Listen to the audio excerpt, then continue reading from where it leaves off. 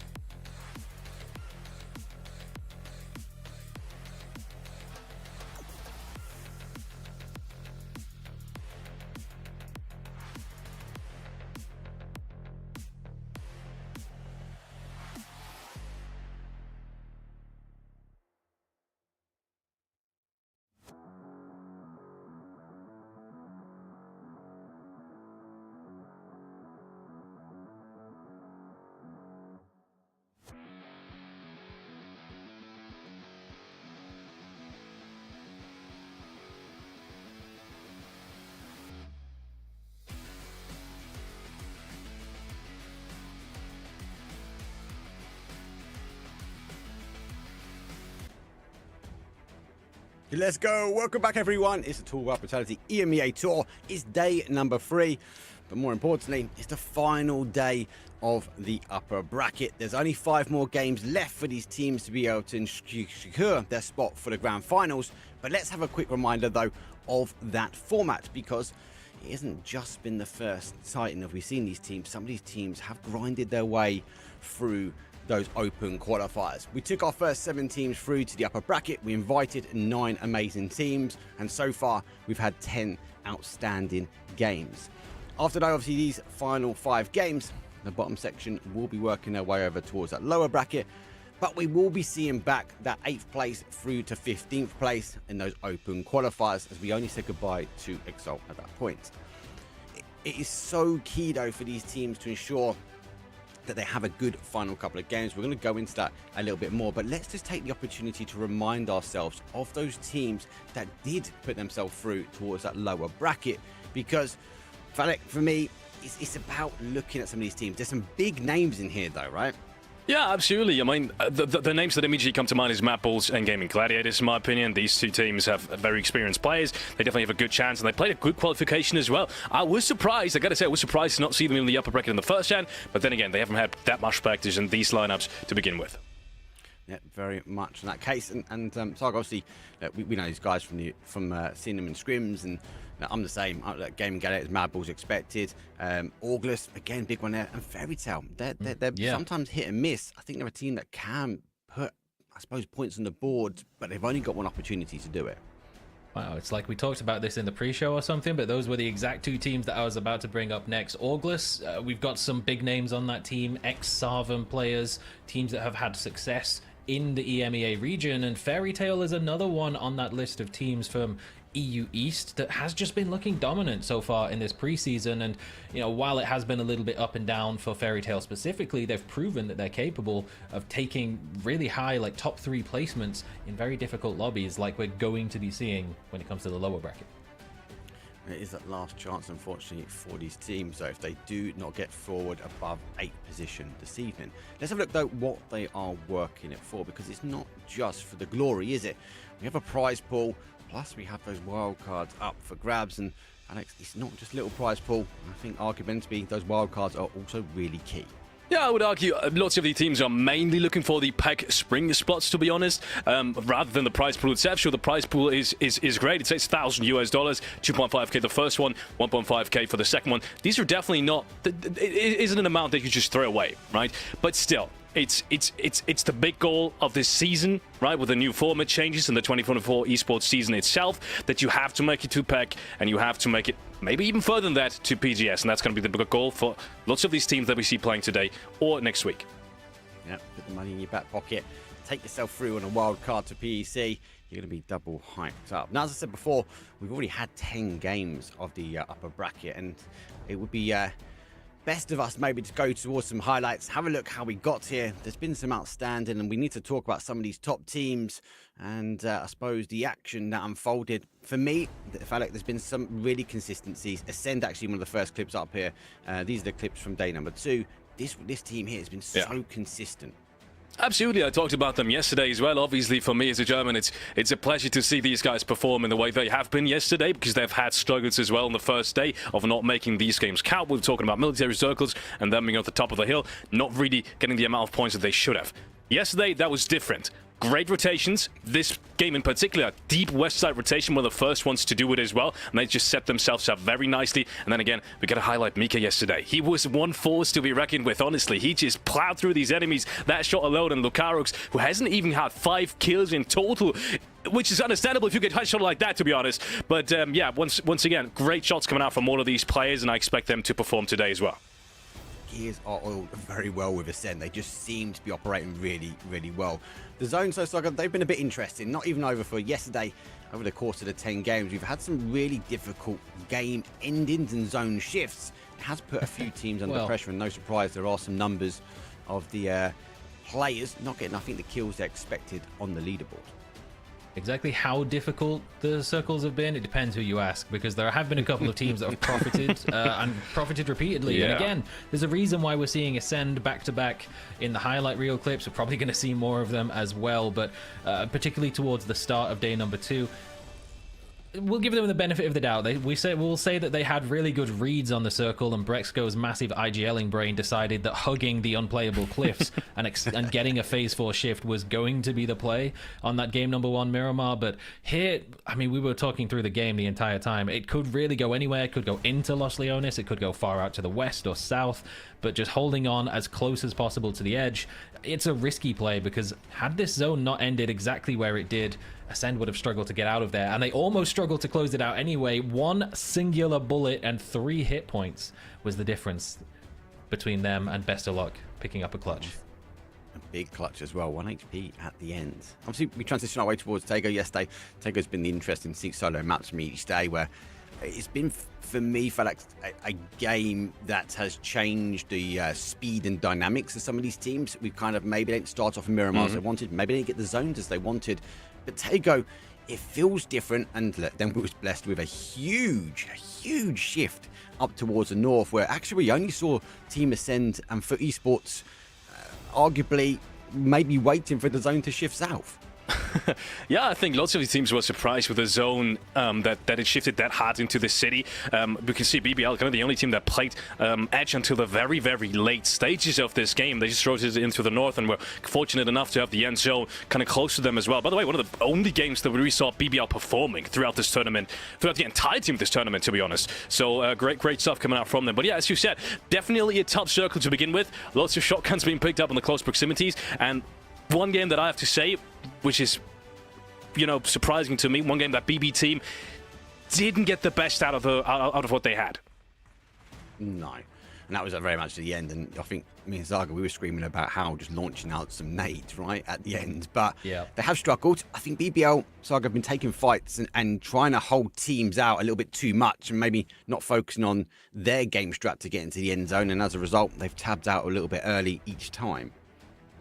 It's definitely always been the case that BBL just do get tangled in something, and sometimes it's just overcommitment to holding on to a position. They're very much unwilling to lose a player in the early phases of the game, and if they get challenged for a compound, it's more than likely that they're just going to bring all 4 players across to try and defend it.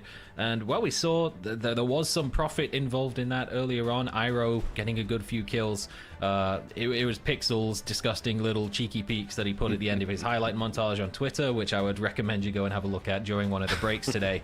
Yes. Because he has been hitting some absolute banger shots. But BBL and 7 Gaming both were able to pick up a game, a winner and a chicken dinner in yesterday's games, and at the time that they did so, they started those games respectively, both of them, in 16th place. So they've given themselves a lifeline for this final day. They might be able to build on the momentum that they had towards the latter half of day number 2 and make a push for that all-important top 8 spot.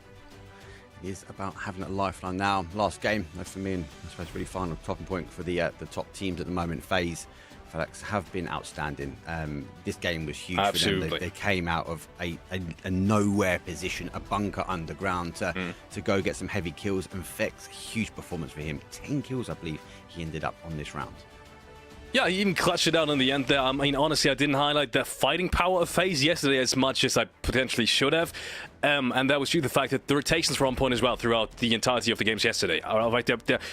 Except for one game, essentially, that the rotations were top. And that due to the fact, or despite the fact, rather, that they had a sub in day 1, and then they didn't in day 2. And you really didn't feel like there was any different whatsoever, right? Didn't face them at all day 1, didn't face them at all in day 2. So, yeah, pun intended, a great performance coming out from FaZe. And I'm just looking to see these guys today again, coming out with no pressure at all, and just picking fights, maybe even a little bit earlier than they did yesterday, even though they were pretty aggressive already.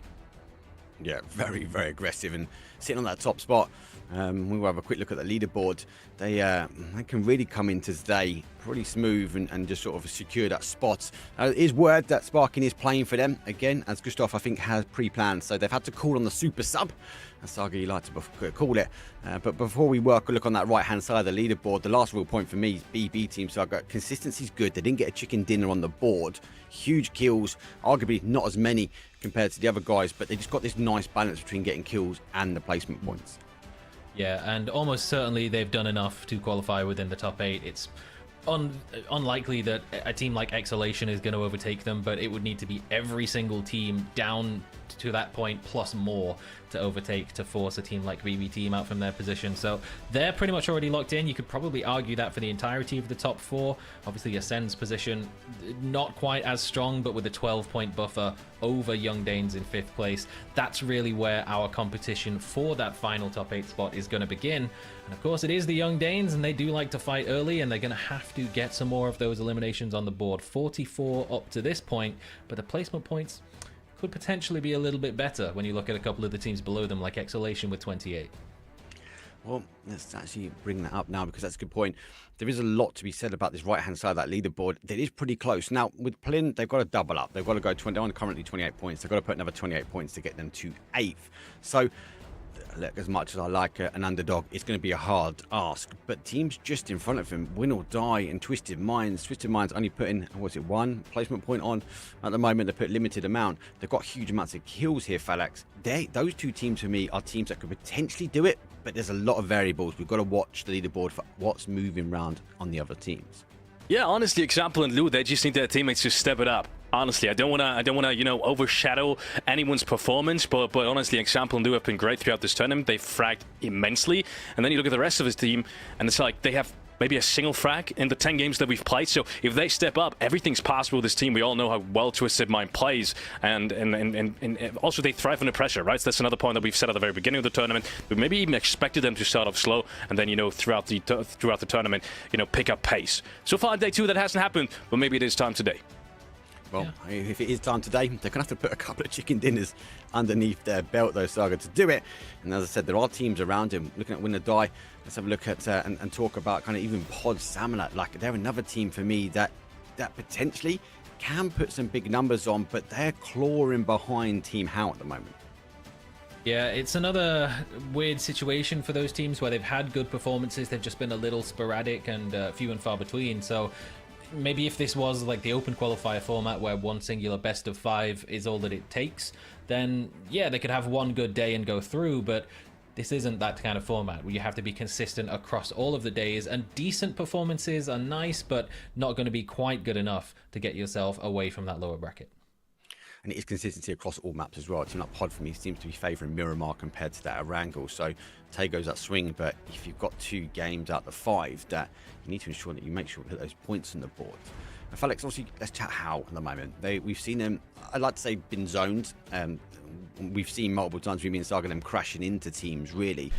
And it feels like it's a desperate attempt. They've kind of run out of ground, and they've only got one thing to do, and that's a How send, maybe not to a centre compound, but straight into a team at the moment. Yeah, honestly, they were chasing circles, especially in the mirror games that we've seen so far. Despite that fact, I want to highlight that they've been pretty consistent in making the most out of the rounds. Seeing them in 9th place, I believe it is, despite this unfortunate streak of circles, is a pretty good indication that they still have a lot of room to grow and a lot of room for big points coming up in day 3. I'm not too worried about them, honestly. I think they've gained confidence throughout the last games, and I think as long as the fighting stays consistent today, honestly, I would go as far and say they will qualify. I do pick them above a team like Exhalation at the moment. Well, let's go into Exhalation. Felix, actually a good point, and transition, because I've got the big question now. Can Exhalation hold up? The indications are for you that it's not going to be the case, but if they're dropping down, that's only one spot. Like, if you're saying that a team like How is going to take it, then a Pod's not going to be able to make it through. A Win or Die is how far do you expect Exhalation to go down if they are going to lose this 8th spot? It's a really tough team to predict. Honestly, I think it's one of the toughest teams to predict in this lobby, because they've shown us that they are able to get into very late stages of the game. I mean, just look at the game, the very last game yesterday, actually, the 10th game that we've played in this tournament. They've had some pretty good rotations. They've made the most out of it, and they had some pretty smart decisions as well. Right, the point in the end there, they knew it was kind of a straight up competition on the other side of the map right now, so they denied it. It's quick thinking at the end of the day. But then again, right, we haven't really seen them fight in isolated 4-on-4s too much in this tournament. I think there's only been one scenario against one of the, I think it was the Young Danes or something, that we saw a straight up 4-on-4 fight happening. So it's really tough to predict. Honestly, I couldn't say. If I were to make a guess, I think it's going to depend on whether or not they get Tago down, because that's been a struggle for them, in my opinion, and that also depends on if we're going to see another city ending, honestly. So lots of variables. I think it's going to be exciting, definitely. Well, Exhalation for me, Saga, is the team that's put 28 kills on, but also 28 placement points. So they've got a balance, and they've been quite aggressive in the games. I'd even put them up there like they were following the phases round. They're following that push through. But the question is, they need to potentially do one or the other and put more placement points on, or get some more kills underneath their belt. I think we've repeated time and time again, it's about taking the opportunities that are presented to you, and Exhalation is really a good example of taking the survival opportunities. Like, they will take a position, they'll play relatively passively if they're holding down on the edge. They're not going to overplay their hand and overcommit to fights. They're not going to look too aggressively for third-party positions and try to steal away kills. And that does work out for them in terms of placement points. They're only behind the top 4 teams, who between them have several of the 10 games picked up a chicken dinner. So they're better in that regard than everyone outside of the current top 4, but it does mean that a couple of potential point opportunities in terms of kills, in terms of third-party fights, might be slipping by them. And when we're in a lobby like this, we've seen time and time again that those 1 or 2 point margins can make all the difference in who gets to qualify in the 8th place position. So I would hope that now that they're the ones that are holding on to that position, it can spur them on just to push it that tiny little bit extra without going too far in the opposite direction and ending up in a position like a Howl or a BBL. Well, if they do push it in the right direction, Felix, it is going to be for Esports. Now, after a great start, day number 1 for them, I suppose the last point we really want to talk about is for Esports, they descended really heavy, though, on day number 2. So it should be a reset for them. I'm hoping they come back with a game number 1 or day number 1 go. But it's difficult to say with the performance they put on day 2. Yeah, it's really tough for the Esports. I mean, we were praising them so much in day 1. They're really good early game setups. Obviously, the rotation lengths that they had to go through and the games that they really did make count weren't too far. I mean, that's just, we got to put it like that. They weren't too far. They had some good, pretty good early setups, as I've said, but they also didn't have to rotate too far. So maybe that's a problem that they've now been faced with in day 2, and now are getting to those big struggles that you have when teams that usually don't play against each other do play in a lobby like this. So yeah. I think fighting is not a problem for them. I think at this point it just needs more tries, right? More games. And I think the 5 today should be enough to put them or solidify them in the top 8. Well, it is 5 games today. As we saw just a second ago, though, we will be kicking things off with Miramar again. Double Miramar, 1 Tego, and then we are going to be closing ourselves out. Unfortunately, we have to close things off with Felix, so thank you very much. I'm sure you're going to make the notes, and we'll see you after the first game. But Saga, for now, it's going to be down to me and you. It's game number 1. It's day number 3. Flight path is not too bad. It's not a bad start for these teams, and it's going to give an opportunity for them to reset slightly. Yeah, it does also mean that once again we're not knowing an approximation of the end game that we're going to be having just off the rip. It will all depend on where phase 1 ends up going, and so far, we've seen a couple of crazy ones like East Side Military Island multiple times, and that's really been profitable for certain teams, but elsewhere on the map, other teams have done really well. But, Ascend being the team that heavily profited on the far west, maybe they're hoping for one of those outlandish shifts again. Well, let's go. It's game number 1. I said it's day number 3. Let's get it cracking now. Here's Miramar. Flight path coming from a west-hand side all the way towards an east. It does push slightly towards a north-northeast, but it's not too bad. A lot of potential for those primary drop zones for some of these teams. I wouldn't be surprised for those on the alt. Might even jump for those hard spawn cars and rotate to where they want to get to. And we're going to say it's going to be Ascend straight out the plane. They're going to go to those cars. They're going to rotate down to Val. And so far, we really have not seen any of the potential entanglements in the early games of teams that we may have expected in a lobby like this, particularly when we consider the fact that some of these teams may have been already playing. This might be the second set of games that they've had today, given the fact that the PEC Open qualifiers started today as well. So they might just have slightly different loot spots, slightly different rotation timings, and definitely a slightly different mindset when it comes to approaching the teams, because let's face it, a round of 300 open qualifiers teams lobby will play extremely differently from one that has teams with this much experience. So we've got to make sure that those teams aren't getting caught out. Nope. And not being caught out though. Plin obviously will be jumping just over the top of a house. We can see on the right hand side. Navi's going to push down towards that Impala. I like FaZe. They'll be going up to Cruise. Shenanigans by Brickyard. Yeah, about to say Brickyard though. It's gone for the hard spawn cars, as they will be struggling down. There's Plint as they do crossover for How. It might even look for 7G. They've lost a car. Wonder if he's got a gun in his back pocket. But Nailip, he's going to cruise his way down towards Losty Owens in that zone. Pops quite late. Campo Militaire in the north. We kind of hold towards Fave. Cruise is not a bad argument for an ending. I wonder how many teams are going to crest into that phase normal drop zone.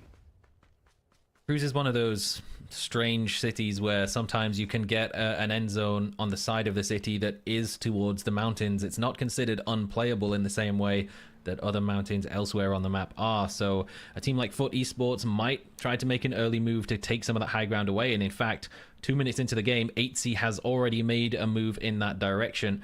So should a player like Sparking or somebody else from FaZe try to get up to that little small church on the eastern side of Cruz del Val, they might find themselves in for a nasty surprise. It's a nasty surprise. It's Chris. He's going to go for some loot, go to his normal drop zones, the standard game plan for them. Looks like Navi don't on the play up, as they can now hear, I suppose, Impala. They're going to have a nice rotating on the, I suppose, that east-hand side of zone. But for me, it's all about phase at the moment, where they sort of situate themselves. They've got to get looted pretty quickly. They're going to have a lot of teams crest in. As we can see, Foot Esports not too far away here. So we do see Sparkin, the NA sub, is in again. Day number 2 for him. Needs to keep his head on the swivel. But he was a top performer. Day number 1. He's putting just as many kills on as we saw from Hakatori.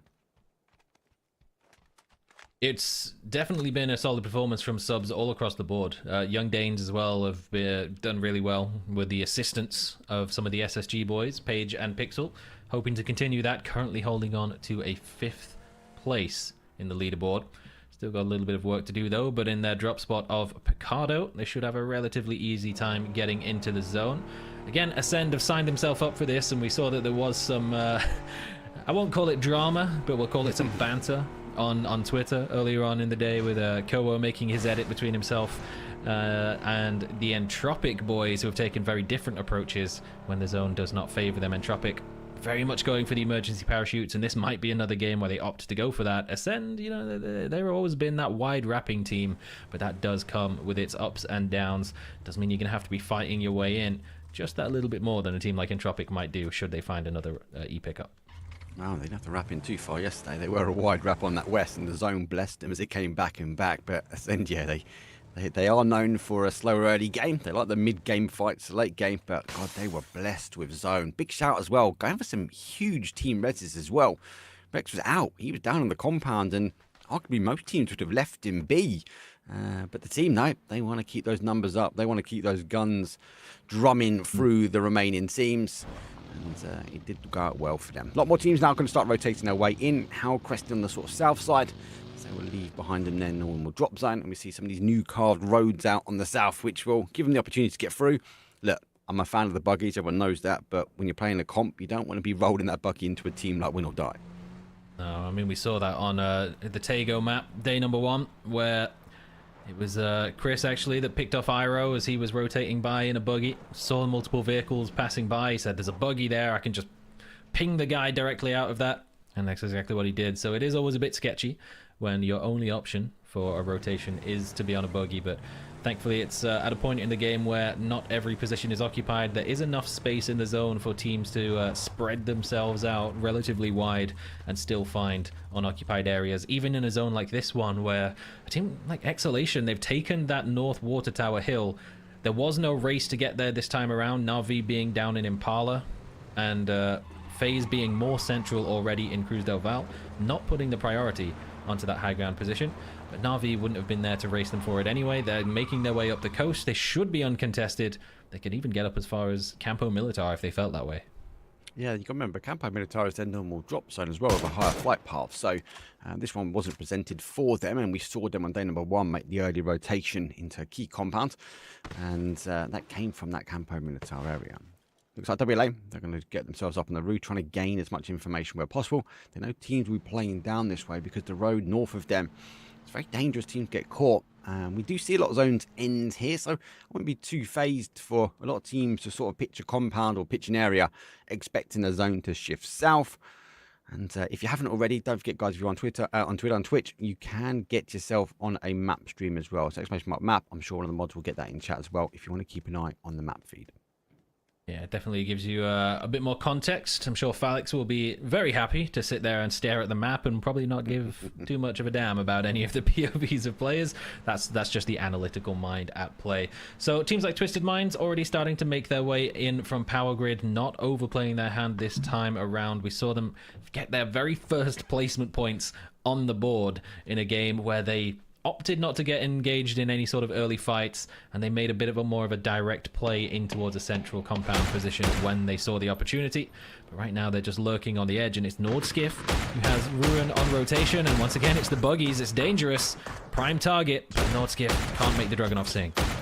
Definitely a prime target, but at least the Miramar terrain favoured that buggy, that one. So how looking to go through the gap between that 2-2 split of WLA, who are still holding the sort of south side, but they will continue wrapping way north. There's going to be a difference, I feel, in these early games for certain teams. I think we've got half our hand, these teams we spoke about in the pre-show, that are qualified and they're going to be a lot more relaxed. There's teams that are in and around that kind of 8th spot or have a opportunity to get qualified straight to the grand finals here, that might need to play this one a little bit cautious. And I worry, though, because they're going to change their game style, and sometimes that doesn't always work out for teams.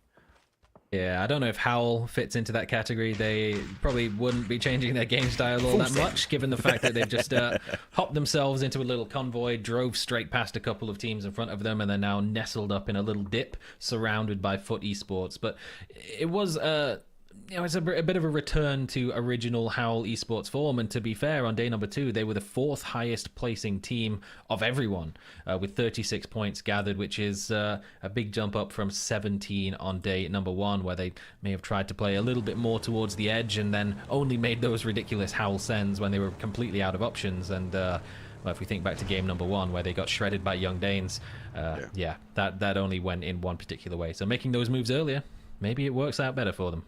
Yeah, if they get the luck of the zone, it does pull back towards that sort of centralised, or south-southeast where they're kind of positioned. On the other side of the zone, it's a big wrap. 7G, some gaming. They go all the way around. They're actually going to go through Oasis and out the other side. So they are going to be picking up a few cars. I'd expect to send to follow this sort of route. Maybe not as high as this. They'll be on the road just a little bit south.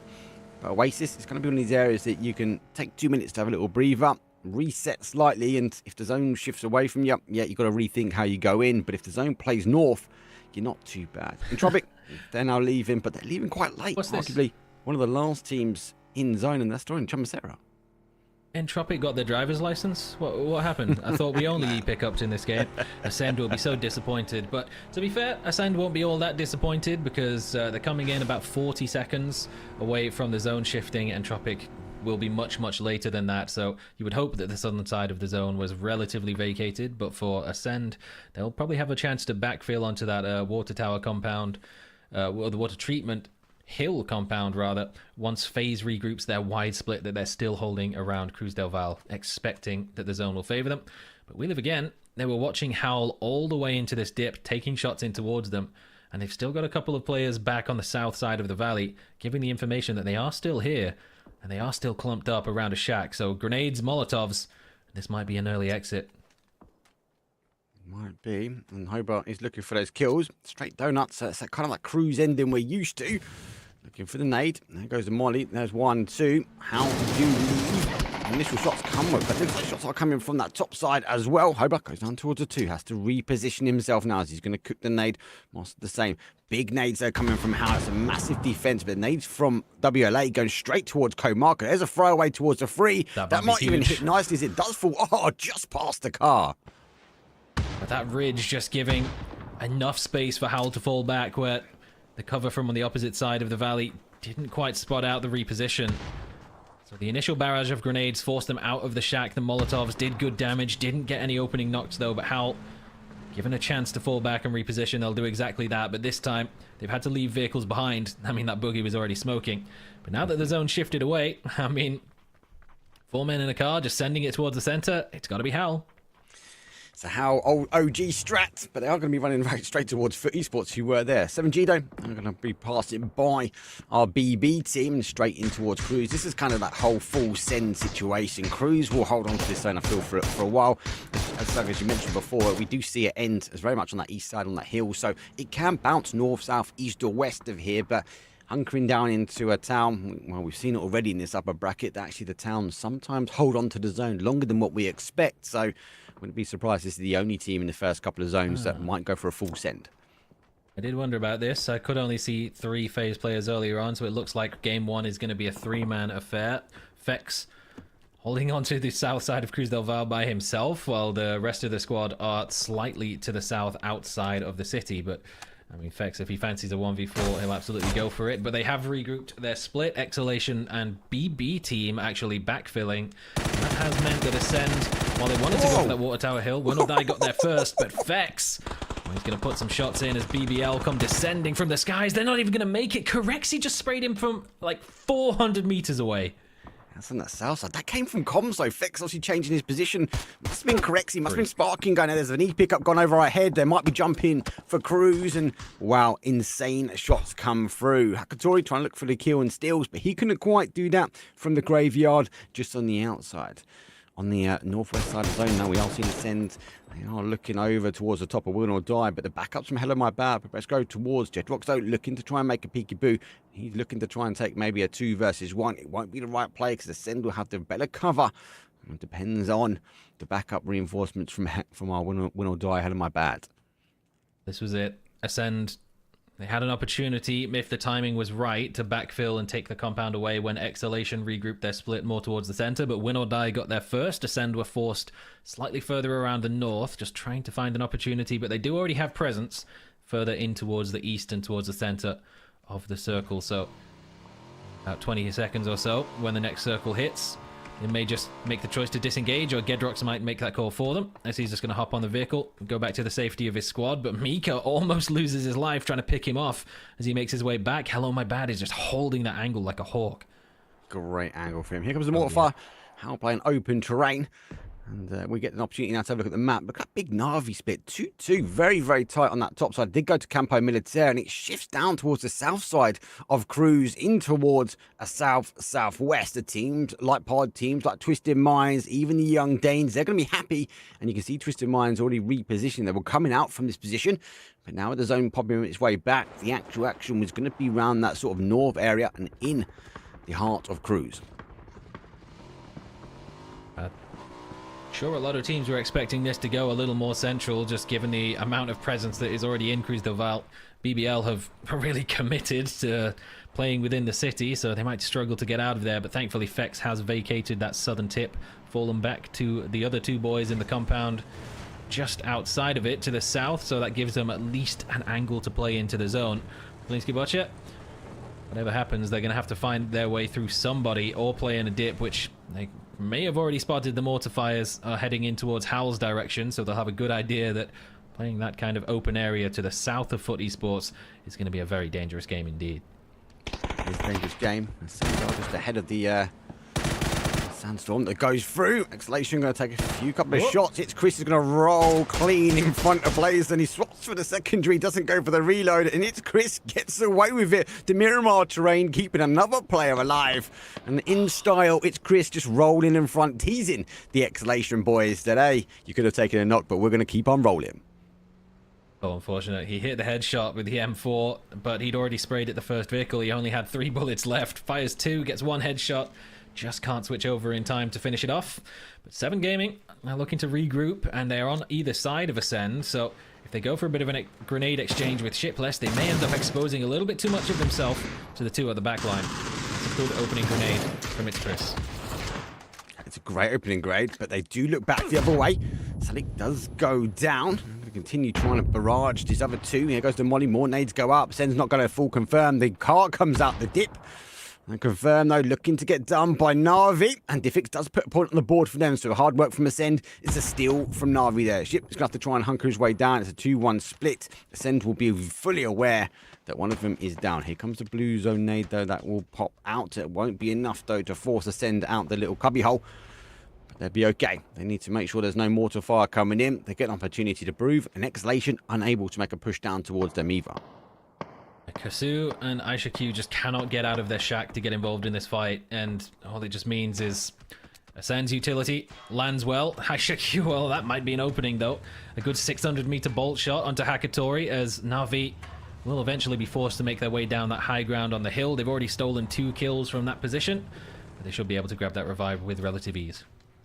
Do you like how Na'Vi use Miramar? They push forward, they scout, and have a quick look again. They just kind of bounce off these 2-2 splits. They talk about bouncing off some splits, though. Lucarux puts some amazing shots down. Entropic arrived. There are only 3. There's 1 down. There's a second one bleeding out. The final player now from Entropic. A little bit too far away, but we do have WLA on the other side. So there go to Smoke. It's going to try and pick up the player.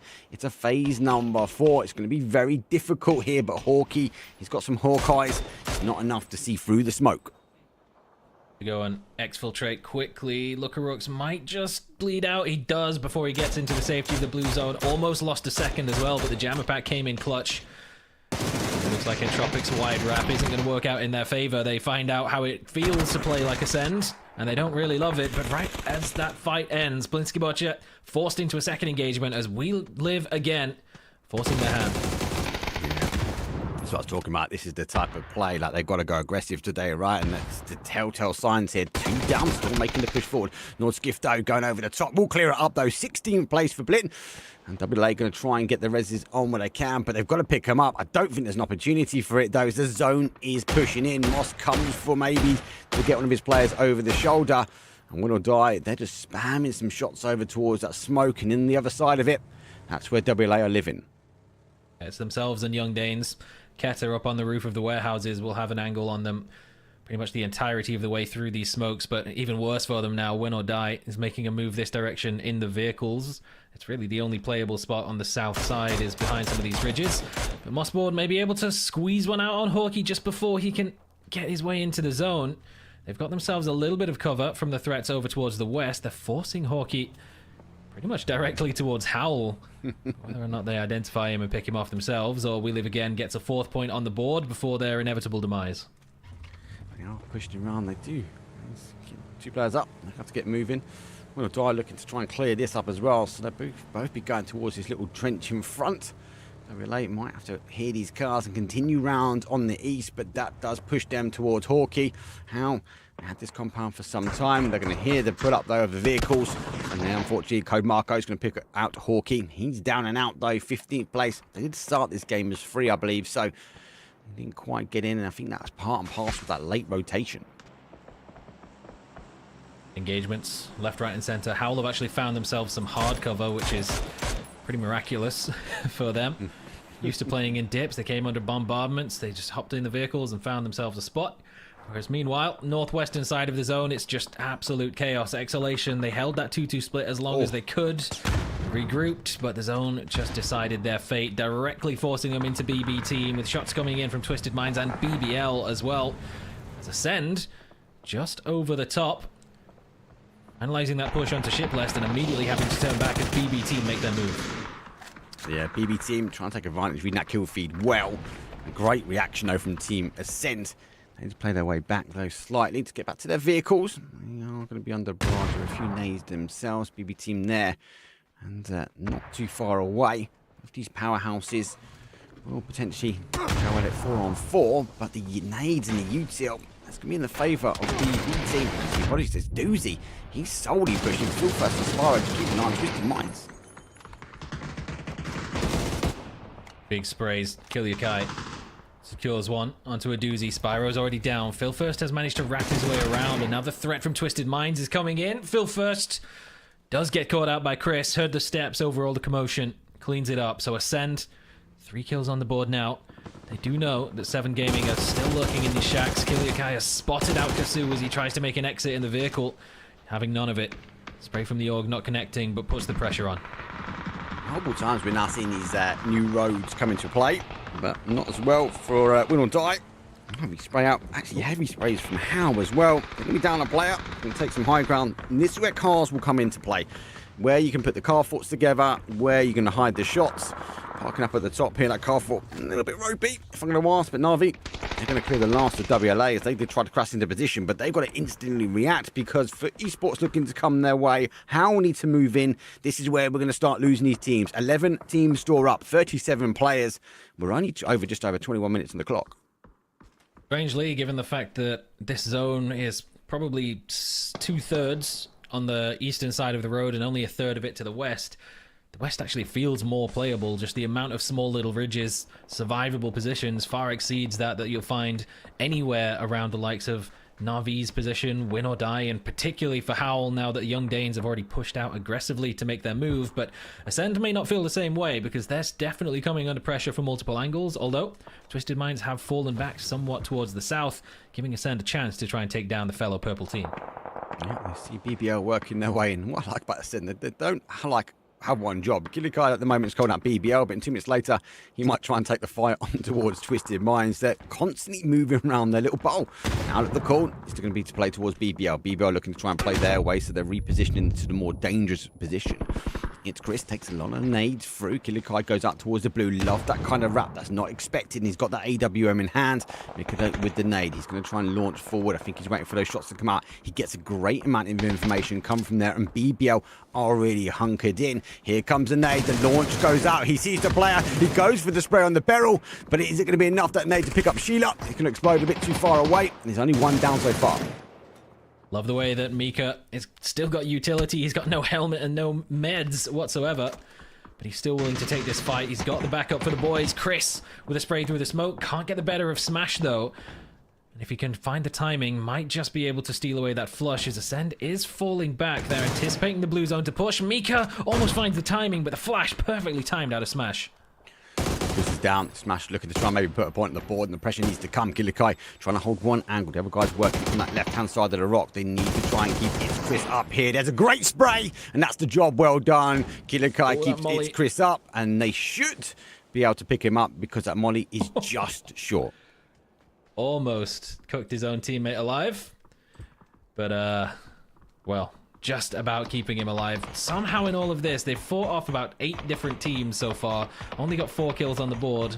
All these nasty boys keep stealing them all, and now they've got to deal with Twisted Minds as the zone. It's forcing them. It's actually centered up more so on the road, so the teams on the east are going to be having a bad time as well. It's the first time we haven't seen them move. FaZe obviously is now moving their way in from that compound. And right, Na'Vi, even our young Danes, they're really having to push too much. A lot of the action has been on this west-hand side. The safety first, though. Here comes the nade, though. Twisted Minds looking to go. We're in the placement points, though. So three of them are remaining, trying to make the push, though, against a strong Ascend team that is warmed up and knows this trench well. Perfectix, he's down. Stand for example, and Lou now. And they're taking again some big punishment from the east. FaZe already starting to make a push out of their compound. To be honest, I was quite surprised that BBL was even able to make it out of Cruz del Valle after picking up into it. But Corexi, getting a push over the road like that, just no real pressure coming from Win or Die, who's holding down the hilltop. Got other problems to deal with coming from the south.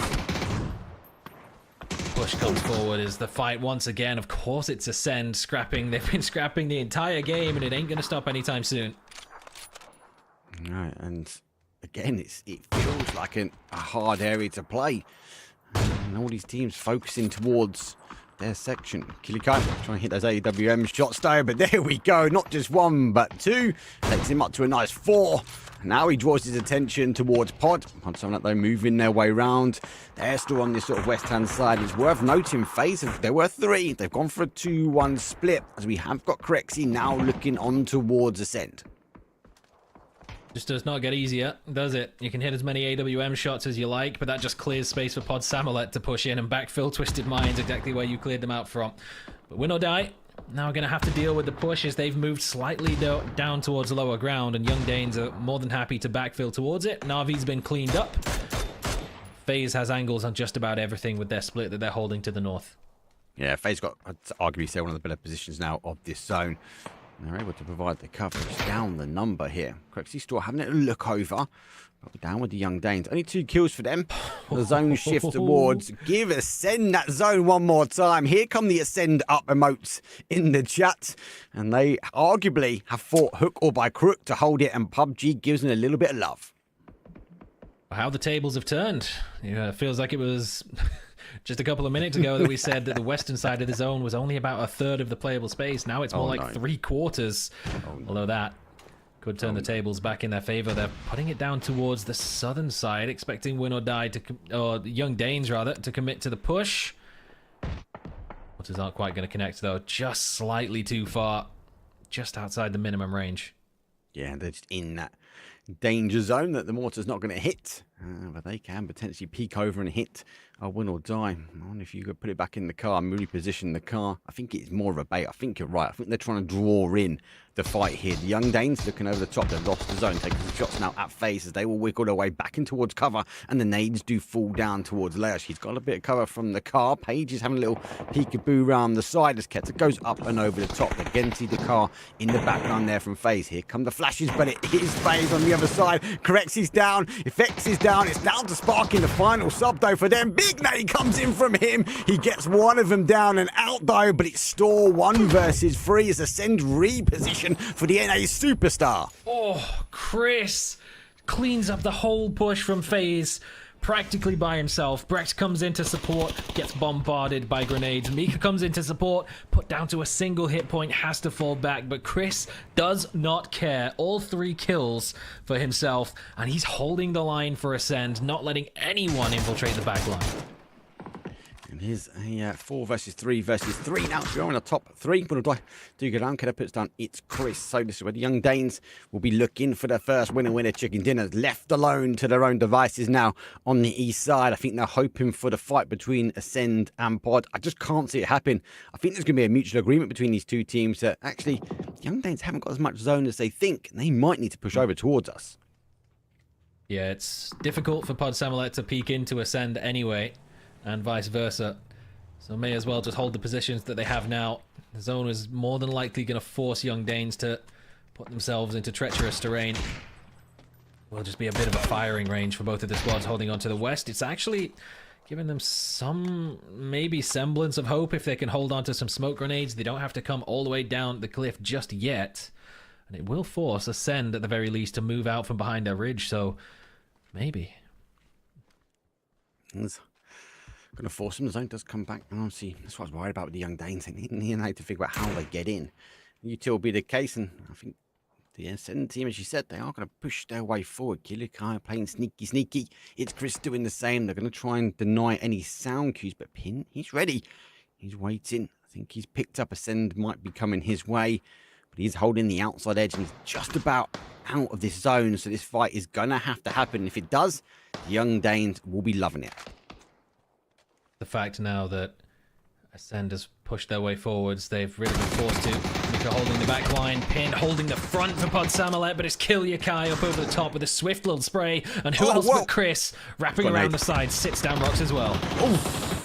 I was about to say, Dante would have heard that click. He did back away from it, though. He's down for a 2. Ascend looking to make the push as well. 10 kills on the board already. There goes the blue zone nade. That's going to give him enough time to get a med on, but it's not going to be enough, though, as the nade comes over from Dante. He's going to try and exchange the resto as Kilikai is taking the pressure. Presenti is going to be down and out as he's laying in towards the sand. Here come the Young Danes. He's actually turning the tide. Yeah. Look at the big push now. They've conquered all the way over. Kilikai comes up and over the top, but it's another great nade, and Dante will confirm off it's Chris. But meanwhile, all the chaos, all the ruckus, Young Danes have made their move. But what is that? What? Mika just deletes him. It's actually Dante that said I'm down, but Mika definitely helped. And now it's down to 1 versus 1. All 3 teams down to a solo. Revives potentially available on all fronts, but Kilyakai will not be one of them. And probably neither will Keta. So Pod Samulet will more than likely have the numbers advantage, surviving the push from it's Chris and Kilyakai long enough. That Mika is forced back and Paige is there lying in wait. What? Mika is cracked. What a shot. Just a spin. All the action goes down. Pod do get 1 back, so they are back to a 2. It is a 2 versus 1. And obviously Paige has finished off Ascend, so the shots have now confirmed. That's going to give away his position. Now, he has moved over. It was a 2-1 split for them. 2 went on to the high ground. Paige went to the low ground, and he found himself now on the dot. Young Danes looking for a chicken dinner. Pod also looking to put a first chicken dinner on the belt, and these are both teams that be looking to secure a spot in that top 8. Here come the flashes. More util still remains. Paige, on the other hand, he's only got smokes, and he's going to wait for these guys to push and fall onto his sword. Yep. Bended all their lethal utility defending against the push from Ascend, but Paige with a peek up over the top gives away his position, lands a headshot, and takes rocks down to 1 HP. 1 more bullet each. Somehow that spray doesn't connect onto Dante. Only a tiny bit more damage needed, and the zone's going to favor him. It's going to force rocks to go down, pushing them over the ridge. Dante needs to take this peek, needs to hit a double headshot. 1 more bullet, 1 more HP, and Paige picks up the win for the Young Danes. GG's, Young Danes. Discipline there from Paige was insane. He knew they had the zone on the back. He waited. That 2-1 split could have gone either way. Mika could have picked him up from Team Ascend, but that was a strong game at the end. Let's go throw ourselves, though, over to the break. We've only got 1 more Miramar left. When we come back, though, in the upper bracket, it's game number 2. Listen to the call. Feel the wind. Take a deep breath and enjoy the immensity. All is real. Focus on perfection. With the real power inside you, play the game like an invincible monster. A power that rewrites the rules, speed and performance. From Monster Notebook, Monster Semruk, for game changers.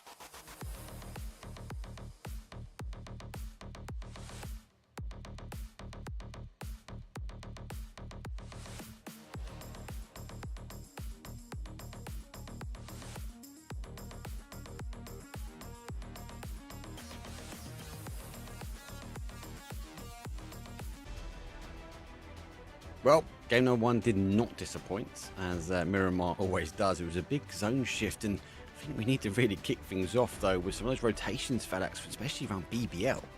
Yeah, phase 1, phase 2 emergency pickups are very, very, I want to say, in fashion at the moment.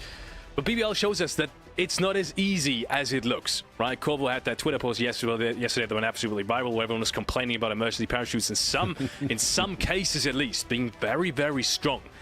Now, BBL, on the other hand, in this one, showed us that, once again, it's not as easy. They did that phase 1. They committed to cruise, lost that player on the rotate down. I think it was Corexi with a massive, massive shot. And as you can see, if you use it too early in the game, you're stuck with no cars. You're stuck with, depending on the circle shifts, a very bad position, which can definitely happen in phase 1, phase 2. You really don't know where it's going. So such a commit coming in from BBL was very surprising to me. And yeah, it goes to show you, it's not as easy. Seemed like a lot of teams, though, were fighting for points, especially early on. The zone shifts away. CWA, they were pushing for Hound, and they have to push in for Plin. Part of that and parcel is the zone shifts away, though, Phalanx, but it was a difference on the other side. When we look at Team Ascends, they kind of found themselves a bunker off the zone shift away, but everyone kind of was falling in towards their dip. Yeah, absolutely. Ascent, even before they did a great rotate, you can see by the way the team play once again coming out from Ascent. It's Chris seems to be on fire today. Yes, it was Mika. Today it's Chris. Who's it going to be tomorrow, right?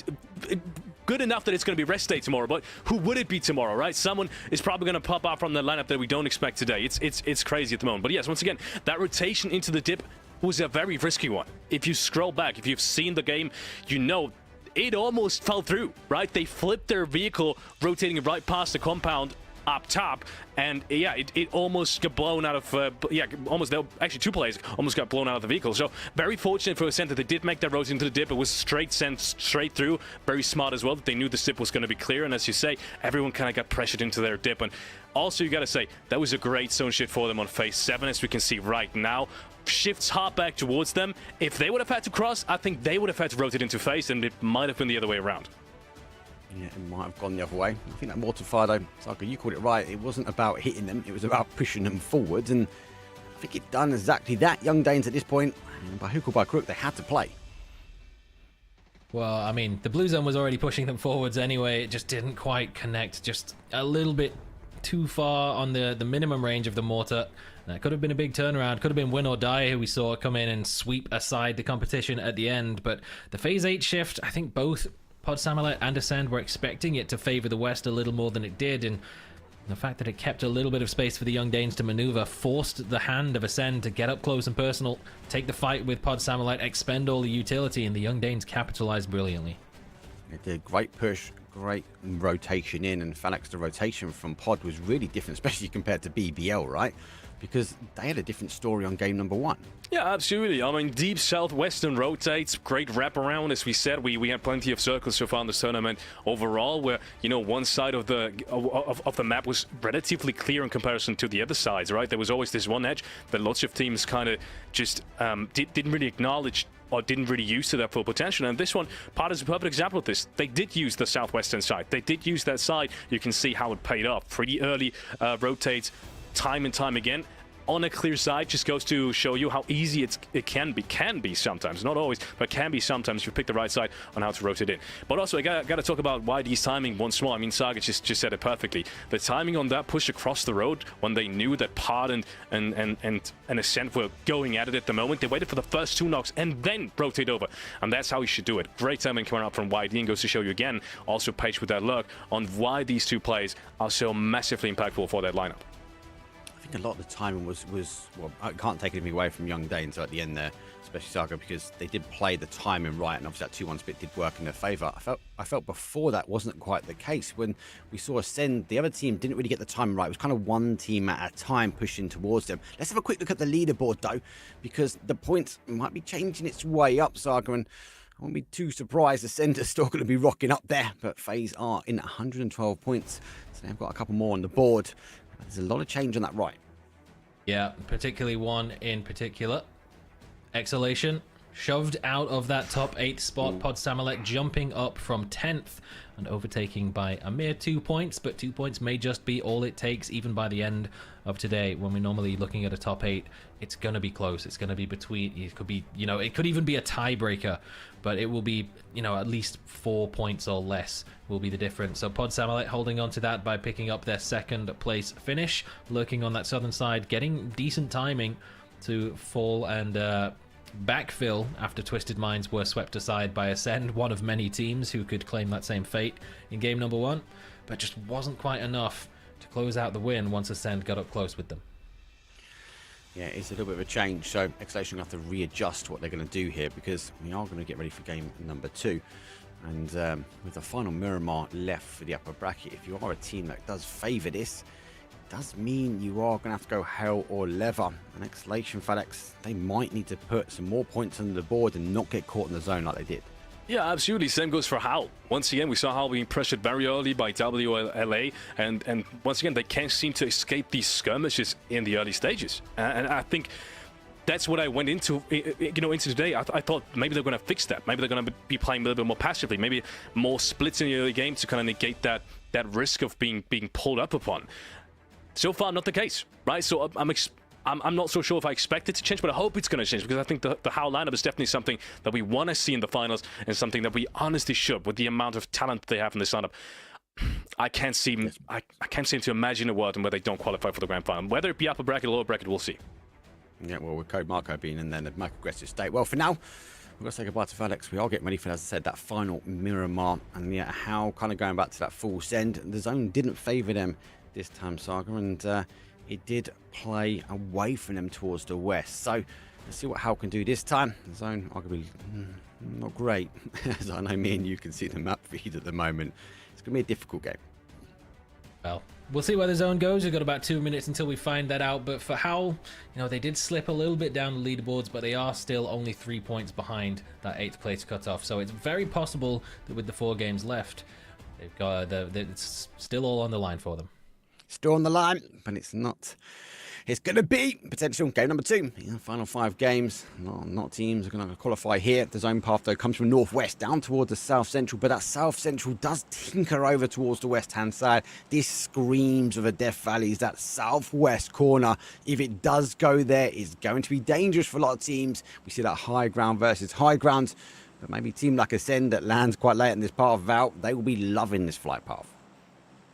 How many Death Valleys does Miramar actually have? Because, I mean, the west side of El Azahar, the west side of Water Treatment, north side of Valdemar. Yeah, there's a whole lot of Death Valleys to be found on Miramar. So hopefully for one of the teams, or really all the teams, we're not going to be seeing too much of that. Because if you're not a team playing in purple from Germany and Austria, and with the name Ascend Club, you haven't been profiting quite as much from Miramar as the latter, or the opposite, because Ascend have had 72 points across our 5 Miramar games so far.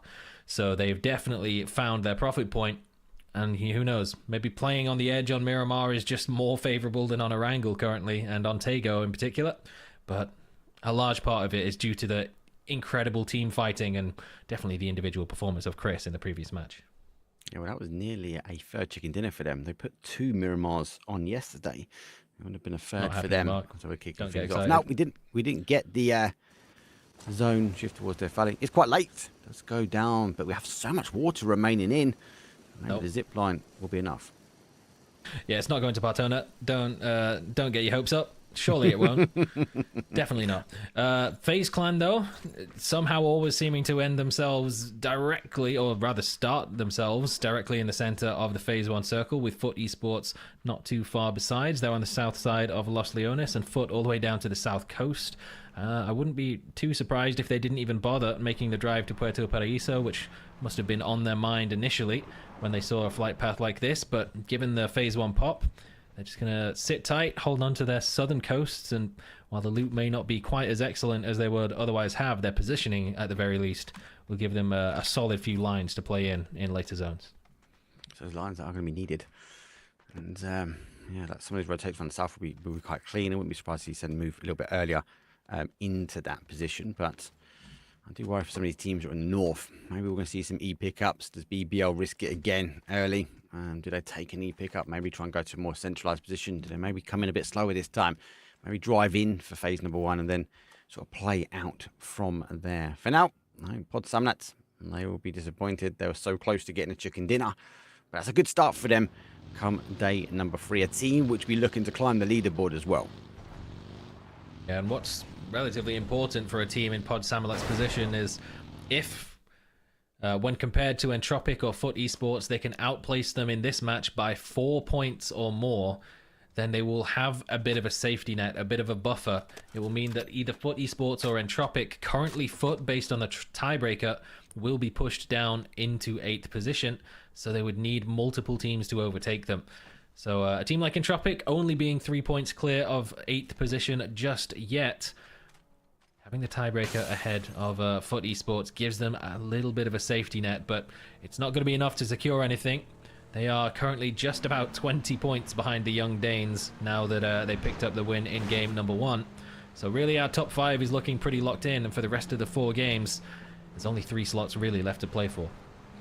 Those 3 spots we spoke about in the early or the opening of this evening, because that is going to be the story to tell. I think every game is going to be critical for some of these teams, and the lower down your leaderboard, though, it does mean you're not just relying on your performance. If you're above that 8th position, kind of your performance is in your own hands. But for teams looking to get in, they need some of these big teams to go out. They need the Ascend, they need the phases. They need them to stop picking off the points that they will so desperately need the closer we get to that 5th game. I think we could set a realistic expectation of somewhere between 5.5 to 6 points per game being enough to qualify for the top 8, which would mean we're looking at somewhere in the early 80s for points. Around 81 to 84 may just about be enough to get into the top 8. So for a team like 7 Gaming, that's a big jump. That's about 50 points that they're going to have to try and make up in the next 4 matches. And if they can get a good timing and a good position off the back of this emergency parachute, they may just find themselves capable of doing so. E-pickup is coming in. They'll be rotating their way down now. And a lot of teams are going to be going for this south coast. I do worry, though. We have multiple times recently, especially in this patch, that Lost Leones likes to hold on towards these zones. So at the moment, a lot of people fall south. Depends on who risks it. I mean, praise that the zone comes back. But at the moment, to what praying, that's 7G. Looking to try and get some boots on the ground, and T-Bone, nearly putting them one down to their fate. Extended mag this time wasn't quite enough. They did tag down HQ very, very low, but probably would have taken 2 more bullets to be enough from the 5.56 DMRs, or maybe just 1, actually. It looks like he took 1 extra tag at some point just before landing, maybe from Vard. So maybe 1 more bullet and would have been enough, but it's unlikely they would have been able to secure. The flush wasn't high enough in the air to instantly die, but Foot Esports definitely making their presence known. They are, and they're currently drawing the same points as Wait a minute. That's Kasu in the air. They took 2 emergency parachutes. They went separately. They're left him behind. Safety first. T-Bone. Opportunity number 2. Let's go. Yep, try again. This time I there's wonder only where 1 he's target going. to aim for. And let's have 4 guns up this time. One of the other guys are looking this way. If not, it is going to be Vard and T-Bone. There goes the parachute pop. Try and look for it. Now they can't extend up as high as they want to because the other players that are already there will take shots back. But great discipline there from T-Bone to just back themselves off that ridge just to ensure they don't receive fire back from the compounds. But 7 Gaming, they're all back and hunkered in. It's their interesting rotate with 2 E pickup. Oh wow. No way. No way. This might work. Oh no. The sand it's gonna be down to the sandstorm. On a bike, a doozy? On a bike? Surely not. But the sandstorm could not have Perfect been timing. any more perfectly timed. It cuts the vision completely. A doozy. I don't know what kind of higher power he's been calling upon, but divine intervention will keep him alive. How? Oh, they are so mad right now. The RNG for the sandstorm to spawn exactly there, exactly then. That setup was almost a guaranteed success. It was definitely a point. A doozy was not going to survive that. But they find their vision cut off at the exact inopportune moment. That is insane. As I was saying, it's perfect timing. Obviously not for Hal's sake, unfortunately, but Doozy gets blessed by that sandstorm. That will continue to rotate its way down, as it will go all the way and follow these teams down towards zone. Talk about following teams. We're following our way with Twisted Minds. They are playing in that north corner still, and I'll be surprised for them just to have a little stop here, have a look down. I think BBL, this compound for me, it's a really strong compound. If it does push back towards that Los Leones, we might even see BBL in a position to try and hold out multiple teams. But for now, they're just gaining that information, a bit of a 2-2 split. And as I said, there are teams like Twisted Minds that do have a high ground in them, but I can't expect a crash just yet. Phase number 1, we've still got about a minute 45 before we see where this zone's going to shift away. I'm honestly not sure if I've ever seen a more impressive way to see a team not get a kill than a Doozy surviving that 4-way bridge camp on a crossroads. That's honestly just ridiculous and insult to injury as Hal make the cross over the Valdemar Bridge. There's a giant sandstorm just to the side of them, almost mocking them as they make their move on towards the Partona and Prison Island. There is still some presence there from Ascend. They're still holding on to the slim bit of hope that Phase 2 might send it down in towards Partona itself, or at the very least looking to try and counter camp the rotation that Hal will be making in just a short minute or two's time. It's difficult. Yeah, same sandstorm just will not leave him alone. Entropic, we've got a nice position here. We've got so much visibility around them as the sandstorm will crest over. Ascend have played down as well towards the South Island, so Hal will be waiting for this sandstorm to go. Once it does give way, as you can see in the background there are already 2, so a bit of maybe just desserts coming their way as the plan didn't really work for them. I think Ascend have been watching, looks like Mika on the map feed, he's already picked him up, so not taking some shots back, and Hal takes the team right in front of him. Okay, so Ascend not setting up to catch some free kills on the bridge camp, but more just to lay claim to the territory. I would imagine within the next 10 seconds they'll know whether or not it's really worth holding on to. But then again, this is Hal that we're talking about, so they may just see this as an insult and they just want to fully commit to the fight. They've turned back entirely. The zone has hard shifted far away. The entirety of the island no longer involved, no longer in play. We have gone directly to the south side of Los Leones. Resort, Phase, more than happy to receive it. They are. The resort is that area which we get teased a lot of the zones. This will be a good ending here. BBL obviously making the initial move as well. We see Exclamation Note on the other side though. Sheila going to take a few shots though. Not looking to get those connected headshots. Does get Blazer on the side swipe. There's another one down. Surely one more goes. It's smashed out, put him down. Looking for the confirm, and Sheila does get up. Point on the board though from BBL, and it's not out the woods yet. Exhalation now crossing paths with Twisted Minds, and they both turn the same way. Prepare for the seat swaps as both these teams store sending it down into very much a danger area. Blazer being our first elimination of the game just into phase number 2. Just couldn't get the acceleration to get up the hill. Sancho, extremely low hit points, but still just posturing, forcing Twisted Minds on their way. No attempt at a seat swap again from Perfectix. We've seen him just opt out of taking any risky engagements multiple times. Maybe that's partially the reason why the kill score for a lot of the players on this team isn't quite up to the standard of where we would expect of a team of their caliber, but just not committing to taking those slightly more risky engagements in the early phases on drive-bys. Just focusing on keeping their team alive, getting themselves into a central position, and just surviving for the rest of the game. Well, surviving from a compound like this, it's not too bad. So taking the shots, I mean, does pick it up. Sancho's not going to be surviving that one. Now going to have to try and push for the res. If they want to, they could smoke this one out. There's an opportunity. It looks like Sadik is going for the smoke. Page be looking to try and deny that entry point into there, but maybe with the smoke not coming out, it's a different game plan. Maybe they're not quite sure exactly where the shots have come from, because there are multiple ways out. They're going to get themselves now over from the south side. It's not Ascend holding them out. It's going to be Entropic. And Ascend actually came over this bridge and they slang a left. They went back to Val. They're going outside the zone to come back. Interesting choice. Well, maybe it's just to give themselves a chance to try and sneak up behind Entropic and claim the high ground. Maybe get a free point out of it while they're there. But Entropic are aware, they're wise to it. It's Grendis who's going to be coming under pressure most immediately.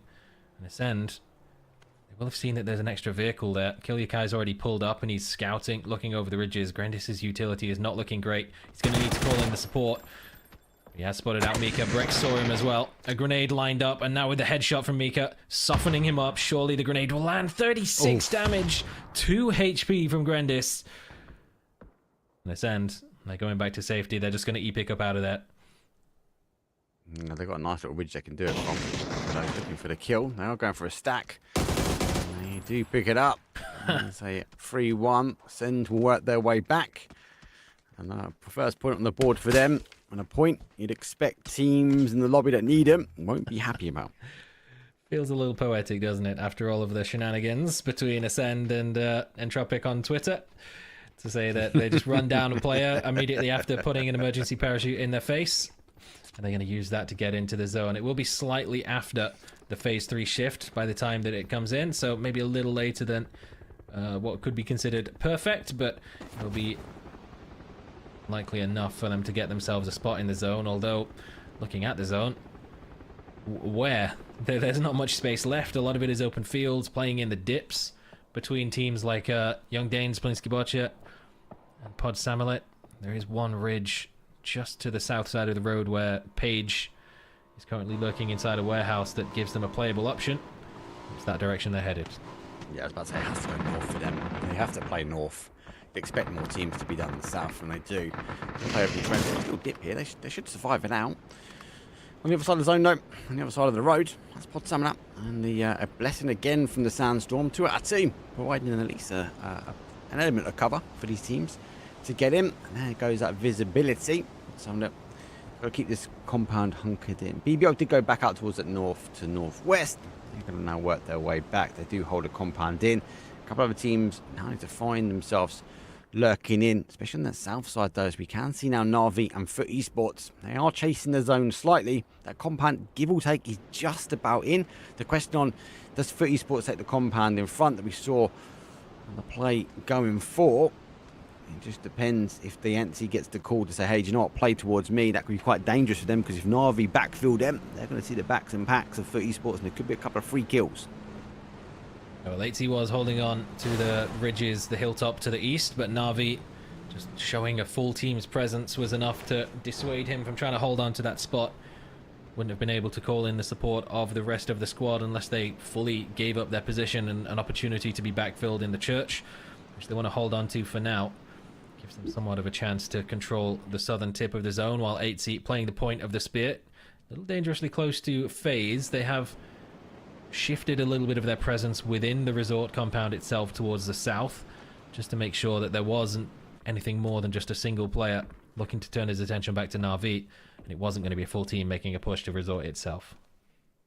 It's difficult. Tropic Dome going to be eager to try and hold this compound. They're going to gather some information, and obviously with Ascend leapfrogging them, and we saw that yesterday with a BB team leapfrogging Ascend and actually Ascend getting the win, and Tropic get the win here. Both these teams, though, are pretty much on the outside. They'll be right on the zone shift down as WLA looking to try and control some areas. A lot of shots going out. I think that's more just a, hey, like, hey, I'm here. Please don't push down towards me. And BB team very, very split. Another team that can be quite relaxed today, as I believe their seat is secure for the grand finals. Yes. 88 points. They're not going to get pushed out of the top 8. Young Danes on 81. Provided that they don't get 0 points for the rest of the day, they can probably consider themselves safe as well. Hakatori, with a bit of an opening spray, though, to try and deny entry for BB team into the eastern side of the zone. FUT really not committing any pressure into Na'Vi, really just holding on to their spot for now, but they're going to have to try and find a way through phase in resort, as the zone has shifted back towards the north, so the Young Danes, Plinsky Boccia, towards the center, are going to be having a great time with it. I've taken some shots though, and they actually do get Hakatori down. I think might just cut ties and go. That's not the case though. Forrest trying to play forward, trying to wait for them to push over the ridge. He's positioned himself though, so first will be one to go. There goes the smoke up, a little bit further down. Now takes the initial shots, and Ferris does put downfield. I don't know if he knows how close the danger is, because Best is on the ridge just in front of him. The rest of the boys are looking to get involved. As I said, plays down very much towards the blue. They've got to be cautious. They've got a limited amount of time with 3 seconds left on the clock. Phase number 4 is going to hurt a little bit more. Shots from Sosed, trying to get an angle underneath the branch. He spotted out a Doozy's reposition on the left-hand side of the smoke. Grenade doesn't quite connect. Just one ridge too many. Besto's grenade does get some damage in. He really needs the support of Ferris now. Needs to land these shots. He's only got one Molotov left to try and work with to deny entry. And Besto still on point with the grenades. He's got more to work with as well. You jump in the back pocket. And here comes that zone. Kind of if you're Na'Vi, if you're BB, it's to lose, have ya?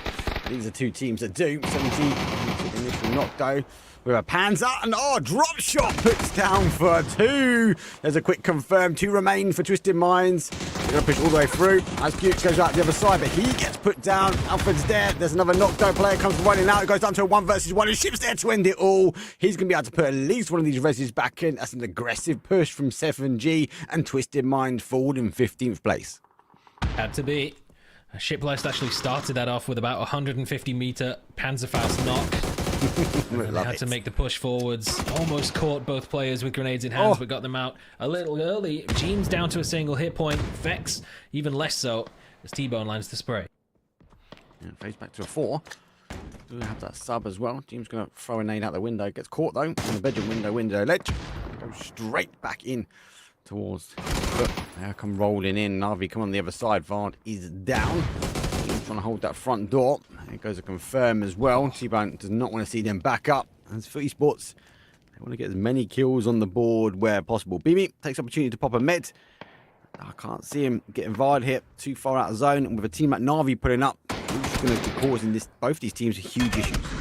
Yeah, that's what I was about to say. Na'Vi, really good call to disengage from the BB team fight. Hearing this chaos in resort, knowing that both of these teams are going to have to make an exit at some point, just pulling up, leapfrogging, but it's not quite enough to prevent a Fright from sitting down. So said he will get stolen away by Corexi within the compound, and it looks like James is going to give it up to the blue zone, so Na'Vi won't actually profit anything from pulling up on this fight apart from getting themselves into a position which may or may not be survivable in the zone with We Live Again so close. Yeah, and on the other side, 7G, they got a complete cross angle towards them as well. That flat plateau. 7G, if they pop out over the top, they will see him. BB, they're going to be rotating in. But at the moment, Corexy's on 3 kills at the moment. He's got 3 meds. 2 small, 1 large, full meds. He's going to take the opportunity to pop 1 as he's working his way through resort. These are those areas that kind of tease us with zone endings, but never quite get them. Wide open fields all around. Howl and Ascend, the teams that can play gatekeepers, to 3 squads that have to make a move forward onto the east. Hawkey, 3xMG3, definitely knows that there's presence in that shack. I'm not sure whether or not he knows it's Ascend, but he'd definitely be more than willing to grab his revenge if he got the opportunity to. But his teammate's been sat down by Pod Samulet from over the opposite side of the road, and now BBL encroaching from the north too might just force their hand. Definitely forcing the hand. Him, the car's coming from behind. Here comes Mika, launches a nade out. Johnny is down. Pod Summer chasing some kills, but they can't. Mika does get Hawkey. That's going to put Entropic down to 1. It feels like it's a battle between those two teams constantly, and BBL, they now arrive. Pod Summer looking to try and get as much as they can, but Ascend, they get one of the confirms, and BBL, they put another point on the board. 2 for them. They got the high ground. They'll be looking to try and ridge down, but they've got to be cautious. It's Chris and Kilikai. A little bit further down the ridge from where they are, but here comes the util dump back on towards Ascent. That limited smoke that's all by itself, that's prime target for these grenades. Schiller's still holding on to 4. He gets it done with the Ace instead. Now he's still got 4 grenades that he can try and dislodge Ace on the opposite side in that shack. It's really not ideal for Entropic, but this is why we talked a little bit about them having that points buffer. Foot Esports and Pod Samulet, if they overtake, they've still got a chance to maintain their hold on top 8, but that grenade from Schiller put to use. Vendalos trying to reposition, gets himself caught directly in a crossfire, and Smash goes down as well as Kilikai lands the spray. They had no idea it's Chris and Kilikai were there. They waited, they watched, they had such great discipline on the triggers. And yeah, Vendalos looking like he's going to try and control out the team in the shack. Actually, he finds himself in a very difficult position. Down to Sheila now. He's got to try and make the move forward though. He's using the ridge well. Picks up. It's Chris. Down to a 1 shot for him. He's going to take the opportunity now to get a med, but he's going to take the opportunity to launch out a nade. Sheila's got the blue zone nade as well. As he doesn't quite get it out, he puts it back in the pocket and Ascend. They find the young Danes, they activate, and now they start pushing west. Yep, this is the big brother coming in to just break up the fight in the school playground. Young Danes have been lurking in the compound, fresh set of utility and high ground angles. Just going to come and punish both Ascend and BBL for bringing this fight a little too close to the Young Danes' turf. Very, very close at the moment. Sends down to their final player. 4 kills already. Might have the opportunity to try and get Kilikai, as he does reposition around the back of the tree, but does need Sheila not to play peekaboo, but he's got to think about how he gets in, and with the Young Danes on his door, he needs to ensure he keeps himself alive. Oh, what a turn! The shot gets a go away. I'm trying to take on Team Ascend. Oh my god, Sheila. Well, that was disgusting. Keta tagged him down before he got behind the rock, and a repeat, and now Win or Die have come in. They've swept Young Danes aside. Surely Sheila, I mean, he's still dead, but wow, that was a disgusting shot. That was a go away. I'm trying to control out a team here, and it's not going our way at the moment. It was just a turn, headshot. I'm going to get back onto it, but he does go down.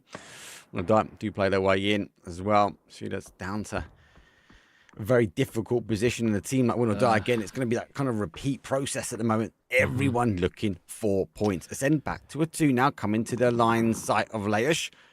And enough, a bit of hard cover. Shots coming on from the other side of the road. There's 1, there's 2. Leish is going to put both Ascend out, as they will take 8th place. Actually, that headshot from Sheila to take down Keta is worth a couple of placement points alongside it now, outlasting a couple of squads. We Live Again been swept aside as Blinsky Botcha finally get active and push out to the south. They will lose 1 as 7 Gaming come in for the third party just in time before they can fall back to the safety of the compound. Should be able to grab the revive, but this is a very, very good game for some of the teams that desperately need those points. Yeah, they're desperate on the points. The players are up here. Some of those driving teams. 7G find themselves in a good position. Outside edge of zone, they're going backwards and forwards. 8 kills. Very different team that we saw from game number 1, or day number 1 and day number 2. Look, it seems like leave it to the last minute, and 7G going to put some numbers on the board. Well, we asked the question when they made that emergency parachute, will this be a way for them to get in, start stacking up some points, build some momentum? And it's looking like right now that may well just be the case. Every single remaining team of the 5 alive are in 10th place or lower. So desperately need to pick up the win in this game to start making a push towards the top 8. Howl being the closest of the survivors. Just a couple of points behind Pod Samolet, who were at the start of this game in 8th place. They've only got 2 on the board. They've got a position to work with, and you would expect that Sheila, sooner or later, is going to get caught out and killed, but maybe not before Ruin. Oh, difficult. Very, very difficult here. He's playing the edge. The road is going to be dangerous. Jedrock's going down. Give us an opportunity. I don't even know if he's got any smokes. That might be an opportunity to go full send forward. He's now looking to take the fight to the 2. Great blue zone nade, holds Sheila, him in. please. There we go. Sheila is down, but never out. Down to a 1 shot now. Win or Die. They've got to finish it off, and hell of my bad. Pulls the trigger. He's going to send BBL out in 5th place. There's our top 4. It's technically going to be a 4 versus 3 versus 3 versus 2. And a great end zone. BBL, what a chance. And Sheila really performed. Even getting them to the top 5 from his position, all on the back of that 180 Dragunov headshot. 1 tap. Almost got a couple more as Win or Die. They nearly lost Extans as he came out of the warehouse. It was the blue zone tagging him down. The blue zone grenade preventing his exit. But Howl turned their attention towards the south. They've got Ruin back up. And now they're going to take an honest fight with 7 Gaming. No third parties in sight for the time being, but that could all swiftly change. It could swiftly change, and Howl obviously dropping down after the last game. They find themselves in 10th. They need a win here, but 7G just looking good, and hit the delete button on your keyboard, because 7G, is this the same team? Is someone else just put a logo over 4 of our players? Because they're on 11 kills and they're driving for a chicken dinner at the moment. Ruin just committing to that peak with the 3x, no helmet, 1 bullet to the head. His teammates didn't last all that much longer either. Blinsky Botcha still holding on to the barn. Win or Die. They're going to be forced to make a move over this ridge. Like the Riders of Rohan coming down from above. Blinsky Botcha not looking the best in terms of a defensive setup. Only 2 players alive. They lost Lukarux and Yuri on the push to the south, cleaning up We Live Again. The third parties from 7 Gaming instrumental towards that. Win or Die definitely aware of that. They've been counting the kill feed. They've spotted 2 players within the barn, so they should know that's the whole strength of that squad. And a swift little reposition around to the eastern side of the zone gives them somewhat more of an easy approach into the zone rather than just going face first over a cliff. Well, Win or Die and Blin, they'll be looking for the first chicken dinner, and 7G at this moment looking for a second, and I'll be fighting really hard for it at the moment. So 4 versus 3 versus 2. We are in our top 3. It's phase number 7. It might just slow down a little bit here. I like Win or Die's position, understanding the zone and how they rotated in. But Plint, they've got a real big task on their hand now. They've got to hold off 2 teams individually. But Nalip, though, great shots. Puts them down. The nade comes in, but that's just going to be just too short. And that might be an opportunity here for Win or Die to make them push on the outside. With Hell on My Bad, up on top of the roof, landing a headshot onto Aisha Q softens him up enough for a reasonably well-placed grenade from Leosh to finish the job, and a Fright just desperately trying to grab this revive onto Shipless, but more grenades from Win or Die. They've been under very little pressure, and they won't even get a chance. Gedrox with a re-knock, Leosh with the spray to finish it off, and 7G's rebellion is brought to an end. Rebellion, nonetheless. It did storm on the south. Win or Die, control 9 kills for them at the moment. 2 more remain for them. They'll be looking to try and take this winner chicken dinner. It'd be their first one as well. I think Plim will be looking at the kill feed and maybe questioning the point board. They did find themselves off the bottom, but opportunity maybe to deny 2 more points. There's a team in front of you. There's also an opportunity to put another 4 on the board plus a chicken dinner. So for Plint, I think it's a full send. We've seen fights in these barn buildings before. Usually BBL are involved, and when they are, it's throw a whole bunch of grenades, clear out as many as those little stables as possible. The fact that Hell on My Bad is creeping forwards with 5 grenades, there's already grenades being primed, pins pulled on the opposite side for Win or Die, and the first one gets a knock. Nail Up surely he's going to get bombarded to smithereens very swiftly if he sticks around in this compound, but he might not have much of a choice.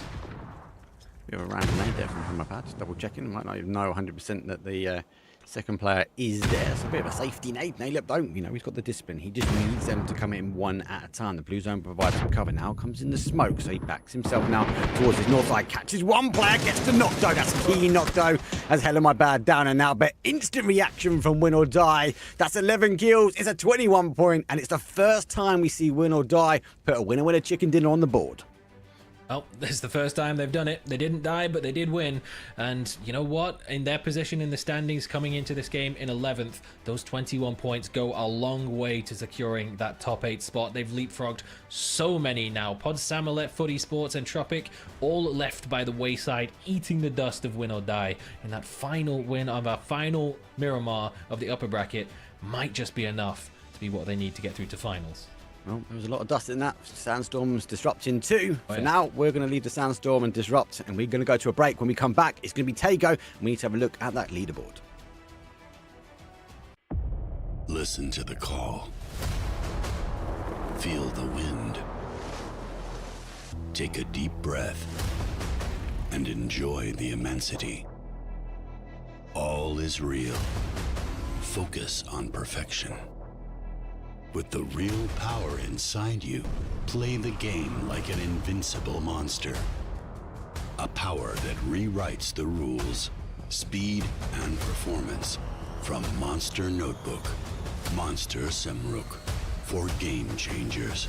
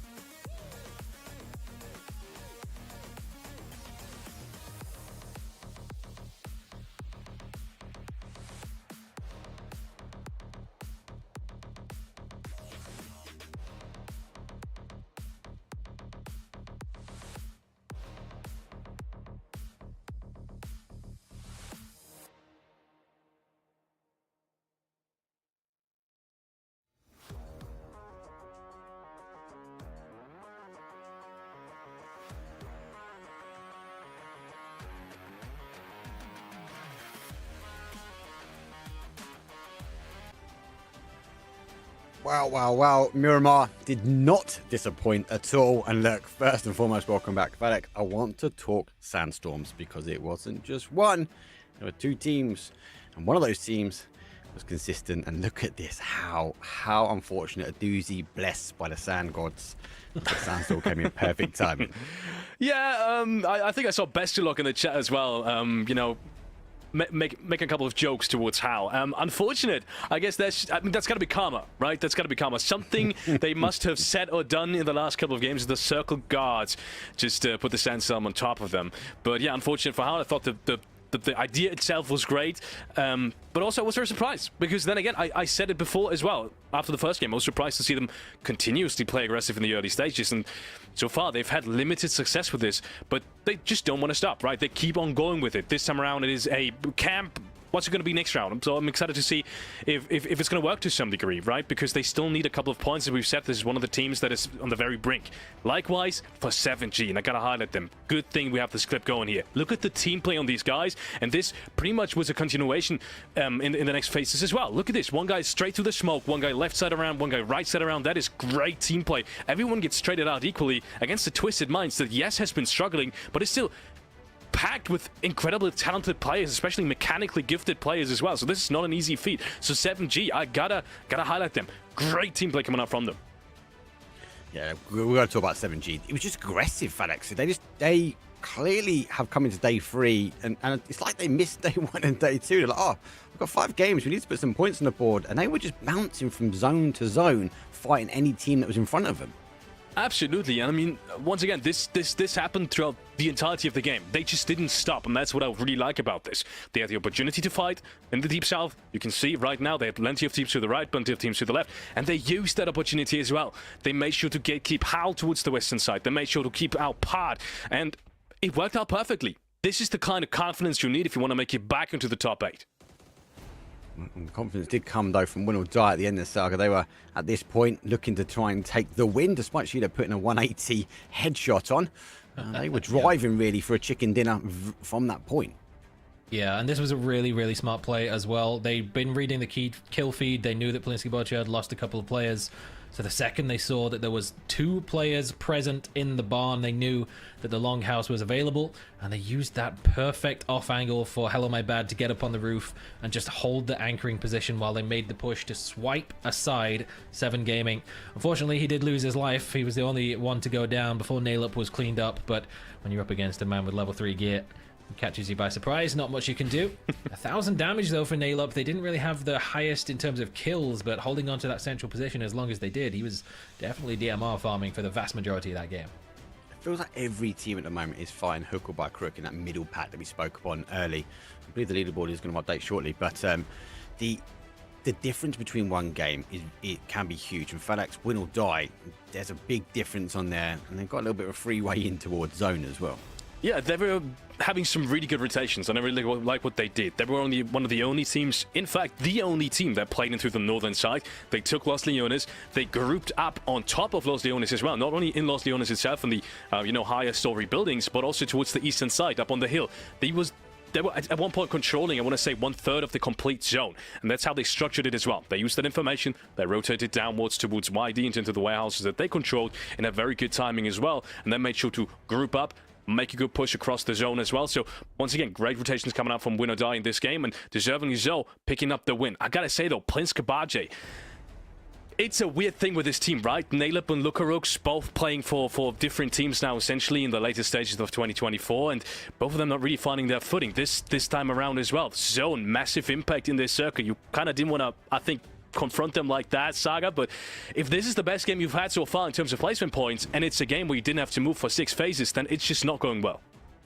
Yeah, Plin getting blessed again. Let's have a quick look at the leaderboard dive before we kick things back in towards Tego, because there has been some changes. Win or Die, man, Saga, they levitate themselves straight up into 6th place.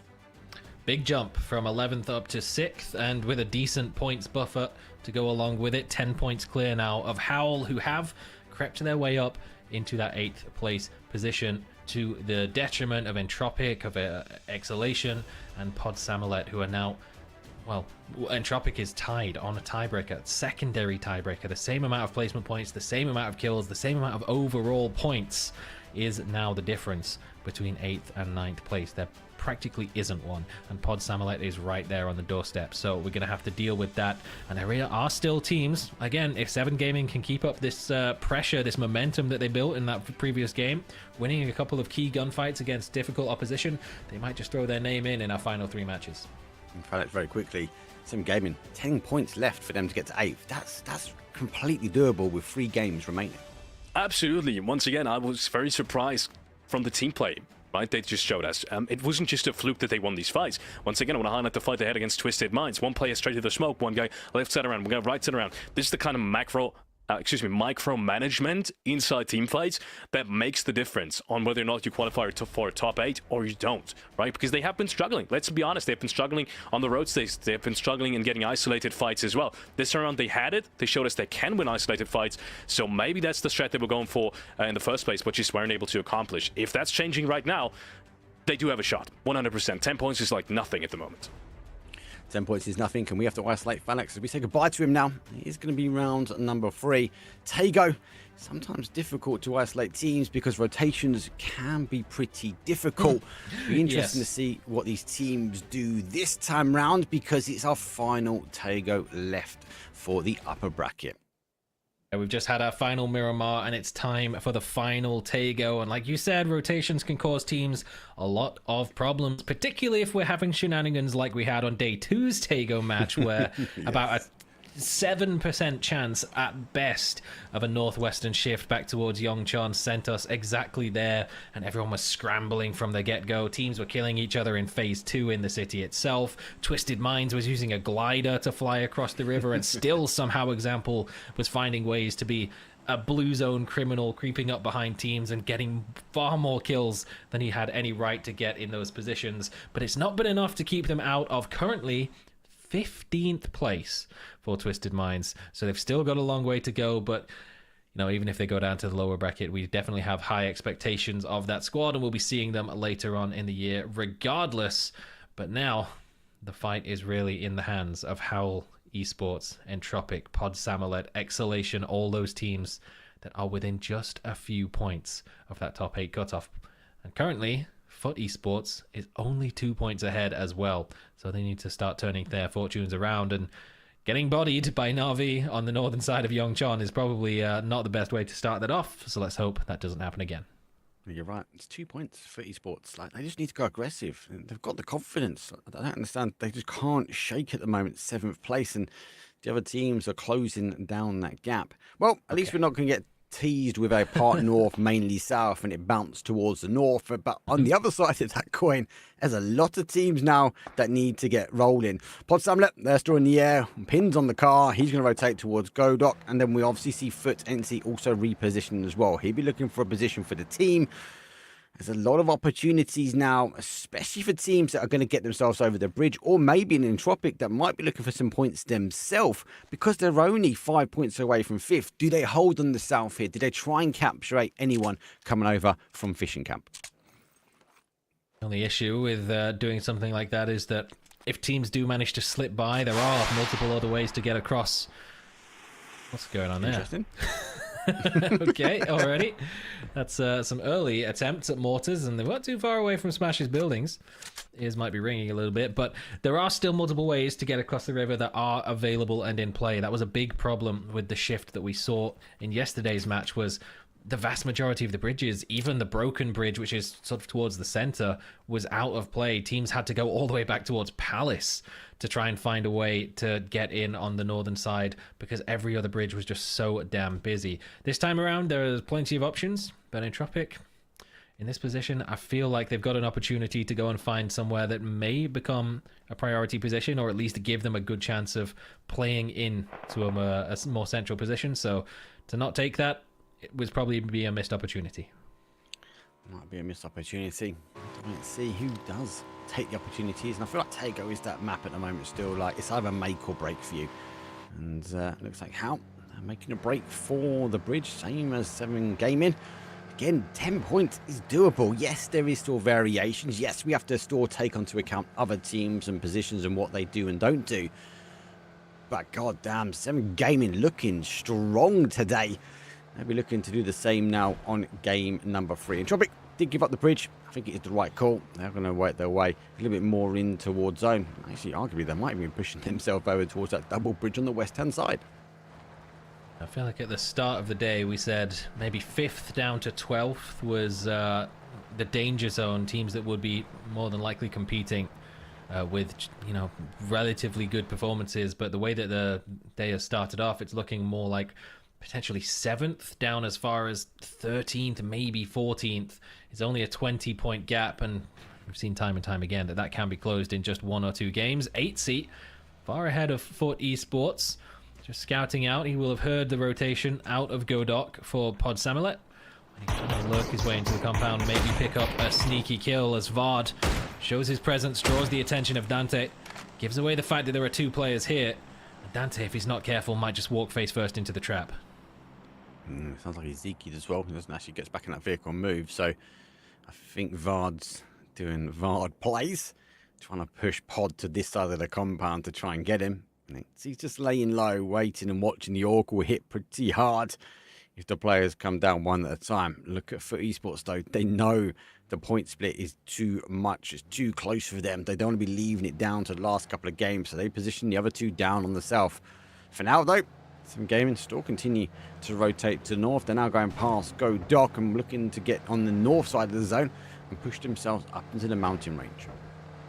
On top of that, actually, Foot should have a pretty good idea that that's Pod Samulet. They're one of the teams that are not that far behind at all. Only actually 3 points lower than Foot Esports, despite being 3 positions lower in the leaderboard. So if they had an opportunity to pick one off, or potentially 2, absolutely jump at the chance. But Rox has found a Panzerfaust, and that may dampen the plans of Foot Esports. Finally, 8C has sprung the trap, but not quite get 1 kill just yet. 72 damage dealt towards Presenti, and they're going to hop in the vehicles. They know that they've been rumbled, and they're off out of there. They don't want to give anything up. Foot Esports playing the compound for themselves.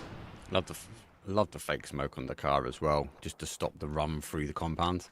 It would say, I'm going for that car, fakey fake, and off they go, all into one. Dangerous though for a pod with that 2-2 split, so nice control from them, understanding actually, been rumbled, we need to roll.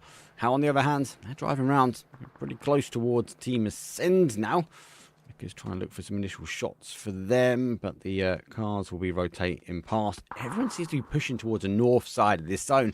No one really holding down Godok and below, so I do worry when it comes down to this map that River holds on to the zones quite a lot. As the temptation, yeah. I'm going to say it's going to play north. There's a little bit of me, there's a little bit of Tago inside of me that thinks it's going to be pretty shocking and it might hard shift away. Now, there are still a couple of teams who were late to make a move down towards the southern side of the map, but clearly weren't able to find an emergency parachute, or if they did, more willing to hold on to it. Twisted Mind's not one of them. They are flying towards the center of the circle as it stands, 7 minutes in, so 3 minutes before the shift. Ruin, okay, recovers. May have almost needed a little nudge, but he gets away with it. But it's win or die. It's Plinski Bocha. They're going to be coming in very late from down towards Songam Studio, all the way on the southern side of the map. So some of that wide open area, maybe even in Godok itself. We don't have any teams there, but it's certainly not out of the realms of possibility that at least a big portion of the city remains in play for a good, significant amount of this game. But the Young Danes, very close to losing one. 98 damage. Code Marco as Keta has to try and make an exit and fall back to the rest of the squad. For how, I don't want to say it, but I don't think they've got a game plan for this. They're just driving, trying to find somewhere at the moment. They have left room behind slightly. Half of me does think it's going to shift north. It does. It's going to go towards a sort of Narvi and how that last compound they've taken. For now, the Young Danes, they situate themselves up in the compound just outside in the west. And Twisted Minds, that E-pickup that you mentioned, they're able to get all 4 players down. Let's see, a lot more teams position themselves around the roads. I wouldn't be surprised they're going to try and ensure that they catch teams getting in the cars, or maybe in this case, Aro trying to take away the Aduzi glider. Not that often, really, that we see battles in Walsong in competitive games all the way northwest. It's kind of Tago's answer towards Zaki, but several teams now sort of posturing around this area. Ascend not too far away, down towards the south, but they have gone for a big wide 2-2 split to get some presence on the western tip of Godok, just in case the zone does shift in that direction. BBL on the surround, under a bit of pressure from the newly arrived Twisted Minds, who bought a first-class ticket all the way over from the far eastern side of the map, and did manage to dodge out of the way of the potential DMR spam shots that could have caused problems from the Young Danes, but DMR spam from Mika will force Iroh back, and I'm not sure whether he can even get back to his vehicle safely. Yeah, I think that's why it might be a call for a pickup, but not maybe the case. And the Send will go for a push. They've got the confidence and consistency to do it. That's the downside for Twisted Minds. Go back to the drop zone now. Obviously dropping now on the east, not in around that palace area. So they need to be ready for zone shifts like this, and because the E-pickup play works out this time. We'll have to see if that's kind of their drop zone, and if it is after up, how many times teams maybe position themselves to try and stop that in towards the town. FaZe Clan, they've come over now. They're not too far down the road of Exhalation. Will or Die, they're just about getting themselves in zone. It's one of the final teams. And Plint, still on the outside. 15 teams now in zone. Plint is still on the south side. I think they might have an E-pickup. They might be putting it down. And if they are, it is the case. It looks like they are. That's a really big play because they'll be airborne when that zone pops. So FaZe was holding on to position on the western coast of Terminal for a while. Pliskabocha coming in extremely late has outlasted that. They drove all the way up to the river before calling in the emergency parachute, and A, that reduces the amount of blue zone damage that they have to tank, and B, gives them a better timing, or at least a more guaranteed timing, that they'll be in the air on this phase 2 shift. It hasn't gone really anywhere. It has gone essentially more towards the center, but taken out more of the water up to the north. Bad news for Howl, but for everyone else, it changes very little. And Pliskabocha will have the freedom to pick of an area where they want to drop. There's 1 or 2 compounds on the side of the hill that are available, but so far they're not going to find any. But Sosed might find himself in trouble at T-Bone's hands. He's hopefully going to try and find T-Bone, but T-Bone free knock, and there he goes. That level 3 vest keeping him up, down to 1, retreats back, and he used the cover that he can of the car, but continues to work his way around. Looks like the push might still work through. Goes way past it. That might even stop for Esports to be looking at the cars. That's where he is, and do get down. Next though, he's going to put down Lucarux, as they're going to pop the smokes out and try and pick him up and run him in, but no, Phil first from BBT. So they get a point on the board. They've opted to go in towards Godok with the emergency parachute, but they didn't go far enough in that teams that were on the outskirts or the outside of the city can't get a free pick by the time that they land. So they went into the warehouses. It gives them a potential chance of maybe trying to play out should the zone not hard shift in towards the city, but doesn't mean that once again they've lost a player. Twisted Minds with a second emergency parachute of the game, going back into a more central position in the zone. Under fire immediately, and actually James of FaZe is creeping his way up just on the opposite side of where 7 Gaming were putting some shots in towards Twisted Minds. So threats on both sides, and Gedrox under threat as well as BBL are breaching his position. A big breach. I kind of feel like Godok is a false sense of security. I see so many times that he just plays east of here, and so many teams have to work their way in towards the corner. Maybe that's the decision why Plim put themselves down there, but you're right. So many teams are ready to take the shots. BBL, on the other hand, taking some shots, and it's Ascend ready to take the shots as they hit them and put them back into their compound. Esports fully disengaging back towards their compound. So Said gets away. He's in the car looking to work his way back, as now Diffix and Hakadori all there. This dangerous duo. You know they hit pretty hard, and the smoke wall is pretty thick. And they're looking for any way that Esports play peekaboo. Unfortunately, T-Bone wasn't able to get that opening pick onto Sosed, partially the level 3 vest and not an overcommitment. And the fact that he repositioned, didn't just fall back to the vehicle, kept going. So the grenade to follow up didn't land, gave him a chance to back out of there. And this would have been a favourable engagement for Foot Esports. They have the compound at the very least, the AWM shot missing, and a bit of a hole on the side of the level 3 helmet. Going to be enough to get any sort of opening picks, force any sort of commitment, especially now that Sosed have actually had to send one up towards the north, or Navi have sent Sosed up to the north rather, because Howl, they've made their push in from the coast. He will have heard them encroaching, so Navi can't really fully commit to a fight against Foot, knowing there's a chance they're going to get backstabbed. Yeah, it's very difficult, this compound. It's like the ridge is so close that a team like that can just sort of hunker down and wait for the ridge play. And with a zone shift off the water from Army Base, Navi, yes, they did work their way up there. We see all the time. They were blessed with a series of drops. they don't know if anyone else is rotating their way around, taking the blue. And that's why kind of we see on that map, so said playing back to the north. He's going to continue looking back that way, making sure no one wraps in. Here comes that zone shift towards GoDoc. I think Twisted Minds with the second E-pick will be happy. I think 7G also very, very happy. And arguably, he might even play back down towards that southwest where Exhalation will try and hold down this compound. Big wide split on the southeastern side from FaZe. Jeems made a move over to this compound earlier on and will make the decision to not try and hold onto it. Maybe the right decision as we live again. Just make their send directly through. FaZe going to regroup somewhat on towards Vex, but still keeping Corexi and Sparking holding their width for the time being. Maybe they might look to reaggress out to the north again, knowing that We Live Again have just made a send directly ahead of it. Twisted Minds evidently not happy with their destination, setting a smoke wall to try and find a dit or something to play in. And under fire from Sancho, but no casualties for the time being.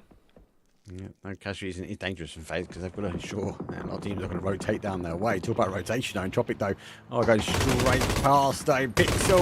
He's got the M249 trying to lay any shot. He's still got 100 the chamber, but Hawkey cruises on by. Grandis doesn't quite cruise by Page, though. He has been tagged up low.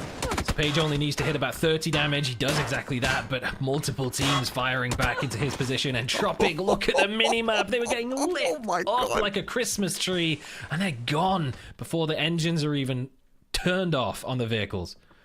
This Pix will be disappointed that he didn't get the knock, and then this, the mini-map just exploded. Pixel, Pace still there. Might want to take the opportunity now to get the buggy through. The smokes for Young Danes, they're going to be crucial. I think they found out they got a few neighbours, maybe one too many than what they expected. How? They're going to rotate their way around. Phase number 3.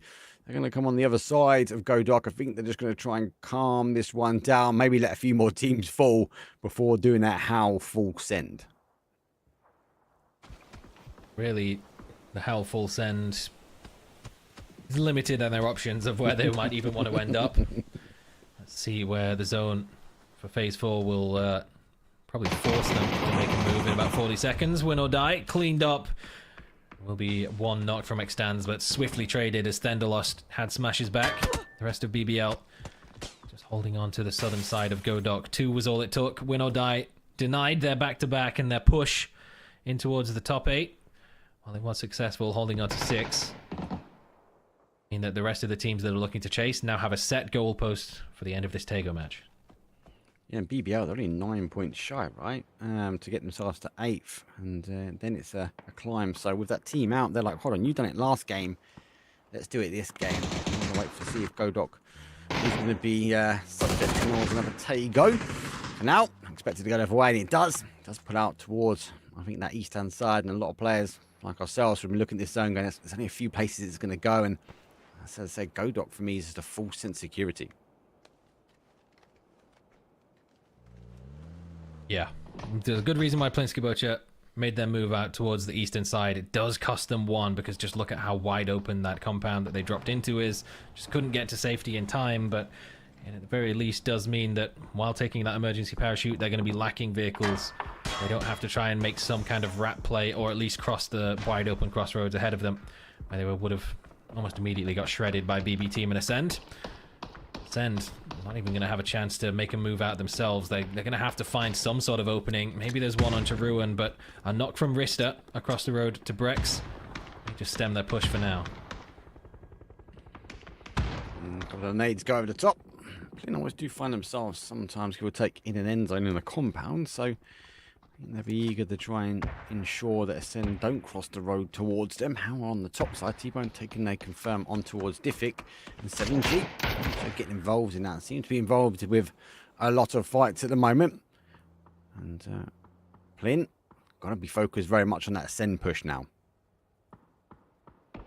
On the competitive PUBG subreddit the other day, there was a post that showed essentially a heat map of every location on every map and compared the amount of damage dealt to the amount of damage taken. So it's kind of a net graph of survivability. I'm just looking at the position for Twisted Minds, because if you look at it, it's a little dip, it's a little bowl. It looks awful. It looks like they're just kind of cooked and they're going to be dying relatively quickly, but actually it's a much more preferable position in terms of being able to deal damage without immediately getting completely bodied than the one that they initially landed in. That one's much brighter red. This one is, if anything, slightly more green. So there is a very good chance that Twisted Minds will be able to contribute more than it looks at first sight from their dip, as the rest of the teams are going to have to scrap for position around the edge. They hold the only real viable spot towards the center. And you see just how much chaos that's going to force as We Live Again now looking to creep their way forwards as Foot Esports lose one. 8C though might get the drop on Fairist, and he does.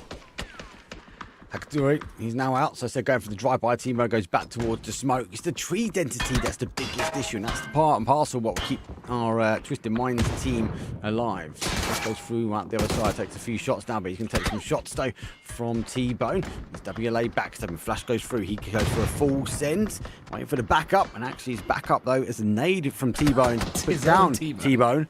And unfortunately for Esports, going to take 14th place, and now the cover of the trees give him a little opportunity, but it's not for long. 7G, like the games in Miramar, eager to continue pushing. That zone pushes down, and 7 Gaming, they're going to end up Navi. No, might even go for that reposition. Densities on this hillside is very, very key for a team like 7 Gaming. They can run free and riot. And now in this compound, Plinsky Butcher held off the initial push. Ascend decided not to make a push out of the city, but just to go direct against Plinsky.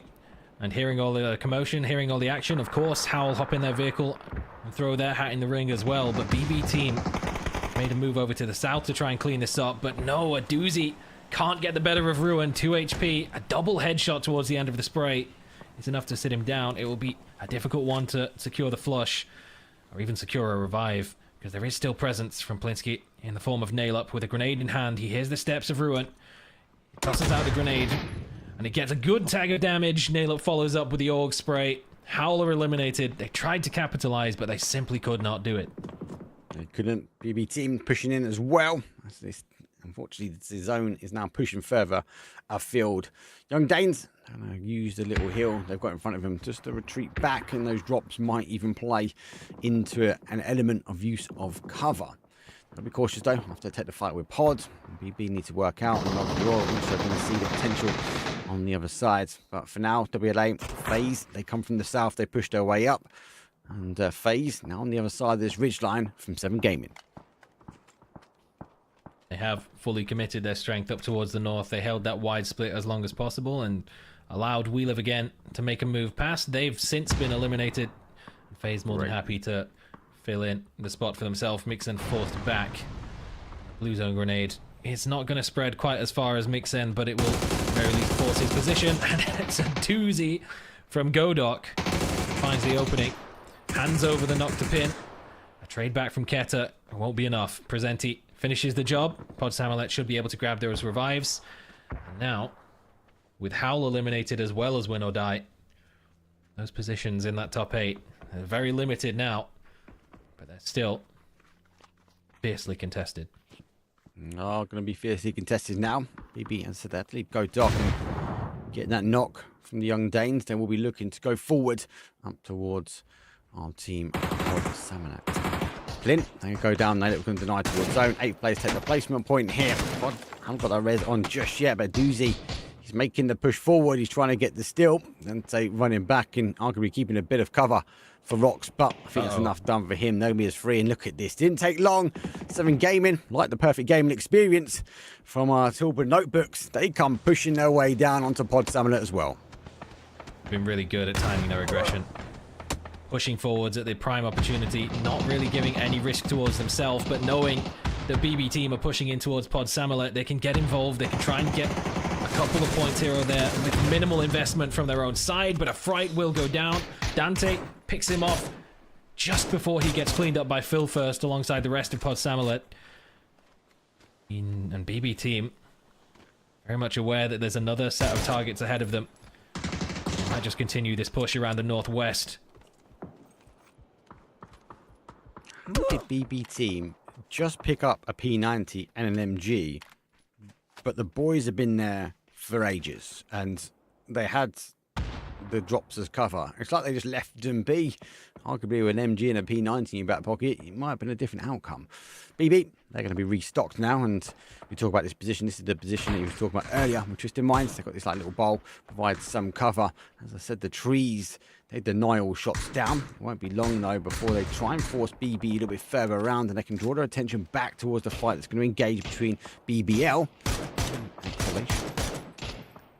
It doesn't look like a very pretty position on the minimap at all. It looks like just playing into a bowl when we saw them run there under fire from Exhalation, but it does give a little bit more playability than meets the eye at first. You can peek over and look to contribute into some of these fights. BBL over the top.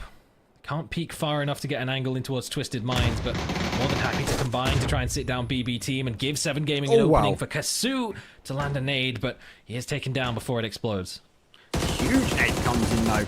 Have taken out the MG, they've taken out the P90, but they've not taken out a doozy. They have now as he goes down, wrapping his way around the smoke. Final player now for BB Team is down towards Phil first. It's a 2 versus 1. Correct me, it's a 1 versus 1, and they do go down. BB Team, 13 kills, and they put an end towards 7G.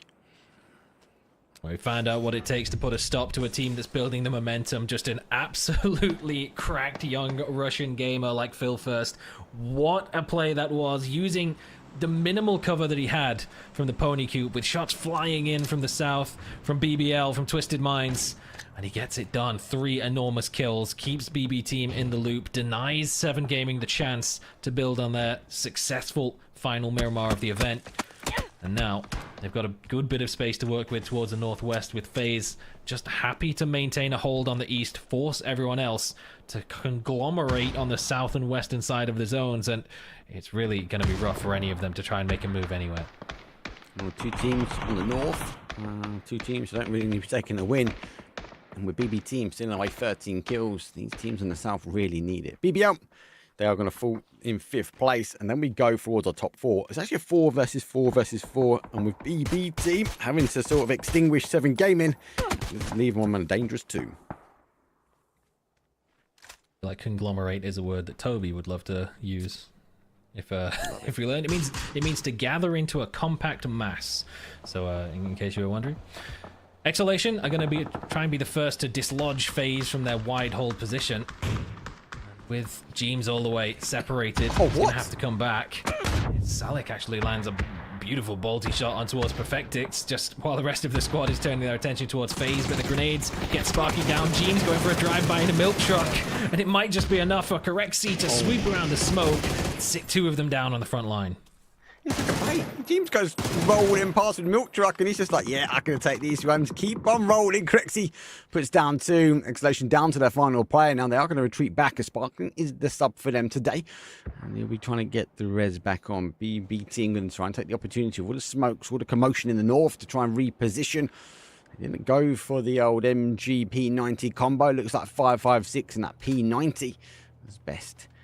To drive forward. Both of these teams quite not in yet. Let's give or take 1 bowl that they're going to have to fight over. It will be a 4 versus 2 here. On the other side, though, Twisted Minds looking to take out the final player from Exhalation. First sends the first shots in towards Sparky and gets some good damage, but not quite enough for the knock. They knew the position would be around this area with the folded shield, but lose angle again, just showing that position is just a little bit more playable than it first seems at first glance. Has an angle towards Phil first, gets the headshot, gets the flush as well. Leaves best to luck in a 1vx clutch situation, but if there was going to be anyone that you want, Besto has definitely thrown his name in there a couple of times so far this event, and with a P90, they wouldn't bet against him, especially with an opening grenade onto Sparking. Great opening grenade, and he's been the one that's been opening opportunities here for BBT multiple times over the course of the days.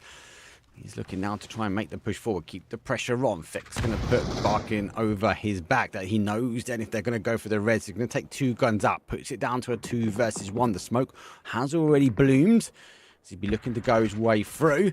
Might even try a wrap up. P90 shots will come over the top. Crexy looking for the gap, though. Example, he's going to finish off, though, EXN. That's going to allow Twisted Minds now to control freedom and movement to close both these teams out. The shots coming from Crexy, but Best Store survives as he gets through. Now, Twisted Minds have finally dealt with Salik. He was causing problems for them, keeping them contained. Now that that threat is dealt with and gone, they have the freedom to push out and look to get some angles. They've already found one onto FaZe as the wall of smokes on both sides denies the vision. They can't quite clean up Besto for the current time, but they have to turn their attention towards Twisted Minds. But Besto is still a threat that still lurks. Tags through the smoke, leaves James on a single hit point. Besto with an audio cue could easily sit him down. Sparking, huh? What? Through the trees. Wow, that's good vision. That is great vision. James has to push forward, does take up best might. You want to put that P90 in his back pocket for now. He's going to take the level 3 lid and now continue working his way forward. Zone's going to push both these teams into the middle. AWM on one side, but it's a 2 versus 4.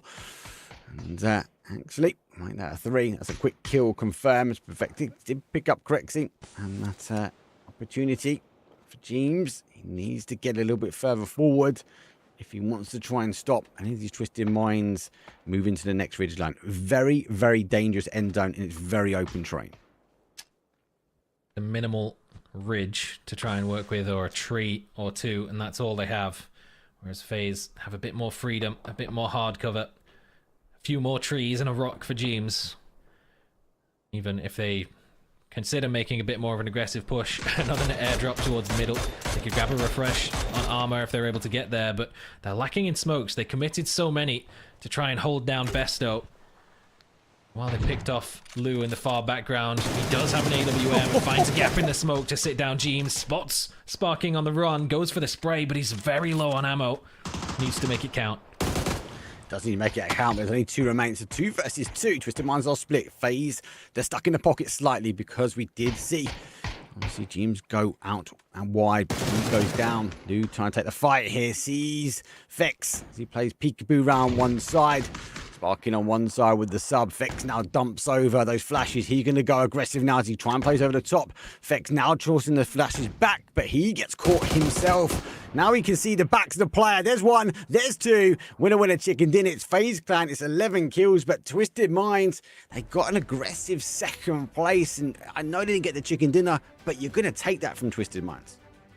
They used a lot of utility. They used all their grenades. They used all their smokes, but flashbangs in the back pocket for Fex was enough to just about keep Lou's head down long enough for him to peek over and take that push, with the backup of Sparking getting that opening knock on the opposite side.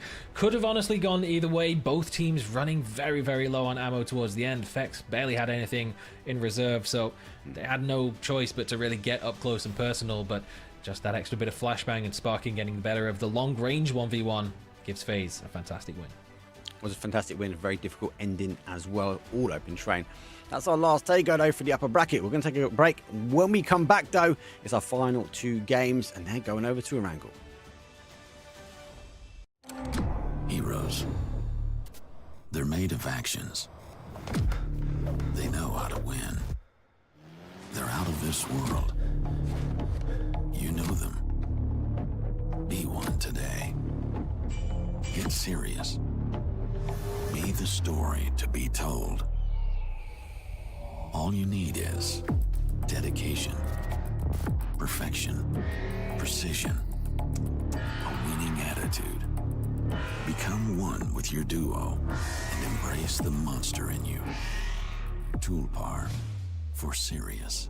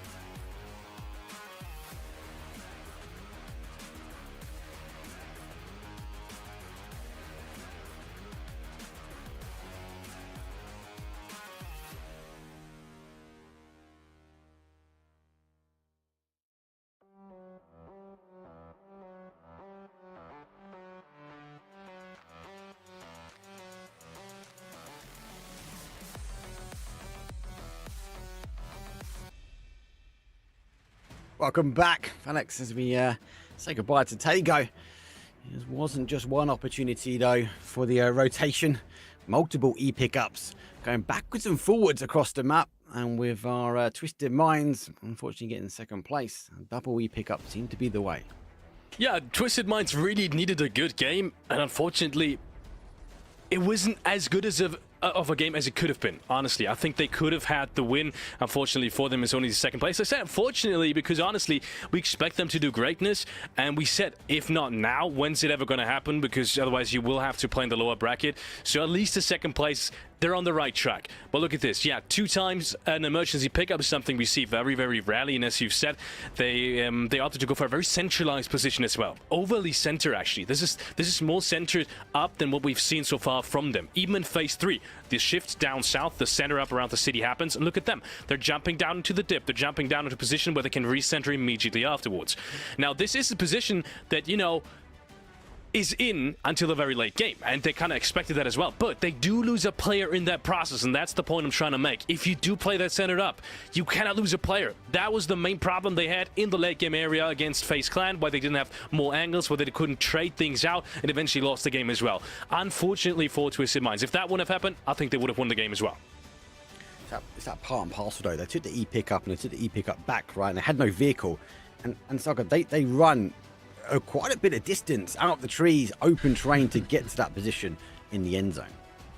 They took a big risk, and you know, it was not really ever going to be a position where they could have a massive farming high damage game from, but it's a place where they can survive and they can contribute to certain fights, particularly on the western side as teams are making their way out of Godok, and BB team taking the fight up against the likes of the Young Danes and 7 Gaming, as we're seeing here. Then Twisted Minds were able to make a little bit of a push forward. It actually cost Perfectix his life, getting a little over aggressive, overzealous, getting maybe a bit bored of sitting back in that dip for the entire time, but just still capable of just poking and prodding, particularly towards the end as FaZe Clan were wrapping back to deal with Bestelok.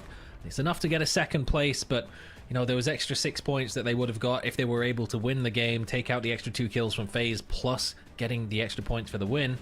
It would have been huge for them. It would have put them all the way up in 14th place. That would have been massive, a huge difference from where they currently are in 15th, honestly. Before we come back to FaZe, because I know, Alex, you're going to want to talk about them. I want to talk about this team here on the screen. Oh, yes. BB team. They had to push hard, and they played against 7G. They played against Pod. Everyone else in front of him kind of fell. Very difficult rotate, and Best arguably held out for quite some time. Absolutely. BB team, in my opinion, the team that had the toughest road in. Maybe apart from FaZe, but FaZe had a little bit easier in the sense that they were mostly, for the most part, I mean, we started off with the WLA fight, fighting teams that had a player less than them. That wasn't the case with BB team. BB team, the only team that made it out of this city in the first place, and that's a tough feat in and of itself. Not only that, they had to fight 7G, won that as well pretty cleanly, actually. I mean, they had 2 players surviving after, I think, the 3rd fight in that game. So massive, massive stuff. And also, we gotta highlight Furfus. I mean, this guy's 19. He burst into the scene last year. How on earth is he pulling this off? That's crazy, crazy stuff coming off of Furfus. Plays here on the vehicle really smartly as well. You can see his individual skill and quick decision making is just on point. So First, for me, the highlight player in that game, and especially on their team as well. Can't argue. I cannot argue. I think 13 kills. I know they went out in 3rd, but let's have a look at those points, because 13 kills in the 3rd place, BB team, yes, they're up there at the top, and I think we've got a nice clear divide. Yeah, 3 teams, nearly 4, it's at that 100-point mark. It's that right-hand side of the table, and I want to really highlight here, Felax, for Esports, they've dropped down another position. They are now in 8th place, and there's arguably 5 points down towards BBL in 12th. Yeah, for the Esports, I really like what they did in the early game, actually. I thought it was amazing. They had, I believe it was Pod really close to them on the northern side, when originally the zone was expected to go even further north, right? The center was white, north of Gadok, actually, in the beginning, and they pushed them outwards, right? There was this one team, once again, I believe it was Pod, who ran very close to them, who tried to get the warehouses just down south, and they pushed them out, right? They said, hey, we want to take the circle center, we want to set ourselves up for the next couple of phases, we do not allow anyone else to be here. Apart from this nothing really else happened for them, unfortunately. It kind of just fell apart, phase 3, phase 4, when they had to make that transition towards down south, and just plenty of teams were up on that Forest Hill side. So very unfortunate for Foot. They just cannot seem to get a foot back into this tournament ever since day one. Nice. Yeah, and if you now put the foot in the right direction early game, you're right, they couldn't quite keep it going. So I got a lot of teams, a lot of opportunities, but there's only 2 games remaining. We've got to say goodbye to Phalanx, but I feel like this one's going to go down to the wire. 100%. I mean, I'll look at the leaderboard right now. Pod Samolet in 7th place, jumped up 3 spots off that previous game. They now have 66 points. Below them, Foot Esports, who've only picked up 4 points in the entirety of today's games, which is the second worst, because Entropic have only had 1 in our first 3 games. They've really got to step things up, but they are still within this pack. From Pod Samolet in 7th on 66, down to BBL in 13th on 60 points. 6 points gap separating 7 teams fighting for 2 slots, and there's only 2 matches left to try and sort it out. Well, we've only a limited amount of points to go. We've got a limited amount of time. Let's get going. It's my favourite map. It's a wrangle. It's game number 4, and here we go. It's all down to the wire, and I love how close it's going to be. Flight path, though, coming in from a north-northwest, all the way down to an east. We just finish up over towards Milton Power, so arguably maybe pushing down towards a southeast. Good flight path. It does push towards that northeast side of zone. This is one of those flight paths that's got either Severny or Milta written all over it, which means we're going on towards like Gatka, Everest, something like that, or maybe even Military Island again. Why not? Let's just throw that in the mix and just really ruin a couple of teams' days. But again, it's those teams towards the 7th place and below. Pod Samolet, Foot Esports, Exhalation, Howl, Entropic, 7 Gaming, and BBL. 8 teams even, all of them within 6 points of one another, and only 2 of them, as it currently stands, are in that top 8 position. Win or Die, not too far ahead either, only 7 points clear of Pod Samolet, which puts them less than 10 points ahead of that top 8 cutoff. So there is more than half of the lobby battling for only 2 slots, and a lot of it is going to depend on where this phase 1 goes and who gets priority. Most teams going for their prio spots. There's a couple on the alt because of how the zone was. So Ascend is going for an alt. They're going to hit Zaki. I think they're hoping for a north. Obviously, also seen, and I suppose Navi and BB have to make a call as well, because BB were always going to jump for that high side zone.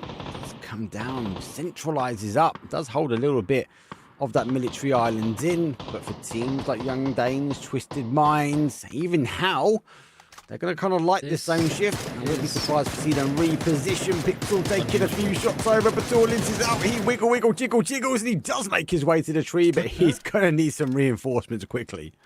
The absolute BM for these NA imports to come to an EMEA lobby and take away loot spots from one of the most established loot spot teams, even at internationals. They've been fighting to control the school apps and the surrounding compounds area for years, up against all kinds of competition, and these Young Danes just come in and take it away. Unfortunately, can't line the final shot on towards Batulins that would have taken him out and really set the tilters on for Twist.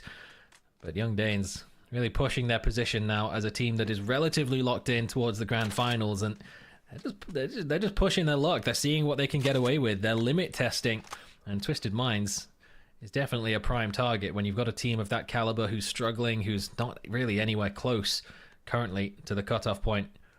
Why not? Why not poke and prod and see what happens?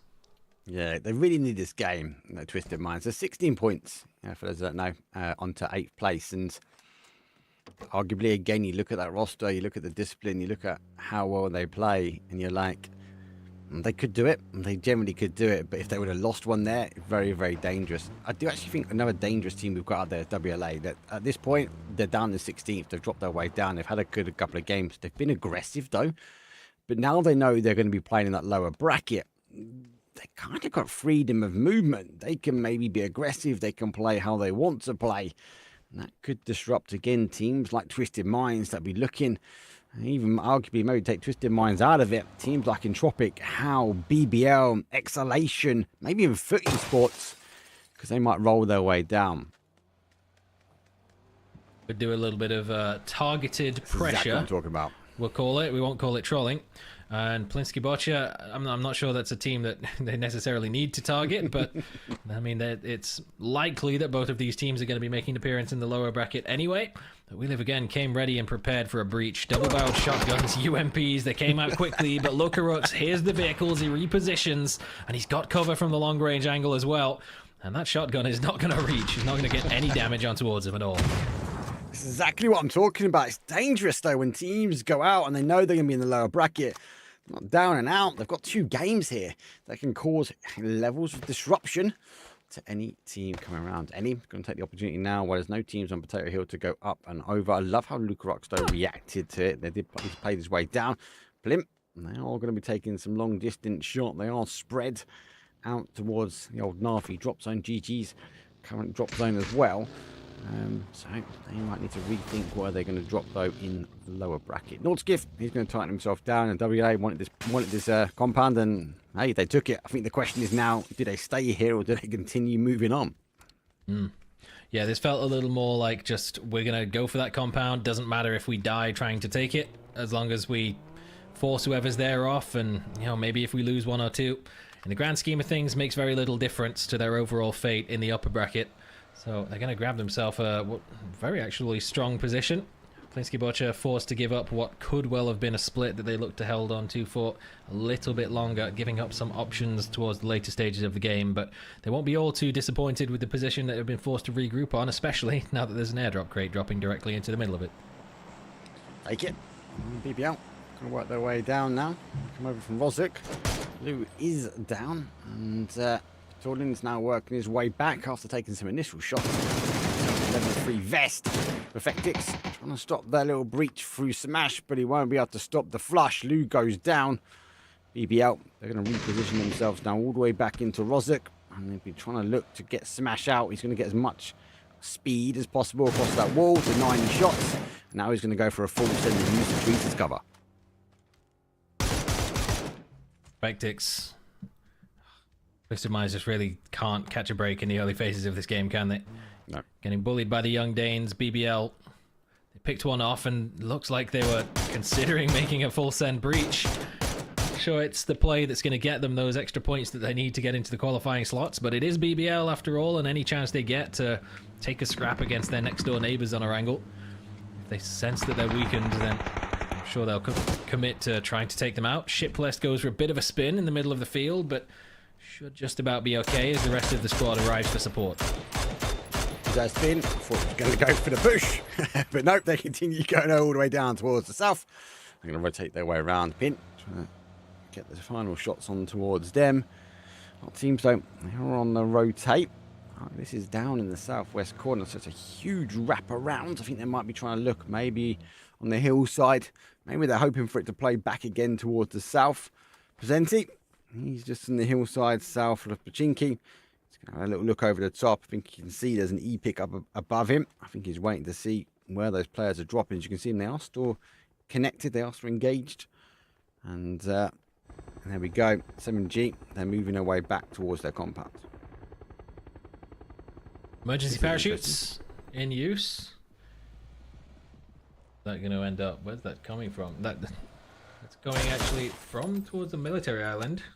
Spyro, they're just separating out all over towards the West Military Bridge in an interesting play. Because meanwhile, we have got confirmation. What we saw, FaZe picking up the W in the previous matchup, was the last we'll be seeing of Sparking perhaps for today, as Gustav is back in action. Sparking, he really has been extremely valuable as a substitute. I mean, we expected nothing less from a player like him, to be fair. No, and it's sometimes difficult though with subs. Like, I mean, they can be disruptive as well as creative, but Sparking just settled in so nicely to the sort of pace FaZe were delivering. Day number 1, high MVP for me. Putting major kills, major clutch points on as well. FaZe going for a little bit of a 2-2 split. They are on the south side here of Plin. Plin are looking back up as Lukarux now down and out. And they're going to play this one as a 3. Yeah, it feels like we say that quite often, don't we? Yeah. Lukarux has been picked off early. He is the joint highest for dying first, but not by a considerable margin. It just always seems to feel like he's the first to die He's only died first 3 times, apparently. However, that is today, which makes it 4 in a row. So Lukaruk has been the first to die for Plinski Butcher every single game so far today. But you know, that's a big part of the reason why they're struggling, losing a player like that. But it's coming under pressure early on from We Live Again and being forced to regroup. The struggle. Let's go. UAV for Ascend, going airborne. And, they are working their way down. Don't forget, they dropped Zaki. So just needs to get over this hill. Might be too far away. And he'll be able to get so much information for the team. He just needs to clear these trees first. He's going to take the opportunity as well just to pop. And he's not the only one. I wouldn't be surprised to see someone like a Doozy get airborne as well a bit later. He's not at the moment. And Send do find a way. In 17 seconds though before phase number 1 gives way. Lots of opportunities, lots of different capabilities for an end zone here. We don't quite know. Phase 1, phase 2 can be slightly random, but a lot of teams are telling us that they think it's going to where they are positioned. Exhalation, they're in the car. I think they're ready to go. That's a big shift, and that goes down towards the southeast. Phase, get back to your drop zone because everyone else is going to be playing down towards the farm style ending. Makes sense why We Live Again was so adamant that they wanted to take control of that compound, and their gamble pays off. It does come at the expense of a single knock at the hands of Lukaruk, who unfortunately was first to die for Plinski Butcher for the 8th time overall of the 14 games that we've currently played. He was, at the start of this game, tied with Brex, Pin, and Thenderlost, so we'll have to keep an eye to see if any of those can challenge his record. But for now, Plinski Butcher just putting some shots in towards the Young Danes as they look to make a move in towards a central position of their zone. That's always the benefit of a loot spot like Pachinki Picardo. Wherever you want to end up, you're always pretty much guaranteed to be one of the first to make the move. But unfortunately, for X-Stands, he won't be able to make too much of a move whatsoever because Foot Esports was there lurking and lying in wait. Now, lying and waiting. Quick kill, quick confirm. We'll die a team who done really well today. As we said in the pre-show, one game can't really change it. We'll die. Well, results of that. It's pretty close. There are some more teams trying to take it away from him. Twisted Minds have an E pickup as well as they roll straight down onto WLA. Batalion's take some shots, but he's got boots on the ground. The rest of them are working their way down. Hover's extended out, trying to catch anyone coming down the road. They will find the lids, but it looks like Batalion's, he gets a quick kill and confirm. I hate to see it. We Live Again fought so hard to take this compound so early, and Twisted Minds just come in and say, no, we're having that. Thank you very much, Perfectix. We'll sit down the final player. And We Live Again, who made the early move to claim that position, they were rewarded with a good phase 2 shift, but Twisted Minds just come in and claim it all for themselves. Well, target was chasing them down. He's a kill confirm. For Twisted Minds, taking the compound away, expected for the zone to shift back. BB, they can lock themselves down as Pod now need to work their way a little bit in towards the zone as Pin just sits on the outside. Dangerous area this because teams can rotate, and don't forget we've got a send coming in from that west hand side still. There's the overlook down, the remainder of Win or Die. They've got to be cautious, and Foot Esports, they're going to make their climb up towards Potato Hill. Zen's actually taking some boats over from the military base, so they've gone for an even wider wrap than what was originally the plan. BBL lurking. They'll hear the rotation of Foot. They will have heard the commotion as well over by Pachinki as Foot picked off a couple of players from Win or Die, and BBL looking to find an opening. Aishaq with the bolt action. He's hit a few, to be fair, and that was a decently ranged headshot on towards a doozy, but little more to come from that unless Pod Samurai tried to pounce. But Smash, when he spots an opportunity to creep forward and get into grenade range, you know he's going to go for it. Yep, BBL, they need to go for it here. Here comes the car. It could be quite dangerous. And we're looking to try and play peekaboo on the top. Shots going down to the south, so that's Foot Esports not shooting towards BBL. They will see him now. As BBL come over the top here. 18 needs to try and wrap down and out round towards the blue. Goes on an outside edge. That can't be a slight giveaway if BBL know that it's there. But Foot Esports need to react pretty quickly. The higher BBL go, the potential advantage BBL will have winning this fight. I think with a zone shift coming up in the next few seconds, it might just be a case of fall back, try to disengage for Foot Esports rather than necessarily committing to the fight. They are, once again, the team that is in 8th place with so many teams breathing down the back of their neck. They don't want to give anything away too easily. It's Chris taking a parachute to get over the bridge as Brex takes the third boat for Ascend. I think he's on Bexco was in the glider. Ah, the glider. The other boys even took better. the boat. Yeah, so it's boat, e-pickup, and glider from Met Ascend. with a chance, Kilyakai, to actually get a knock onto Jeems. So good opening. But now, as BBL have given up on their quest to dog down Foot Esports, who else but Howl senses an opportunity to get in and getting involved in a fight that is realistically unnecessary, but they're going to commit regardless. But this is the 11th and 12th place, isn't it? Howl and BBL, if I remember right, Howl are above BBL as well, but there's only a small gap in it. It's like 5 points are in it. So Marco just lying and waiting for to roll over the top. Runa's there, takes a little shot slow, but BBL smashes the first hit. Runa is down. Marco trying to answer, but BBL slip his grip. Smash. Try and play back. Nade comes over the top. Marco puts him down to 1 HP. Needs to continue the pressure though. The BBL doing the same. Some more shots come out from him, and somehow, some way, Smash just slips the grip of Howl. He might have thought when Thendalos came back up that was the same player on a swift reposition, but then saw the grenade fly up from below. He knew that he had to fall back, get the grenades in from Ketpa, but it's Plinsky Botcher, third party the entire time, that's picking them apart. Now Exhalation are here as well. Corpsebag has to turn back around because they know they've overcommitted to a fight once again, and now they're getting third party. No. And they're going to be taken out relatively quickly. Ketpa is all that remains. That is huge for BBL. Obviously, Howl running away, a little bit of a chuck away nade. They got one, then the second one instantly went down from Plin. And they were like, we've got this fight, let's push our way back in. We can continue the gap on BBL. But no, Exhalation there on the third party. Perfect timing. Clippers going for a full send though, but straight into the arms of BBL. Aero going to put him down. That's 4 kills on the board for them. If it was a 5-point split, it's 1 away. And now they're looking back of actually who stole some of these kills away from us. Gedrox, if Win or Die weren't already done with taking fights against Foot Esports, he's got more to deal with. 5 grenades and a gas can to try and help him out. Be a difficult one for Foot Esports to push up into this building anytime soon. They might just buy time long enough for Foot Esports to give up, given the Phase 4 shift is once again coming in 10 seconds before Foot Esports may or may not commit to an engagement. Difficult. He's already spent the gas can. There goes the smoke. Here comes the push. Stack and go. So he's going to launch a nade, get himself behind. Beamy puts him down. The nade doesn't quite get the connection. T-Bone will get the confirm. Looks like Win or Die.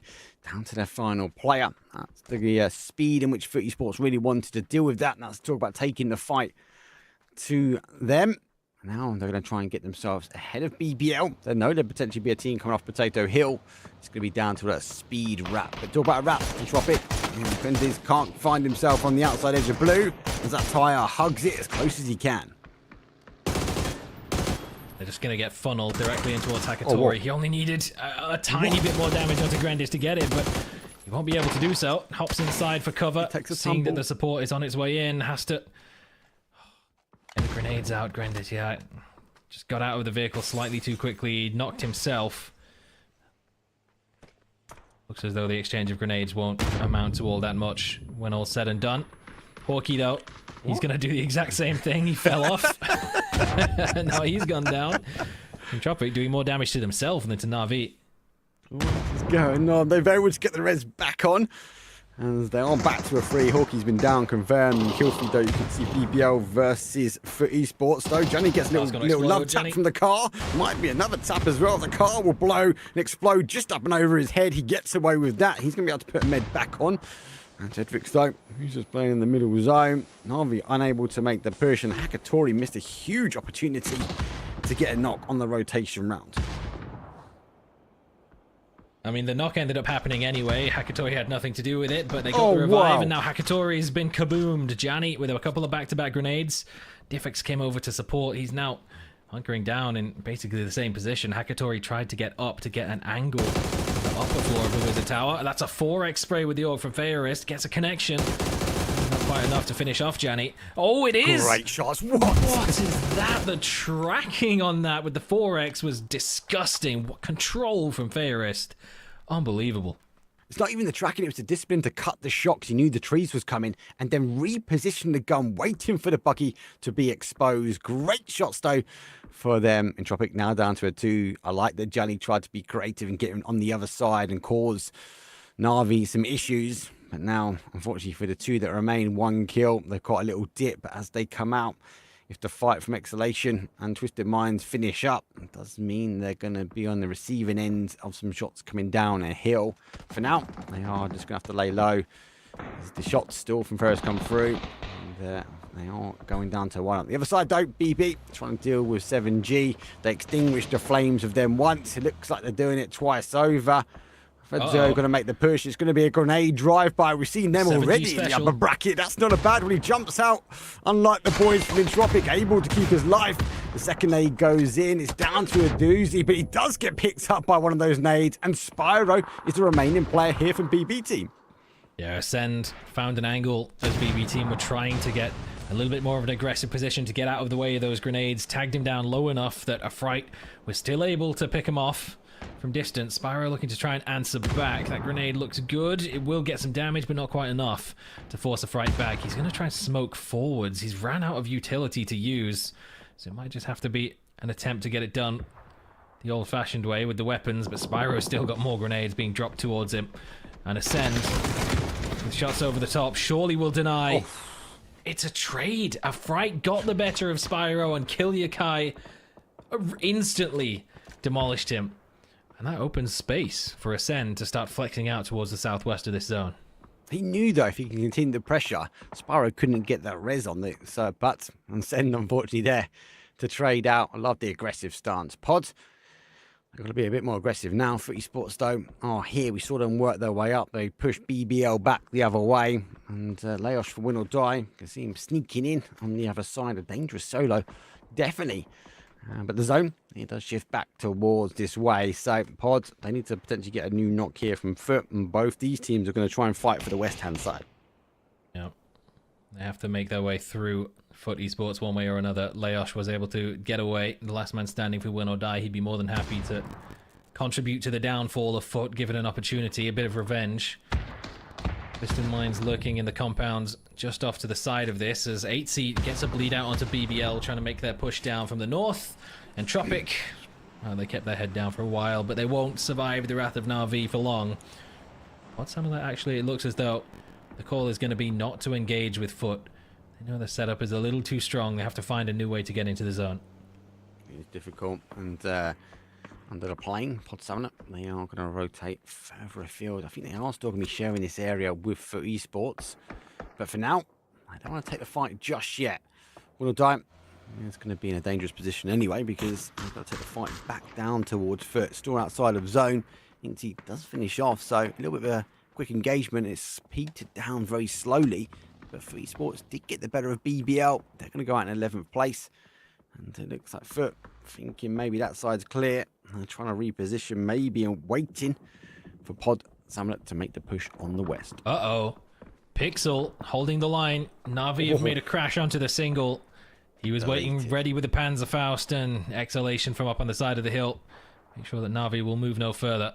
No placement points for them. Leosh, a little bit more work left to do to get himself into the placement point positions, but he's got Foot on one side and Twisted Minds on the other, and in a position that is a big part of the reason why I had said the fight between BBL and Howl was maybe an unnecessary one. This position was free for the entire time. If either of them had scouted it out, they could have made a move in. Would have definitely paid off a little more than just committing to the fight on top of the hill. Now both of those teams are dead, though, and Twisted Minds are more than happy to just move in and hold on to the north side of this zone. They will have to shift out of it, though, when this Phase 6 circle closes. But first, they got to deal with those unfriendly neighbours. There are multiple unfriendly neighbours. Exhalation do have a nice road they can move their way down. Cars are going to be key for them if they do want to stay on the outside edge. Young Dane to be looking to do the same just before them. And if shots are coming down the line, Will Die still have to win. I do worry, we've got a couple of these teams that are up here that don't really need the placement, don't really need the kills. Like Team Ascend, like FaZe, they still lurk in a top 9 position at the moment. There are only 30 players, and there is not a lot of open terrain to play. The teams are going to have to play it well, time it correctly, to take the position they want. If they mistime the Q or rotate a bit too early, or more importantly, a bit late, that might be the end of them. For some of these teams, it's crucial as our second game. Game 4 out of 5. Young Danes, a quick little reposition, quick little regroup. They have to try and find some way to get into the zone. Leash, though, has crept his way in from the blue zone, gets the drop onto Perfectix. He wasn't ready for it. And Twisted Minds have lost yet another. Down to just 2 as Example sits down Vard on the opposite side, but they need to deal with the threat that lurks behind. Leosh, I don't know if he saw Batulinj through the window, but he pulled out a grenade, looked ready to prime it. Yeah, you'd expect if there's one there, that the others remain elsewhere. It depends how much he's been tracking here. Example, looking to get a nade forced as they can, because Esports focusing back towards our pod. There's a secondary nade. Doesn't quite go through the window. Not quite pixel perfect nades like we saw from yesterday. And 3 kills for Twisted Minds. They now need to draw their attention, because for Esports, it wasn't going to be for long. And with the nades going off, the smoke starting to bloom, they are still going to fight. But it does mean when they start moving one way, Pod can do the other. Pin puts down T-Bone. We see Leosh goes down for zone. Not before as he got that final kill. And look at this, Twisted Minds trying to push out. Young Danes getting knocked, and that's a very difficult line to fight for both those teams. But Young Danes getting the better of them. Yeah, Leosh has just done so much damage to Exhalation. Not sure he intended it, but it works out well for them in terms of the leaderboard, because now it opens the door for Young Danes to finish them off. All they'll be getting is a placement point. Now, Foot Esports were looking to commit onto the push to hold out Twisted Minds, but Pod Samolet denied them, and Vard doing what he can.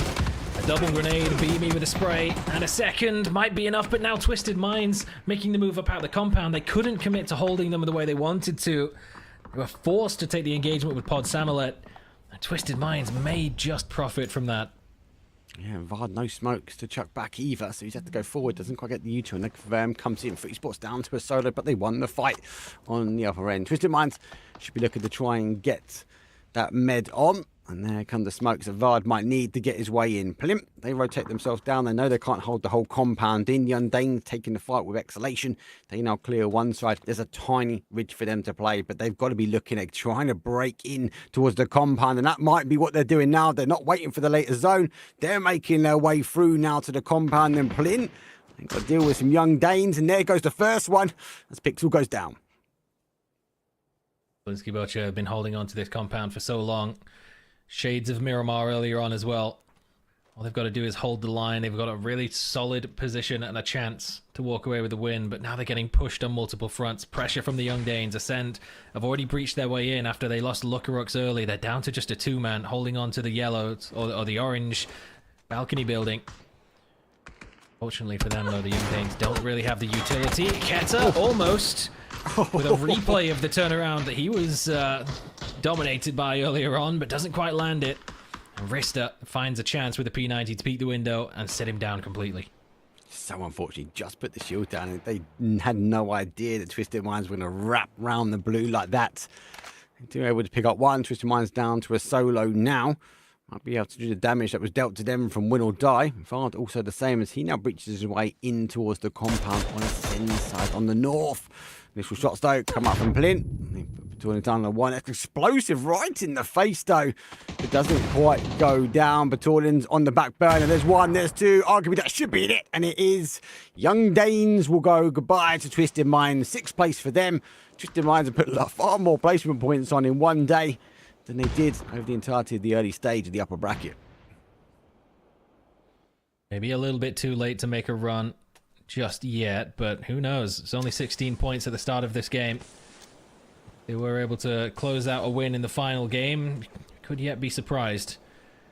But for now, FaZe Clan looking for a back-to-back once again, and it's exactly the same playstyle from them. Just let everyone else fight in the compound. They just hold back, they hold the position, sub or not, they play the same way.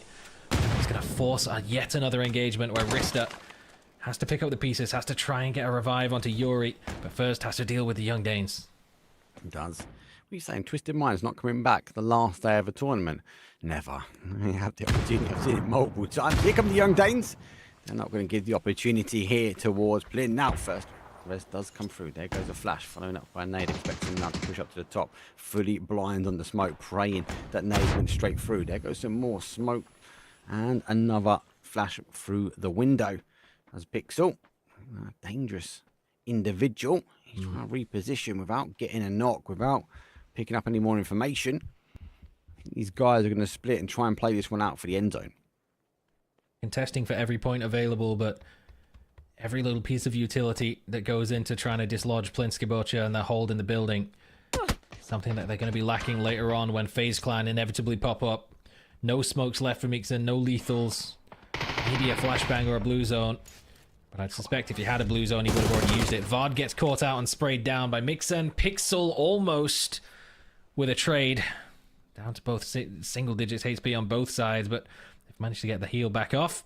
Reached it with the P90. So dangerous, even for a Groza to push into. There's a Groza. FaZe though, on the top four. They've got the numbers. It's 3 versus 2 versus 2 versus 2. And FaZe looking for 2 back-to-back chicken dinners. What they haven't got is a zone, and they haven't got a handbrake put on that car as it will roll out on phase number 8. Wonder how many tires remain on this one. If they do double check back. Ascend's got the high ground. On the top of the building, they've controlled out this side, and Plint able to stop the young Danes breaching their compound.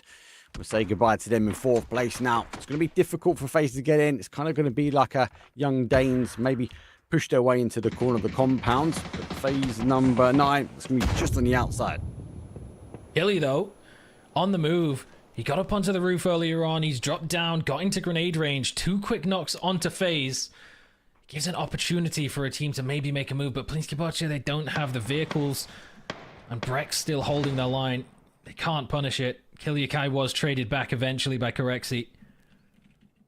Should be able to grab the revives, but that's 2 big pieces of utility to get those opening knocks. The blue zone is going to start creeping their way forwards. FaZe may only be able to grab 1 revive. Killy should be brought back to health.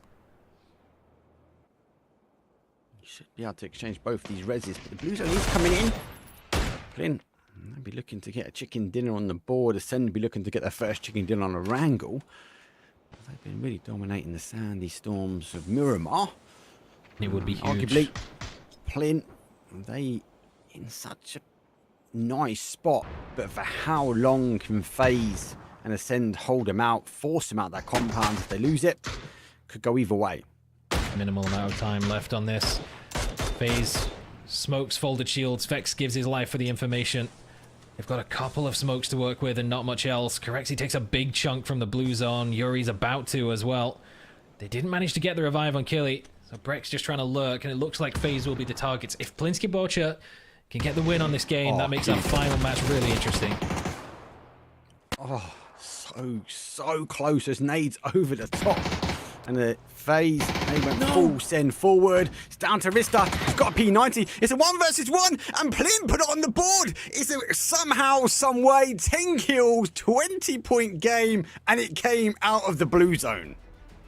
They were going for a double swing, but he went back. He pulled out a grenade or a flashbang. His teammate got traded. That was so almost a mechanical misplay that would have been ridiculously costly, but thankfully for Plinskibocha, they do manage to put the win on the board with 10 kills, holding on to that position despite losing Lukarux early to the push from We Live Again. And that puts them on 69 points. And that might just be top 8. It's dangerous, very dangerous. We're going to go to the wire. We're going to go for a break. When we come back, we're going to count up the scores after that one. It is going down to the final game. It's going to be a wrangle. I'll see you guys then. Heroes. They're made of actions. They know how to win. They're out of this world.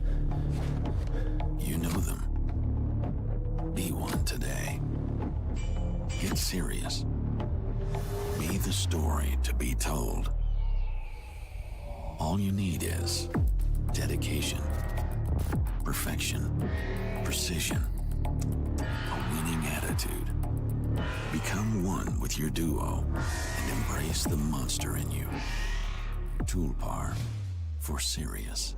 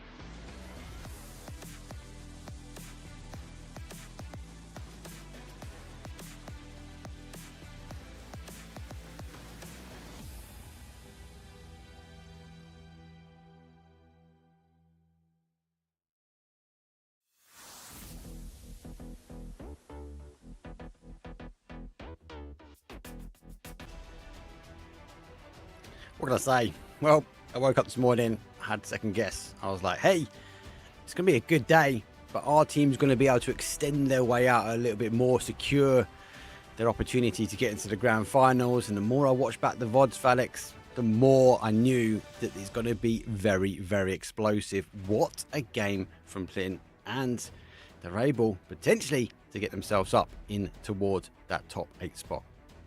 Yeah, Plin finally be able to close things out. I think we've all been waiting for this since we've seen Plinska play very centralized and just not making anything out of it. I mean, the Miramar game was a perfect example of this. They have the zone as well, but just got breached left, right, and center. Just couldn't make it happen. This time around, they do, but it's not without any hiccups. Let's just say it like that. It's not without any hiccups. Well, let's start things off this end. You guys mentioned it in the broadcast as well. What kind of rotate is that? I mean, come on. One guy gets a glider, one guy gets a boat, and one guy gets an emergency pickup. What is happening? And the crazy thing about this is as well, it works out, right? They get an access into the compound because Plinska just can't hold every single building on their own. So they will eventually get placement points as well, as we saw later in the stages. And even had a chance of winning this one. It was a, don't look at me, we're going to try every type of vehicle out. And yeah, I did love it. Love the plane, love the boat. Love the E-pickup as well. I think Navi disappointed Takatory not getting that knock on Entropic, but Entropic then doing the damage to himself, and multiple times so I could be seeing these grenade rotates or grenade drive-bys, and that one actually landed. And 7G went full send towards BB team. Yeah, and the fact that Killy was watching over that, spammed it down, and weirdly, if Kilyakai had killed him off any sooner, it would probably have been negative for Ascend, because the fact that he was able to clean up BB team, kill off Spyro, and then Kilyakai can get that final shot, opens the door for Ascend to make this wrap into the southwestern side of the compound that they were able to do. And then with Killy up on the roof towards the late stages of the game, it was a huge position to hold. Well, let's talk about position actually, and this is the people I want to talk about, the young Danes, Felix, because they had some really smart plays when it came to holding out on the east side. Yeah, usually you are in big trouble if you're starting off with this kind of zone, and we've seen these zones plenty of times. You're starting off on the eastern side. Usually you're in big trouble because it's all open field, right? It's all open crosses. There's this big ridge line just below the compound, just north of it, right, that you can kind of play inwards. But if someone plays there, and we've seen a team play there, it was Exhalation at this point, then you're in big trouble because essentially there's not a single spot you can play it. Lucky for them, Exhalation got taken out pretty early and they were able to get some very cheeky positions because Plinska was not a full squad either, and they kind of just were able to hide behind a couple of trees and were able to stay just out of sight from only Plinska, but also Face, who also had a pretty smart rotation coming into the deep south and even managed to take out one of the Ascent guys, so that they were able to only fight one of them later on. So pretty well played by both of these teams. Was a lot of great pockets of play. FaZe obviously with that 2-2 split working in. I don't think they were expecting that nade to come in. That caused them some disruption from Ascend. But Felix, let's go back to Ascend because I want to look at the leaderboard. But they played that game really, really well. They get on the roofs at the end. They were denying opportunities for a lot more teams. And another team works their way on the 100. But Felix, for me, it's that right-hand side of the table, mate, because it gets ever tighter. And with a win and with the kills, Linsky, they put themselves in 8th spot. I think they started off this day in the very last place, right? Yep. So this is just crazy to see them being in 8th place right now, because usually, you know, as an analyst, as a caster, it's all the same. We always talk about it's still possible and, you know, we can still do it. But honestly, how often does it actually happen? And this time around, a 16th team place got all the way up to 8th. That's crazy. Yeah, it is crazy. Now, Saga, for me, I'm going to take Twisted Minds now out. It's 15 points to 8th. Is it possible? Yes. Is it going to happen? Yeah. It's going to be difficult. It could. but the next one in front, 14 plays, 7 gaming, like 9 points. Hound the same, 9 points. You've got 8 points, 7 points. All of those teams at bracket, like Blin, could potentially take and steal 8th spot away. Yeah, just the way that our penultimate game has worked out has just made it even more competitive for the final matchup. I think we mentioned in a previous day where it was something like the 6th to the 10th team. Every single one of them had their position in the leaderboard changed after the previous game. This time around, every single team from 2nd all the way down to 14th moved at least one position in the standings based on that previous game alone. And if that's going to be the precedent we're setting for our final game, no one can possibly feel safe. It's safety, which Alex, they don't have really, do they? Except Early, Fizz, obviously, we're going in towards that final game for Angle. Without taking the send out of it, on that right-hand side of that table, any favours for you coming? Is anyone going to be able to hold the pressure and maybe get themselves in? As Saga said, pretty much anyone can do it. I think it's look, we hate to say it, but there is a thing about this very last game. Right, all these teams at the very top now have the chance to potentially harass some of the teams, and we've seen this time and time again. Some of the top favorites right now, we're talking about Na'Vi, Ascent, FaZe, all these teams that have already advanced, they can now freely move around the map and pick themselves an enemy that they don't want to see in the finals already, right? I mean, they can't do anything about their lower bracket, but at least for now, they can make the road hard, and I think there is a team that they definitely don't want to see in the finals, and that's Twisted Minds. So I think if anyone is gonna be focused a little bit in this game, it's gonna be Twisted Minds. And yes, it's a big gap already, but with a win, they could do it too. Yeah, and Young Danes did kick that one off in that game that we just saw. Felix, I want to talk about Foot Esports though, because they managed to get themselves slightly away from a top 8, but that game felt different. I kind of wrote off the other games for Foot. They were falling down, but that first Erangel, arguably, it was kind of day one for Esports again. Yeah, in a different way though, and that's the interesting thing. They didn't bank on any zones. They didn't make great points because of an early setup, but instead they fought themselves in, right? And I think they did an amazing job of capitalizing on the fights that they were given. And they had 9 kills in, I believe, the 5th or 6th phase already, so they really were fragging out on that edge.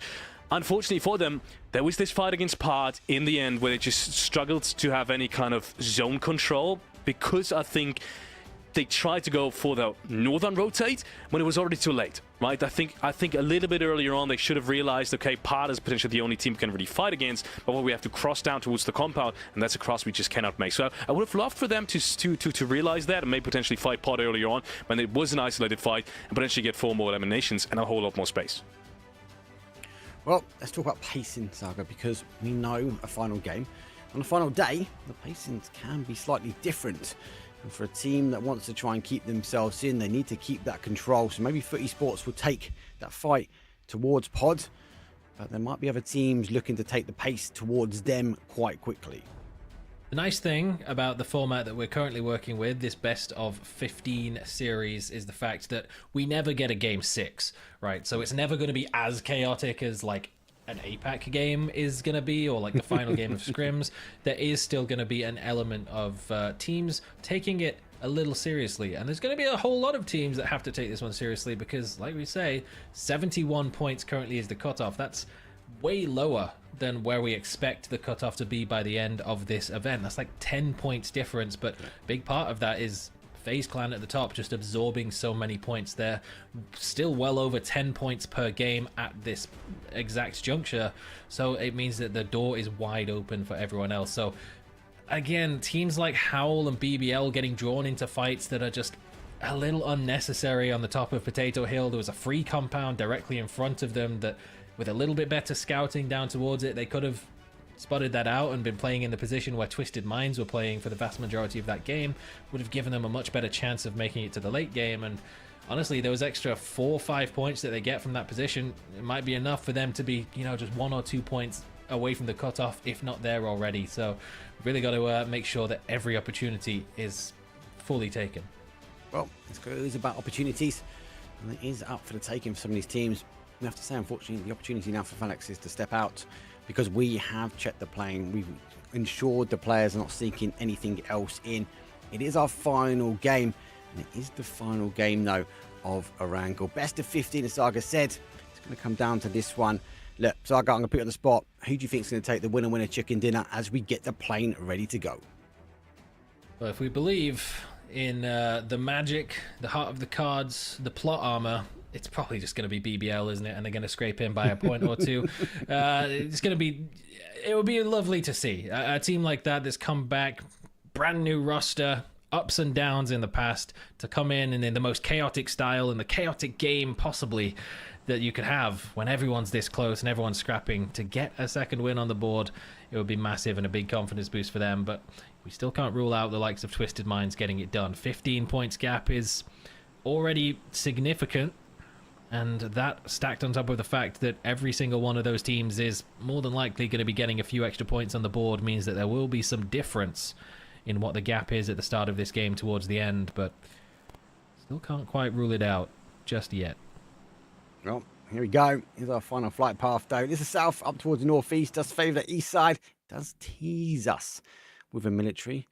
A bit like maybe Entropic was teasing Ascend when they pick up yesterday away from them if the zone plays out. Multiple teams have taken this one. Pod, Entropic, WLA. We know they've been quite dangerous on that last game. And Ascend will go for the normal drop zone at Novo. Look, for me, normally when we get to these sort of upper bracket stages and we see these teams, normally we can kind of write off 4 or 5 teams, but it's just so close. I'm kind of writing off 2 at the moment. We'll see them in the lower bracket. But it generally comes down to every point is going to count for this one. Plane's done. I'm about to see where the zone's going to go. The final zone, is it going to be a military? No, not quite. It does hold on to a bit. It could be dangerous. Yeah, I don't think we're going to see an early E-pickup out of Entropic this time around. They're more than likely, if they do find one, going to hold on to it until phase 2 and see what happens. But we do have a very good chance that this might just end up going back to basically the exact same position or the same area as where we saw the previous matchup, basically on Nalup's compound. And hopefully, if that's the case, Plinsky Boccia can keep hold of all 4 of their players for the time being and give themselves a better chance, even though they were able to close out the win, essentially going down to a 2-man towards the end. It would be a much easier and, let's say, less stressful experience if they were able to do it at their full strength. He needs to be doing it at full strength now. BBL, they hold that top side Ascend. They're going to hold up that bridge. I wonder if Entropic actually going to try and play for the bridge and kind of do a bit of a reverse up on Ascend. There's a couple of opportunities here. Plin, though, he will now be looking at leaderboard after that zone and that flight path going, do you know what? We're in 8th. Like, it's a huge risk reward for them now. So, do they hunker down? Do they hope it comes back to where they were? Do they go for 2-2? Do they keep 4 guns up and just try and keep the numbers in their favour? For other teams, Exhalation, who started this evening in 8th place, they lost that position. They now need to gain it back. Plinsky Boccia, though, currently holding on to 8th. 6 positions in the previous game. That winner chicken dinner moved them up all the way from 14th. But right now, 14th place is only 9 points behind their hold. That's how they've slipped quite significantly in the latter half of today's games. They were up there towards the top 8 not too long ago, but they're still not a million miles away. They've got some ground to cover. Win or die. 3 points clear of the cutoff, so they're not in the clear either. And they've got a long way to go to get into the zone. It's right, again, hey, we are throwing about the points, but it's just so close. I don't think I've seen a bracket stage like this. It's kind of like they're confirmed, they're out, and there's a little bit of a middle section. It's just that bigger section. And I think that's why we're seeing teams like Win or Die. They're taking the opportunity now to rotate further away from zone to go to their normal drop spot. No rush for them coming back in. They might be looking for an E pickup. Entropic, though, they drive across the bridge this time on the west. Not to find Ascend here, unfortunately, for them. They were ready for it, put it that way. Really just goes to show just how brutal a best of 5 series can be, because if we were to isolate each matchup so far that we've had into separate days, day number 1 we'd have teams like Exhalation up in the top 8, Win or Die just barely scraping it, while the likes of Twisted Minds wouldn't be getting in there. Plinsky Boccia dead last on day number 1, but compare that to today, they're definitely one of the better performing teams in terms of points gathered, while a couple of others are slipping down by the wayside. Definitely Howl, one of the ones that has some catching up to do. And the rest of the pack as well. Desperately trying to find a position. This time, though, Howl will manage to get into a position without needing to necessarily fight for it. It's the same compound where We Live Again made their first initial breach onto Plinsky Boccia in phase 1 of the previous match. And it's good to see that Howl this time didn't have to go through a risky fight to get themselves a foothold towards the centre of the zone. Now, a few teams actually moving for more of a central zone as well. FaZe have pushed over, saw them a second ago, and Plin back into where we saw that winner chicken dinner came from them, so they've got the luck of the compound. Lou looking down and the rotate in. Nalep now knows that there's a breach happening. They're going to collapse back towards their way because they're not all here. They do have players further afield from Twisted Minds. They're looking for the 16-point game. They're starting off with 2. As Baton is an example. Put down as a confirm. And the rest of them will collapse on in. Plin took game number 4. But game number 5, they've got to see if they can do it as a duo. Twisted Minds. They've had the compound 200 meters north of this in the previous game, but that wasn't good enough for them to pick up the win. Playing Skibocha, playing a split. A little too wide. They couldn't provide any support in phase number 1. There's nothing at all that they could do.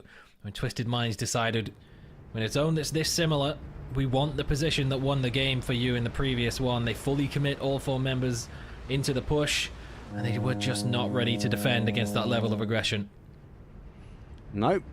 Like Pod though, they're on the west-hand side of the zone. I love the update that we saw a little while back with the these ferry piers that you're able to put cars on.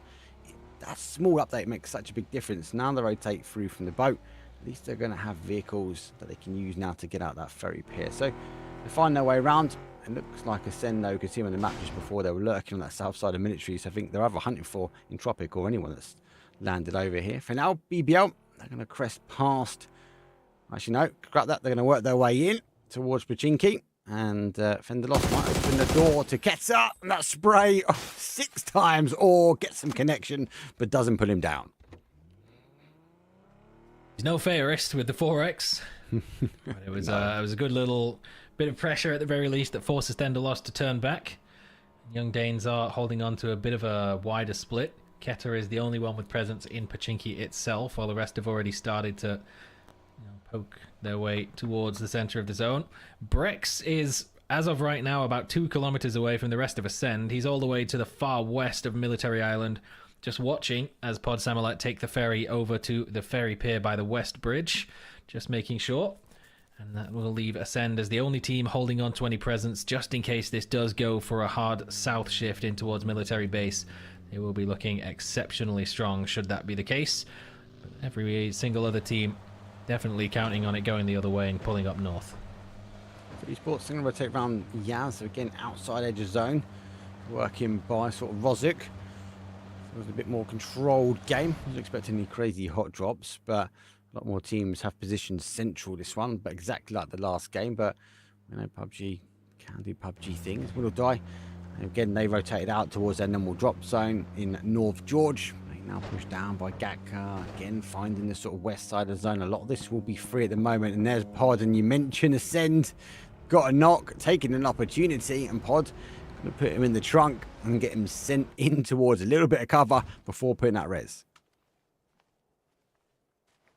We'll just more than likely be able to grab it, get him back up nice and easily, and Brex is just going to fall back to the rest of the squad. Still got about a minute and a half before phase 2 determines the fate of Ascend. I'd imagine they've got a plan for how to get back over to the northern side of the river. It might be an emergency parachute, who knows? There are a couple of options still available towards the center of the zone. Unless this pulls hard towards one of the edges, they'll have a place to call home, no doubt. A bit of a late arrival for Exhalation. I don't think it will, but if it pulled down towards Millie. Also, I don't think it will. God, that Tago game yesterday. I think we had less island on. Can't rule anything out. Yeah, you definitely can't with the latest batch. Exhalation, do you find the give or take? Nice little combine a little bit further in from where they are. 7G, another team that's crucial to try and get an opportunity into a top 8. Like Plin, they were behind 7 Gaming and have leapfrogged this team into a top 8 position. Rotate round very much on that north side still. They're in the blue. For Esports though, they stop. They're going to take the E-pick. I would like we've seen multiple times in the upper bracket. They want to be airborne when this zone pops because it might play to an area they can get to first in the sky. I think should this pull south, well, they'll be easily one of the first to get into there. They might even catch a send-off off guard. And it's not going to go as far south as any of that, so Ascend more than likely going to make a similar rotation, probably not with a glider though, to get over to the northern side of the river, while the rest of the squad's going to look to regroup some of those splits. Howl, in fact, are going to completely disengage from the top of the hill and go into the position of Twisted Mind in our previous match. And they're going to hold on to this for themselves. And if Foot Esports can spot that out, they might look to make an attempt at backfilling to take the hilltop for themselves. There's going to be a lot of backfilling here. Looks like Luke Rux, though, puts down Northgift AA. He put the opening down to their final player. And as a team that's on the edge of 8th, you don't want to be going out. Luke Rux is fighting hook or by crook. And you can see in the kill feed, he got 2. But it was Hoba, WLA, that might end it for Plin. First place in game 5, but they go out in 16th place. They are going to be watching the kill feed and that leaderboard very closely. But for now, our Young Danes and Foot Esports just on the edge of the trenches on the east-hand side. Oh, Pixel's just trying to farm clips for Twitter. He posted one again of the breach that Na'Vi attempted the previous matchup, and now he's got a shotgun in the middle of a field. We live again. They're going to immediately be counter-breached as they pulled up on the barns. They haven't fully recovered yet. 1 down, 1 still yet to be revived. Exhalation are looking to try and capitalize while they have the opportunity, and blue zone grenades might just be the difference, but Hoba getting an opening knock on towards Dabu, and Blazor's double nade will get the job done. Launch it in there anyway. And WLA, they're going to go out. So that's one of our first teams confirmed out for our lower bracket. WLA will be joining the other 8 teams. For now, phase number 2. Shift did go south, but not as far south as PUBG might have liked to. And looks like Foot Esports don't want any clips against them. They are going to end the opportunity for Page to push over. But look at this, the backstab coming from Potato Hill. BBT looking down on all this commotion outside in the field. It's emergency parachuting into these trenches. The position that means that they're stuck here for the rest of the game, and not having vehicles to cut off some of those angles from the high ground around is certainly not going to help Foot Esports, but they've managed to smoke their way forwards. Beamy holding the back line. I think they know that this is a split from the Young Danes, and they're going to try and punish it. Pixel, he's got that trench shotgun out. He's going for the spray with the ace first of all. He got 1, he got 2, 3! No way. And now Beamy has to try and push over to pick up the pieces. He's just going to use the shotgun for the flushes. And Beamy's like, what is this man thinking? What am I about to push into? But he's going to go through with a flashbang anyway. Does put him down. That might be the end of that clip. But Beamy has got 1, 2, and Foot Esports again, a team that wants to have a good game.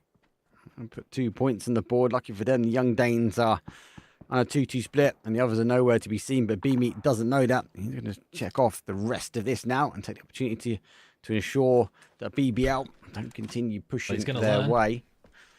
BBL have just full sent into the Young Danes compound with a DBS. So it seems as though the opportunity to throw a bit of chaos into the mix is not going to go amiss for BBL. Keta has already been taken out, and Mixon next on the chopping block. Block is going about the same way we did before.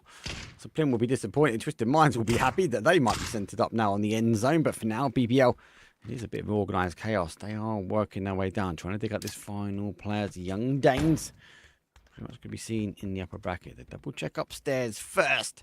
But we do know Young Dane nowhere to be seen. Again, this is going to be backed into a corner as BBL used the shotgun first. Sheila goes round the corner. He's not there. He's out on the outside edge. And this does worry me. Yeah, but point. Do they even see it? Does FaZe get involved? Or do they risk maybe our one person checking it off? And no, Smash says hell no. There's a point on the board. That's the first one from BBL. And I said before, they need a big game. With Plinsky Botcha being eliminated in the fashion that they were early on. 1 point closer for Plinsky Botcha to losing their spot in the top 8, and BBL being the team to claim it. It's again an aggressive play for a position that's not even in the zone, so they're going to have to make a move regardless. But it's an extra point. But Phil First doing what he can to land the shots on towards Schiller, as Blazor does hit a headshot to Kasu. 7 Gaming making a send around. Still got the bolt action in the hands of Aisha.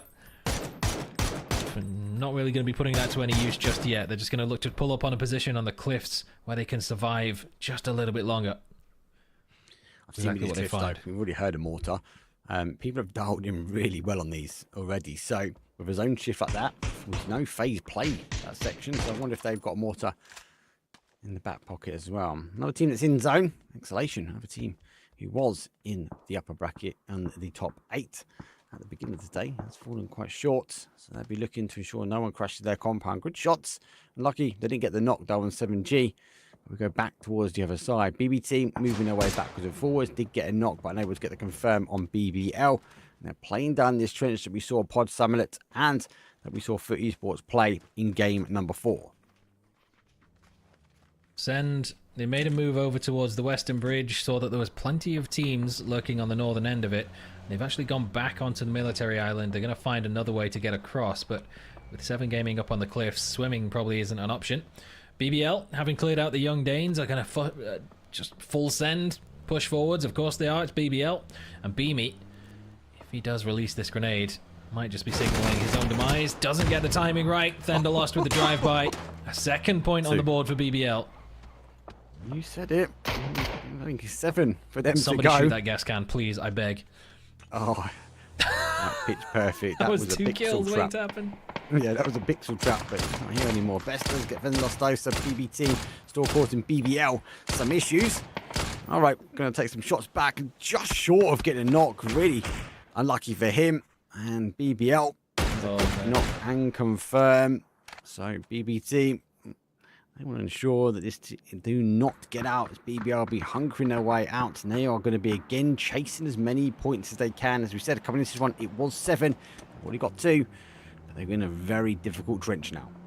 Oh, you're 100% right. Pixel put that there intentionally. He was going for a third Twitter clip with it, but unfortunately it wasn't Na'Vi that walked into it for a third time.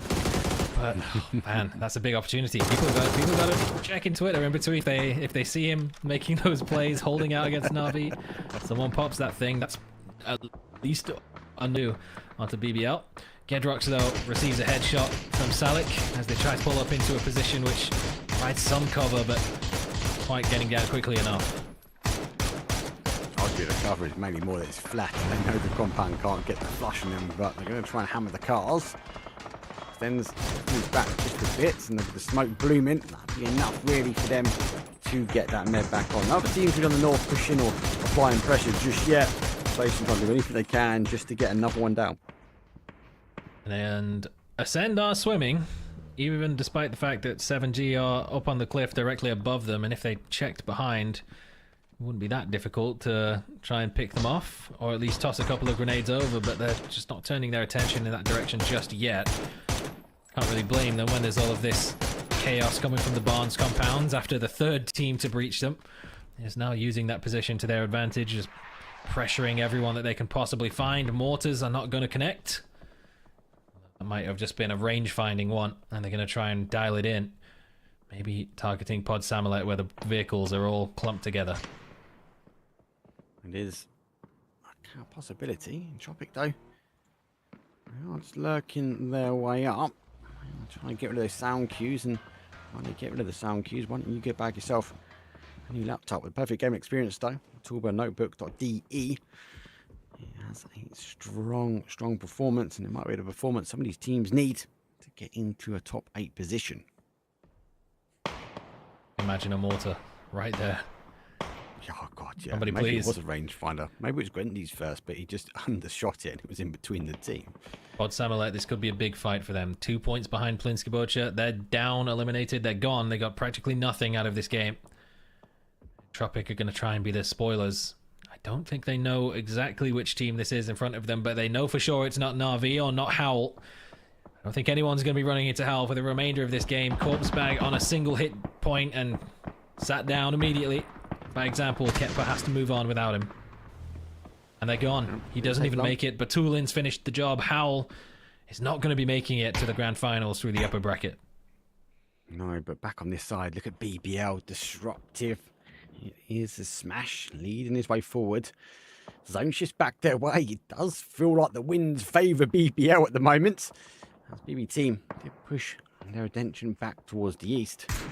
Unfortunately, no, there are 2 remaining, and it does look like the boys from Pods are going to throw a couple of shots back over to them, but those shots going that way might engage in Tropic, and the smash might engage on both. Let's see, Rox doesn't drop the ball now. He focuses back towards the compound, but again, do they even know how close some of these players are to them? I don't think they do, and especially Smash. He's the last player you want to see creeping up close towards you. regardless of what guns he has in hand. No grenades, but he gets it done with a double headshot onto Pin. And the rest of the squad immediately has to turn back around. The others of BBL nowhere to provide support. Smash is doing this by himself, but Pod Samolet, a quick reposition. Oh no, they've gone directly into Dedrix, and Presenti's gone down as well.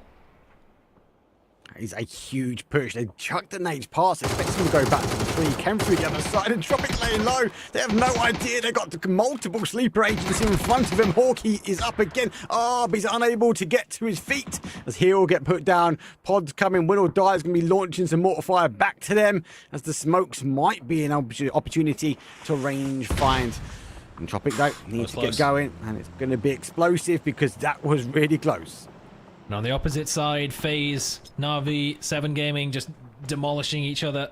7 Gaming thankfully coming in as a bit of a third party, so they're not going to be facing the brunt of either of the teams that have already qualified. Just a chance to clean it up, get some points on the board as Fairist will finish the job onto FaZe Clan. But over here, this is an extremely important engagement. A shot from Iroh through the shack. They can't move from that position, but it's enough to sit down Pod Samolet. That's our 9th place team eliminated. 8th and 9th. Both completely gone. Entropics survive. The push wasn't as clean as they'd have hoped. Oh my god. Gianni, keep your head down, son. Keep your head down. Unfortunately, it's the same as Na'Vi here at the moment. I don't know if 7 Gaming knows exactly there. The shots are coming over. That's a bit disruptive.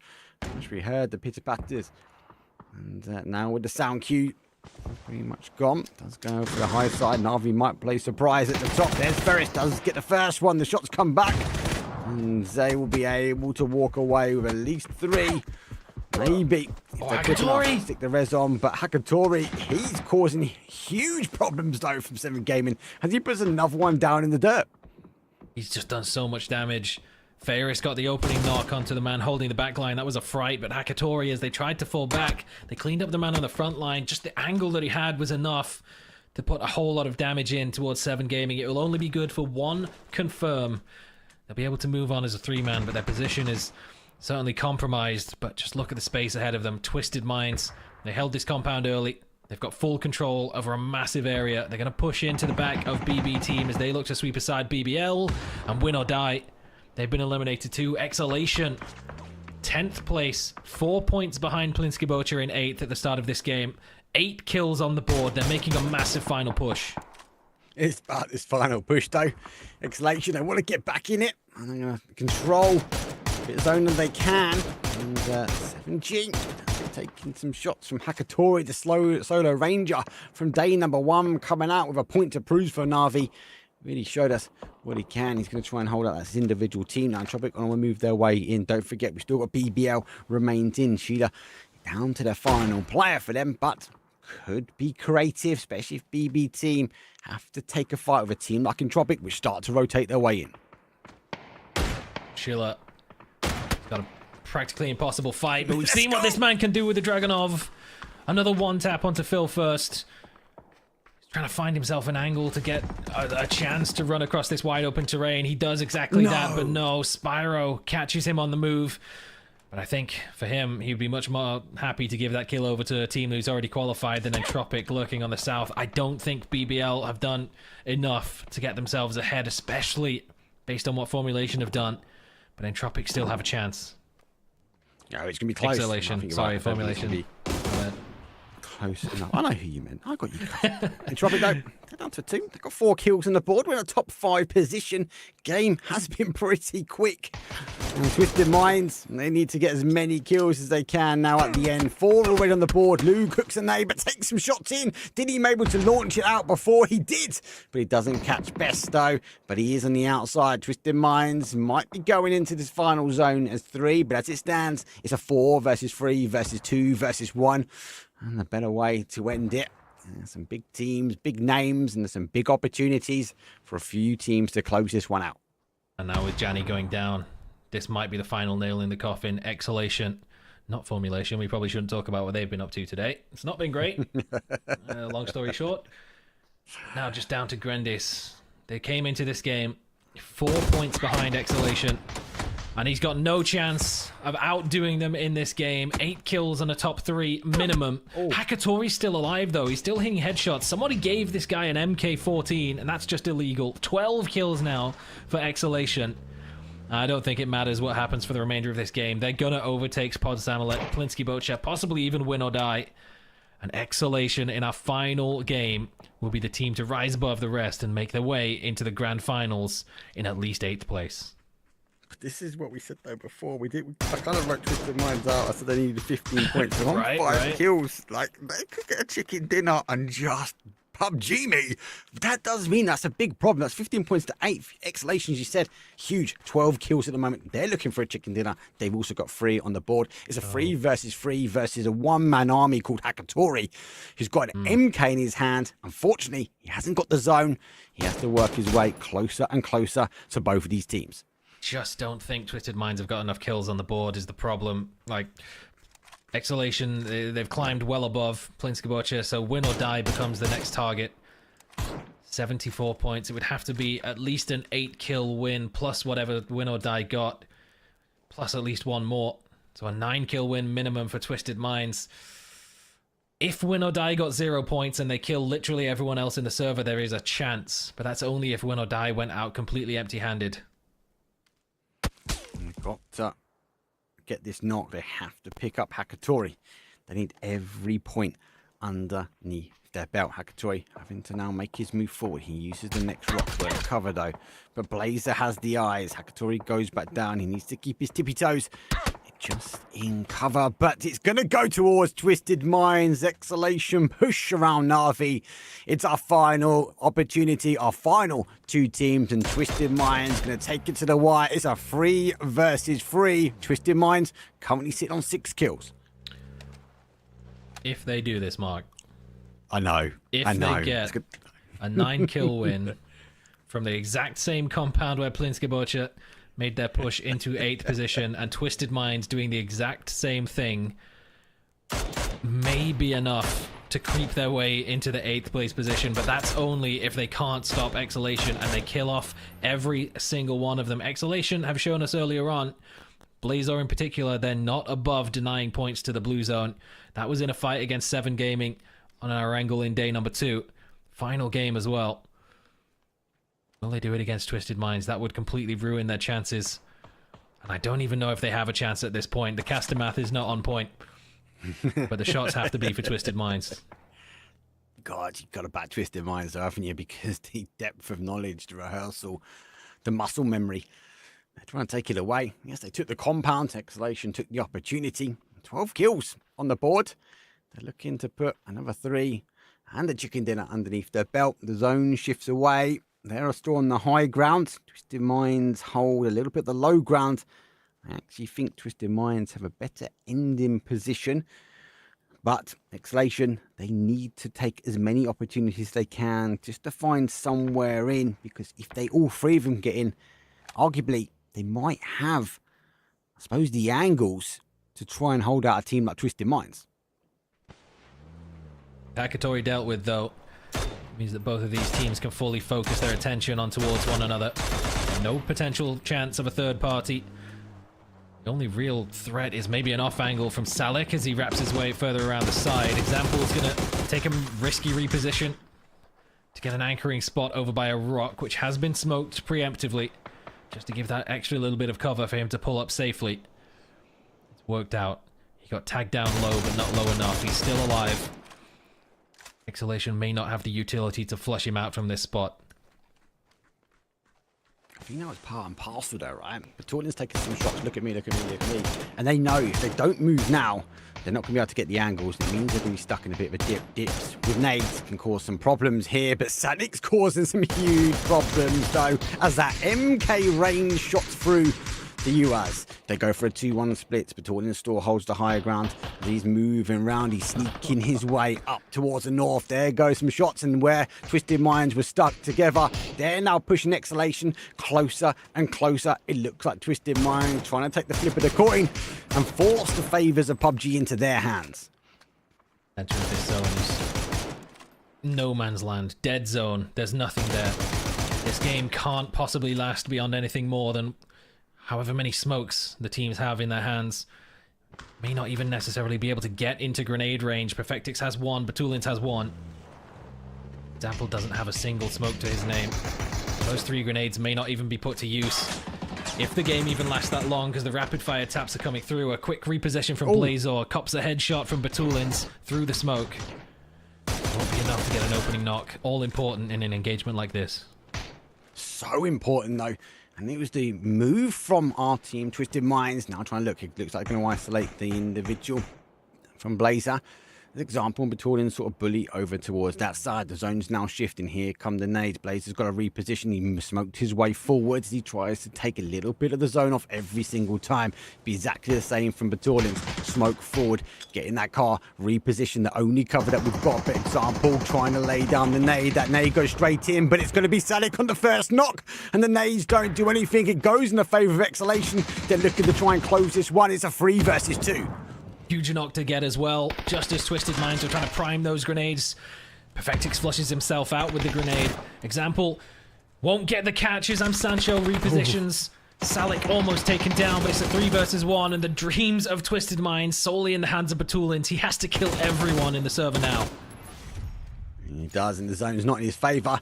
He's in the smoke, he's laying low, he's not even going to go for the reload just yet as he plays peekaboo out the other side, but it's going to be too late. Blazer clutches it up. It's a winner chicken dinner, and Exhalation leave it to the 15th game to put a win on the board. I was going to be close with the maths, but Twisted Minds needs, I think, that chicken dinner and all those kills, but Exhalation, they went really, really aggressive. They held the compound strong, and it was a good last game. Love it when it comes down to a final engagement in the final match. But ultimately, not going to be enough for Twisted Minds to have a chance. They needed the win. They needed every single kill. But Exhalation doing enough at the final hurdle. 15 kill win as well. That would have been a massive jump to have. But leaving it right until the death still gets the job done. Well, let's not leave it to the death, though, because we've got an amazing Phalanx to bring back in. Let's break down that final game. A lot really happened, Phalanx, and there was a lot of teams with opportunities to get themselves into a top 8 position. Yeah, I mean, you just mentioned Twisted Minds. What a start to their game, right? What a way to start things off. They get the breach going against Plinskip, one of the teams that is right on the cutoff as well. They literally just did a chicken dinner, and they get it as well. That's something that we haven't really seen. Them starting off early, them being centralized, okay, we've seen that, but an actual breach to start things off in a very similar kind of circle, that's nuts. And look at them. The way they finished it off was perfect. I just about thought, this is the Twisted Minds that we need. This is the Twisted Minds that is going to finish things off strong and maybe make it with a very last game into the grand final. But, well, unfortunately, as you said it, not going to happen just yet. Exhalation, though. I want to quickly shout them out. One of the very last teams in Phase 1 to rotate in, and look at the rotation they did all the way around. They somehow ended in the barns and still managed to grab some of the points there. Incredible. Absolutely incredible the way they fought things out and how often they were actually in a very precarious situation and had to fight things out, and were on the brink of legitimately just, you know, getting thrown out of the round and still made it work. So, unbelievable. Honestly, nothing else to say. Unbelievable. Exhalation, one hell of a game. One hell of a game, and let's not take anything away from Pixel. He put 3 down from for Esports as he was eager to get some more clips online. Well, the zone shift back after that game, and yeah, as you playing and going out in 16th place, you never want to be in that position. You've only just made 8 spots here, but this is dangerous. That pod, some of that, and look, Felix, I want to talk about BBL. They were looking for every point they could get in this final. Yeah, and unfortunately for them, while Pixelic appears. I mean, unbelievable stuff coming out from him as well. He's shown us time and time again that, you know, he's there and he wants to frag. And I feel like he hasn't got the pressure. I feel like that's the biggest thing he's got going for him. If you look at his Twitter clips right now, he's literally sitting inside the emergency bunker just last game, has a gas can outside his emergency bunker and a Panzerfaust in hand, and just waits for the Na'Vi breach. Like, he plays so freely and creatively that I think this is the biggest point and why he's fragging out like he is at the moment. I mean, this was literally a 1v2 against Foot Esports as well. We saw it in the open fields. Crazy stuff coming out from Pixelic all in all, and the Young Danes deservingly qualify for the finals as well. Yeah, that is a very deserving win for them. So I go at the end, it was a bit tit for tat, and I love that Twisted Minds moved out. They knew they couldn't get stuck in the pocket there, so they extended out, but it didn't go their way at the end. It really didn't. It had to, but unfortunately just haven't done enough throughout the tournament to keep themselves in the conversation. But we almost saw it again. I mean, it's not the first time that we've seen a team who's down in 15th or 16th position pick up a win and have a massive jump, but with just how tight the standings were outside of the top 5 at that point, a win may have been enough. I can't confirm just yet whether or not, because I simply don't know if it would have, but we know for sure that without getting the win, without getting all the kills, Twisted Minds will be making an appearance out there in the lower bracket in just a couple of days' time. And let's not take anything away from these teams, Felix, because it has been such a tight upper bracket. No team really having a huge amount of disappointment. I know some people would say, well, Twisted Minds didn't really get the points on early, but they did work their way down. I get the confirmation the leaderboards is updated. I think there's a couple of no shocks in there, but we need to confirm things out, Felix, and our top 8 teams. Okay. Win or die, just hold on. Wow. And by a couple of points, Plin, they go out early in that final game, and they really didn't need that crash from Twisted Minds. Yeah, 100%. And look at that for the Esports as well. With that fight against the Young Danes and them securing, I think 3, I think 8 here, 2 at that point. That was just about enough. That was just about enough. I mean, a couple of points less and they wouldn't have made it in either. And you can see Blinska budget. That one win was just not enough. They had many chances, and I think they'll look back at this and tell it to themselves as well. We could have been there. We could have easily been there. We just didn't make enough off of it. Even that last round that they won, even there, they could have made it more dominant and could have potentially grabbed a couple of more kill points. So very unfortunate for them. Same goes for Entropic and Pot. Honestly, they both had their fair share of chances as well. Entropic just about got woken up, I want to say, halfway through the tournament. Best scenario in this one. I mean, perfect example. They fought on the very edge, and Hockey was all alone trying to make a 1v3. Where was his team? That could have been a scenario in which they would have grabbed a couple of points and maybe made it in more convincingly. Unfortunately for them, wasn't the case, and I think they'll be angry with themselves going out of this tournament, at least out of the upper bracket. So close at the end. Let's take a 2 seconds though, because FaZe 150 points. Wow. And only 2 teams not moving after that final game, which one of them is FaZe. The other hand of the table was WLA. Yeah. That's a great ending though for the upper bracket for that team. Every single team, apart from the outliers in first and dead last, changed a position in that final game. And fortunately for Exhalation, it was a big jump in the correct direction, up as far as 6th. That's 4 places up from where they started the game. Entropic, yeah, they made a move in the right direction, as Felix just said, but not quite enough. And win or die, they did drop down a single slot in that previous match, overtaken by Exhalation, but they did get 2 points in that final game on the board. So it was impossible for Twisted Minds to qualify with the amount of kills that were available in that final circle. So it would not have been enough had they got the win. But man, Exhalation with a huge jump. And honestly, the fact that it was the Barnes building, it was breached multiple times, time and time again, and they timed their aggression perfectly just before there was a chance for We Live Again to pick up the pieces from their initial breach, and a blue zone grenade was all it took for them to clear that position and walk away with a massive win to round themselves out and get a slot in the grand finals. It was a good play from them. And Felix, I think I mentioned they rotated Exhalation into that position. And arguably, seeing that second zone pop on that phase number 2, a lot of teams were going for that end position because the game before ended there. But Exhalation had the discipline. We said early and the pre-show, could they hold on to 8th spot? Well, they proved us wrong. They did drop their way down, but they came back swinging hard. And I think they're going to take a bit of a confidence boost coming in. Is anything, though, you think they need to work on, though? They've got a day off, or a couple of days off now before we go to the grand finals. But a team like Exhalation needs to go back and watch some VODs and really think about what they want to do starting the grand finals. Yeah, 100%. I think the biggest thing with them is they haven't had the biggest kind of confidence in their decision midway through the tournament. I think when they get into good positions, they usually have a pretty set way of going for things, and I think that's when things work. But I feel like when they're under pressure, when maybe phase 2, phase 3 shifts don't go their way, I feel like they should take things a little bit more slowly. There's lots of good rotations you can usually do, and I feel like if they've got these things down, if they minimize the kind of phase 2, phase 3 situations where they mess things up on rotations and find themselves stuck to the blue zone, if they fix these things, I think they will definitely be a contender in the grand finals as well. Well, talk about the grand finals. Obviously, we know our top 8. There's been a good level of consistency, especially when let's take FaZe out because they've been really storming with 150 points. But one of your favourites, Ascend, yeah, they might have hook or by crook got their way in with a plane, a boat. They tried to swim their way in that last time, didn't quite work out. But generally, across the 15 rounds that we've just seen, Ascend, BB, Na'Vi, they've all been pretty good thereabouts. I think Na'Vi started better than they ended, but we know they're big hitters when it comes down to some kills. Yeah, 100%. By the way, I think Ascend potentially made a record right there, because I don't think I've ever seen a rotation with a boat, with a glider, and an emergency pickup. I mean, is there any other way? I mean, maybe someone else can go with a vehicle next time, but apart from that, that's absolutely bonkers. But yeah, I think mountain bike, yeah, that one's a good one as well.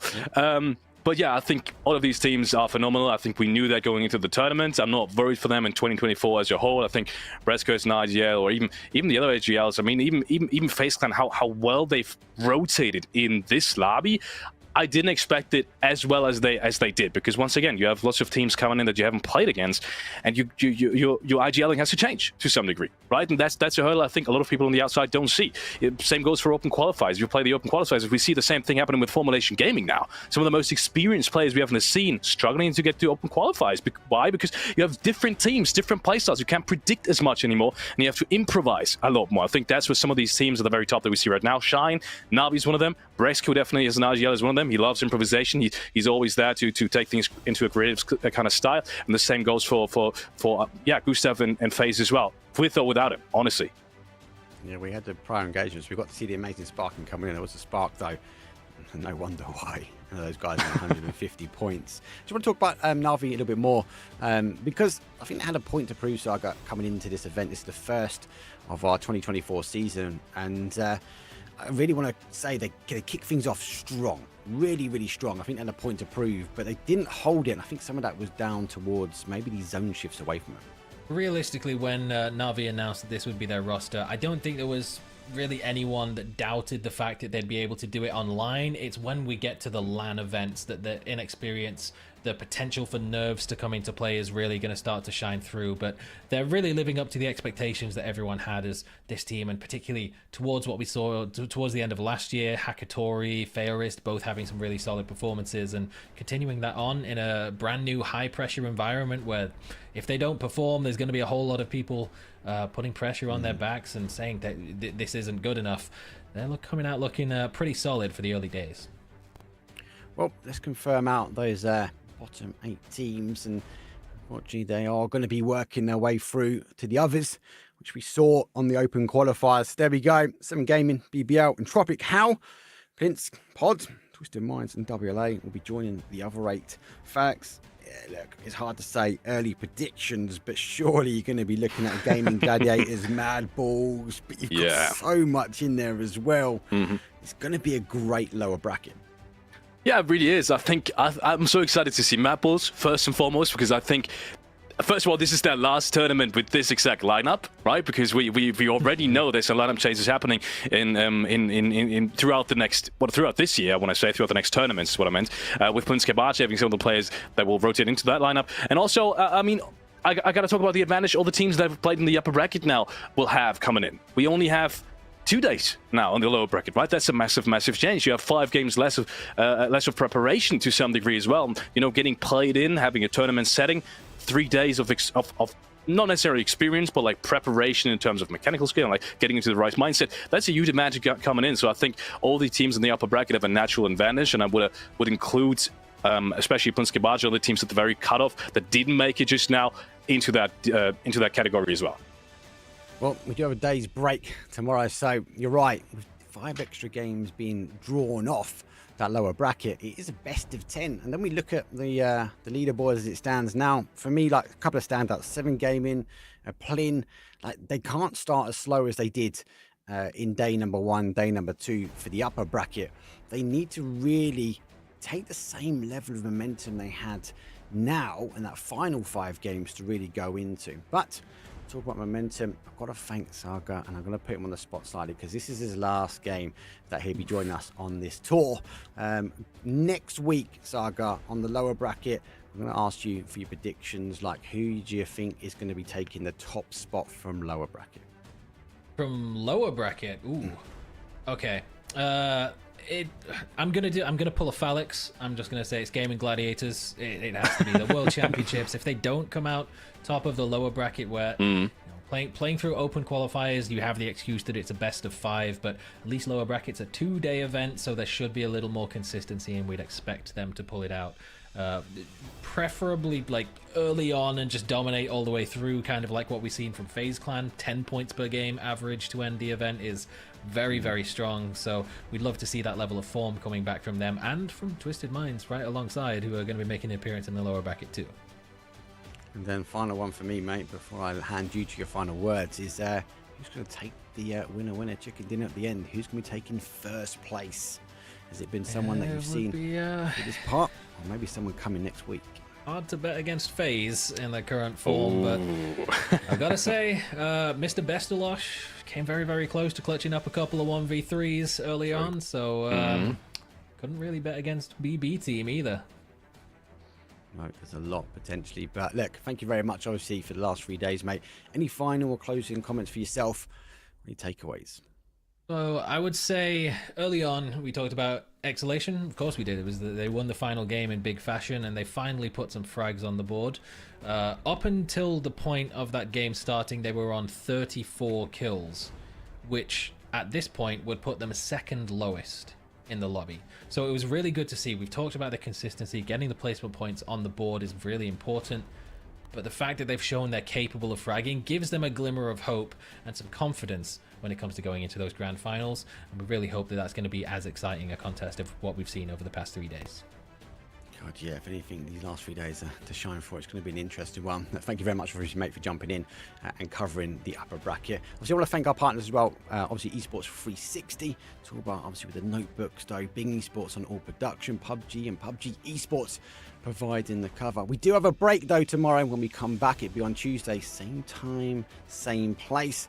And the amazing Gibson cast will be joining us for the lower bracket for 2 days before we draw our top 16 teams that we're going through to the final for next weekend. I want to thank everyone for tuning in. I want to thank Phalanx. We'll take a break and see you guys next week.